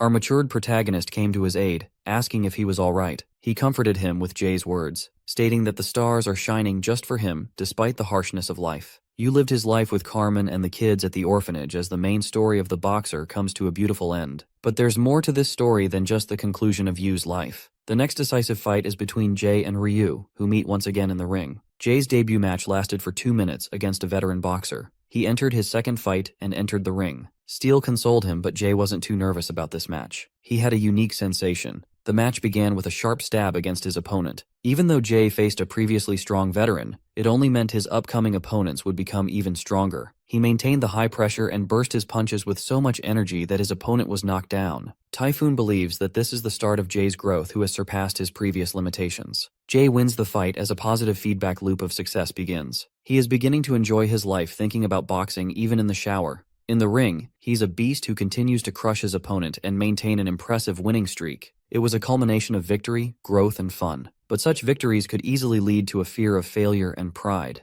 Eventually, Jay was defeated, as he isn't a boxer with God-given talent. His body has limitations unlike those of monsters. Typhoon told him to rest, as it is a crucial part of training. While Egghead Steel is out here traumatizing the little guy by telling him he's going to shave his hair off if he loses. The more a person climbs greater heights, the greater the feeling of loss. After his first loss, Steel wonders if the boy is going to show up to the gym at all. When they arrive at the gym, the boy is hard at work, crushing the punching bag without a hint of decline. Typhoon realizes that Jay was fueled by the passion of boxing. He was still experiencing growth even after suffering defeat. While his rate of growth is slower than geniuses, he possessed the capacity for endless growth, something those geniuses lack. The scene cuts to Siha, who yawns at the sight of Jay, a fighter who will contest him for the title someday. Jay gets excited for his upcoming title match. He fought against professional strong boxers while losing and winning battles to become worthy of a challenger. While he and his coach are roaring affirmations to each other, Steel isn't too confident and thinks he's about to get destroyed in the first round.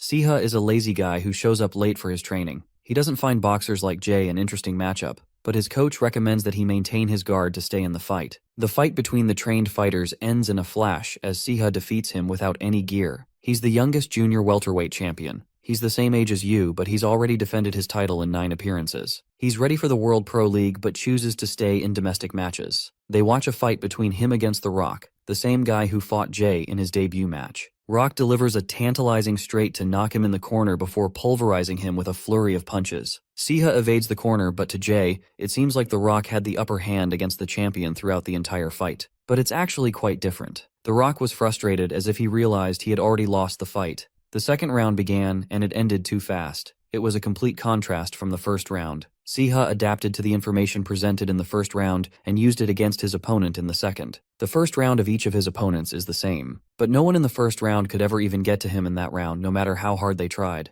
Jay's defeat is written in stone if he can't beat his opponent in the first round. They discuss strategy, but there is no strategy this time. Even his coach doesn't know how to handle such an opponent. Jay lacks destructive power and doesn't really have a decisive means to end the match. His opponent is basically a nemesis for boxers who follow a traditional style. Techniques always become habits, and he's the kind of person who adapts to such a movement with robotic precision. Jay's honed techniques will work against him in a match against such a boxer. So his coach just tells him to do basic training while he comes up with a strategy against their opponent. Jay shadow boxes, pretending it's the junior welterweight champion, but he can't fight an opening. He knows 4 basic boxing movements that he has practiced in his life, but such weapons will fail to stop his opponent. When he's in a pinch, Rock sees him and catches up with Jay. He realizes it's because of the champion. The boy faces despair for his upcoming match, thinking all his efforts will betray him. Rock reads him like a book and explains having regrets about the fight. It's because he refused to believe in his hard work that he suffered a crushing defeat. He thought that he was the one who betrayed his hard work instead, as he could have left no regrets by trying harder. Before leaving, Rock asked the boy about his final dodges in their debut match.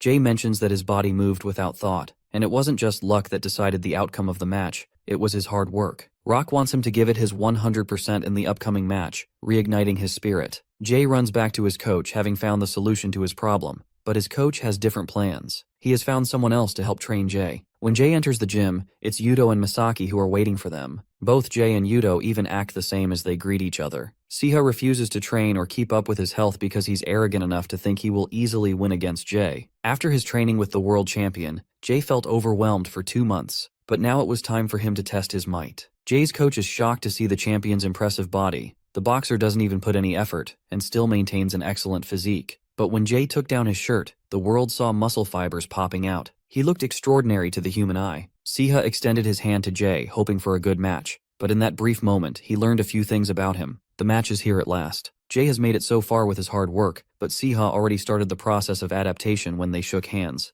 Siha is bored and wants to compete with the big dogs on the world stage after this match. The 2 strongest fighters face each other. Siha is ascertained of his victory, but even he knows his limitations. He knows that he'll lose to monsters like Yuto. He knows his place in the hierarchy. Siha only felt excited after fighting a guy whose movements he couldn't predict. He wonders what Jay is going to show him in the fight. The match kicks off as Jay delivers an instant knockout. Siha's coach is shocked to see such sudden growth from the challenger, but the champion isn't going down so easily and recovers. The second round begins as Jay tries to execute the same attack. However, his opponent has seen this move coming, only to get blindsided at the last second. Jay had been training with Yuto to acquire a special kind of effort. The world's greatest hard worker outclassed him on every level. Jay wanted to catch up with the world champion to the best of his ability. In their second week, Jay adjusted his training regimen but still admired Yuto's excellence. The third week was the same. He couldn't match Yuto's stride. He learned that concentration and hard work are both critical, as not a single one of his movements becomes sloppy in his training. The retired boxer strives for growth with an undying desperation even though he has no one left to fight. The 5th week involved his body feeling heavy. He felt real fear and felt the sheer weight of his body collapsing on him. Jay succumbed to the hard work which Misaki had intended for. The only thing he cared about was the punching bag in front of him. He wanted to become as powerful of a boxer as his father. That was the moment he broke his own limits and evolved into a powerful boxer. Siha is having his worst challenge facing this opponent who is relentless in his resolve. When he is exhausted, Jay deals the killing blow and knocks the champion down. Only one knockdown remains until Jay becomes champion. The boy was 9 when he discovered that life was too boring to live, but now he sees a fighter who is giving him a real challenge in the ring. Even Yuto and Misaki are here to watch the match. Even though it's still impossible for Jay to change much in the short training, his growth has begun to bear fruit. Hard work isn't the only thing that implies growth. It means to chip away the pleasures of life for the pursuit of greatness. It means to sacrifice one's relationships until everything is shaved from a person's life. All of that is then concentrated into a single point and produces spectacular achievements. The audience cheers for our boy who is caving the champion with his excessive punches. The first round has yet to finish, and this is his only chance to overcome Siha. He floods him with dozens of attacks, but then it happens. Siha's adaptation completes as he counters the boxer's hard work with one speck of his talent. The genius junior welterweight champion delivers a crushing blow as the first round comes to an end. But this is now a real problem for Jay, as even after 2 knockdowns, Siha is ready to give him a world of pain in the fight to follow. He didn't feel particularly bored or excited in his bout against Jay. Misaki and Yuto wonder how the match will turn out. The champion wonders what else he's hiding in his arsenal to take him down. Typhoon reminds his student that he will throw the towel if Jay doesn't end the fight in the upcoming round. The match begins as Siha demolishes Jay's initiative. He delivers a crushing knockout punch that takes Jay down. But suddenly, Siha notices that he was struck by a powerful punch during that small instance. He realizes that Jay's strategy is to take hits all the while flooding his opponent with blows. The fight continues with Jay dishing out equal damage as he receives. He's trying to go for a match of endurance. Counterpunches are incredibly hard to throw because they paralyze the person's body before they're able to reply with an attack. That's why Jay trained his body to the brim to sustain such attacks. He's bringing the fight to the champion after having trained immensely to bulk up his physical weight. It's a fight between a natural predator against the common man. But even with those muscles, he's taking brutal damage with each hit. Jay's movements are beginning to stagger as the damage accumulates. It's now or never. His persistence keeps him at bay, so Siha targets his livers, as they're the most sensitive part of the body. Tremendous pain floods him, but in that brief moment he delivers a counterpunch that knocks down the champion. It's a counter to a counter with both fighters barely hanging in the fight. Jay delivered an attack that nearly made him collapse. He capitalized in this moment to destroy Siha. Both fighters perfectly counter the other, but Jay receives a caning strike from the champion as he is taken down yet again. A memory of Ryu flashes in his mind. It was the fight where he actually struggled against an opponent, a fighter who fought freely without having a particular stance. Siha used the exact same movement of Ryu when he dodged steel. Though he's back up, Jay has faced tremendous damage with very little to rely on. Siha senses that there is nothing left for Jay to offer. He smashes him around the ring and thinks he should end the fight. But right before he does, the round comes to an end. Siha recommends him to surrender for his own good. Blonde Boy, on the other hand, is traumatized from his fight. Typhoon wants him to quit, but he's still in the game. Round 3 begins, and Siha easily handles Jay and his slow movements. The only thing this boy has left to offer is to take punches like how he learned in school. His coach thought he had gone crazy, but Jay wanted another round. Siha bashes him around, commenting on the mundane and boring aspects of life. Heroes and villains don't exist like they do in comics, as miracles only happen in fiction. Most humans are victims of the environment they are born with. Jay manages to attack Siha, who surprisingly refuses to dodge the track. The truth is, Siha also experienced severe damage accumulation. This allowed Jay to get his hits in. Both fighters were struggling to keep up, but now is the decisive moment of the fight. For Jay, he overcame massive hurdles, so he boasts the strength to endure such pain. His opponent is a hulk of talent who relies on squeezing consecutive punches, but he exhausts himself, allowing Jay to launch an uppercut. Siha dodges the uppercut and repeats Ryu's recoil punch, but it's not enough to knock him out. Jay follows with a counterpunch of his own and demolishes Siha as both fighters fall to the ground. A double knockdown has occurred.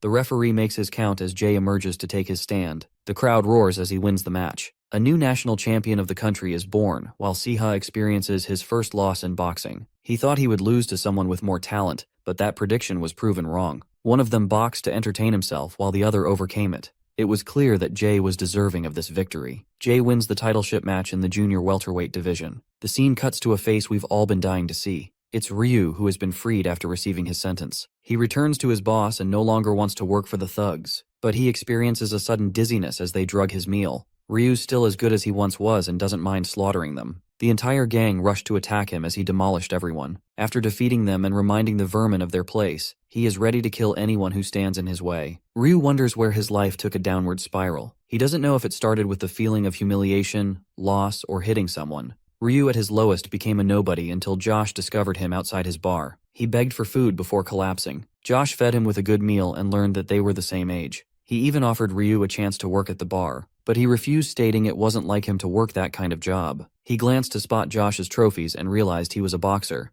Curiously, Ryu asked if Josh had any merit in the professional boxing world. He answered that he's only good in local matches as the world stage is a different beast. Something took over Ryu as he begged to fight him. A frustrated Josh took him to the alleyway to fight. Ryu treated him callously, but he's still quick on the draw. Josh evaded him, but still gave him a tough time. Coincidentally, Jean's coach came to witness Ryu's boxing. He possessed amazing timing paired with brilliant reaction speed. At the same time, his movements were so odd. This is due to the injury he suffered in his leg. As a consequence, Josh pummels him to the ground. Josh reminds him that he was a greater fighter back then than he is now. Remembering his frustrating conversation with Kay, Josh claimed that there were two geniuses in the country of Korea, more powerful than even him who never learned to box. He left the white-haired punk in the gutter. Jean stood over him and asked what he really wanted. But in response, Bitchface just told him to frick off. He looked like a pathetic sight laying on the ground. But Peter still extended him an invitation to find him if he wanted to go pro. Wherever he goes, Ryu's past haunts him in the face of Jay. The sight of Yu traumatizes him while Josh reminds him of his inferiority. Even Kay called him a worthless piece of trash, leaving him the most fragile he's ever been. Peter meets with Jean and tells him about his interaction with an interesting fellow in the street. Ryu follows a path that Peter has sculpted for him. Back then, he saw Yu's fight against Jay. The world froze in its place. Ryu eventually arrived at the gym and expressed wanting to become a professional boxer. Peter wanted to hear it in his heart and soul. Ryu gave the old geezer what he wanted, but he wasn't going to receive the privilege of being trained for free. After all, he's one of the best coaches in the world, but he's ready to give him a discount if he works at a local restaurant. Bro gets tossed outside so that he can learn the value of work. The next day, he shows up to Josh's bar and earnestly states that he wants to work in his kitchen. Josh demands that he apologize for his actions. Ryu had never in his life thought that he could apologize to anyone, but he was forced to chew his words and uttered the words of apology. He felt embarrassed with a bit of freedom. He was finally experiencing the growth he had never experienced before. Ryu starts at once doing dishes, but this dude is secretly plotting to destroy Josh in their revenge match. He shaves his hair for a cleaner look and decides to change for the better. When he showed up to the gym, he saw Jean for the first time. The same guy who went up against the best in the whole world. Ryu issues the payment for the gym as Peter teaches him his first boxing lesson. Ryu hates that he's being ridiculed because he already knows such basic movements.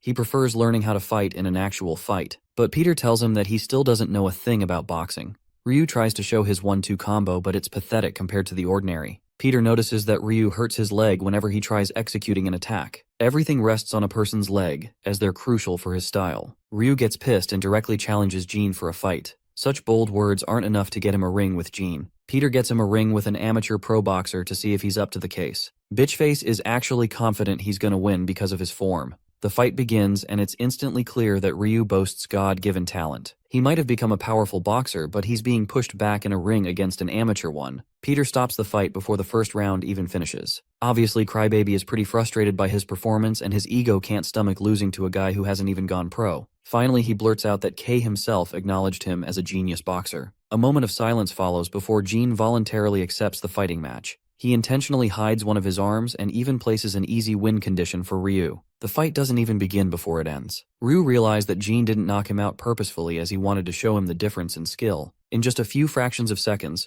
Ryu endured a hell of pain against this monster until he eventually blacked out. When he woke up again, Peter had to give him the cold news. The genius was no longer the genius he thought he was. There was no point in his training if he trained the old way. But after a while, Ryu regained his footing and managed to win a fight. When they were at school, Ryu boasted an exceptional ability in sports, while Yu seemed like a guy who could navigate between a bunch of skills. He was incredible at reactionary sports. He was the kind of person to boast incredible talent, even among the geniuses. Ryu fights Larry, remembering to cast away his old self. His only leverage point is stamina, so he's working to maintain that in a fight. In the pro boxing scene, Ryu crushes his opponents, but he still deploys imperfect techniques in the world arena. Peter scolds him for it and reminds the boxer of his weaknesses. They share a dinner together, and the hopes of living a normal life are starting to set in. Ryu does everything he should and has formed good relationships in life. He thinks normal life is good for him as he's far from beating the monsters of the boxing world. It's plain within sight that he will never become a world champion,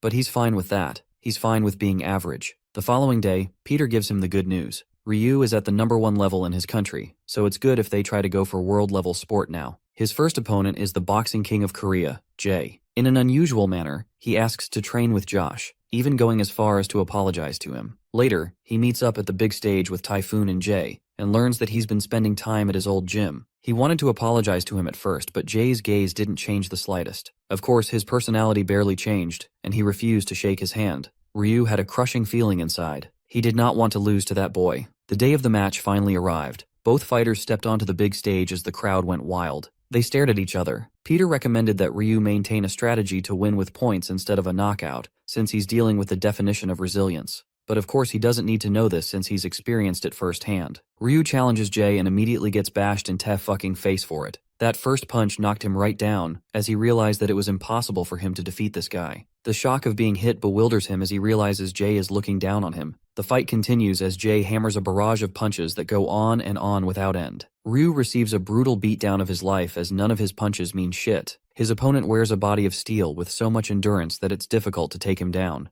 The one person he looked down upon his entire life outclassed him by leaps and bounds. The first round ends with Jay's domination in the ring, but he believes Ryu is still hiding his real ability. On the other side, Peter guides him to hang in there and tire his opponent out. The longer the fight, the better the chances of winning. But that's not Ryu's style. He doesn't want to win like that and desires to end the fight in the next round. The fight begins as Jay feels a shiver down his spine. Ryu's fist connects and batters him with incredible speed. He wants to break Jay's resolve by cornering him with heavy punches. The scene reminds him of their initial fight. Jay senses Ryu's weak point in his leg, and yet he still gets uppercutted. Memories of their training flash before their eyes as Jay corners and knocks the wind out of his opponent. Ryu collapses to the ground, and for the second time he feels that it is impossible to defeat the champion of Korea. He refused to accept such an ending. Ryu gets up again to confront his morbid reality. Despite his charged advance to defeat the champion, all he receives is a punch that knocks the daylights out of him. The fight is over as Jay surpasses him in the race. His coach roars at him to get back up, but this pathetic fighter has lost himself to misery. He pities his bad leg, but then remembers Peter's words.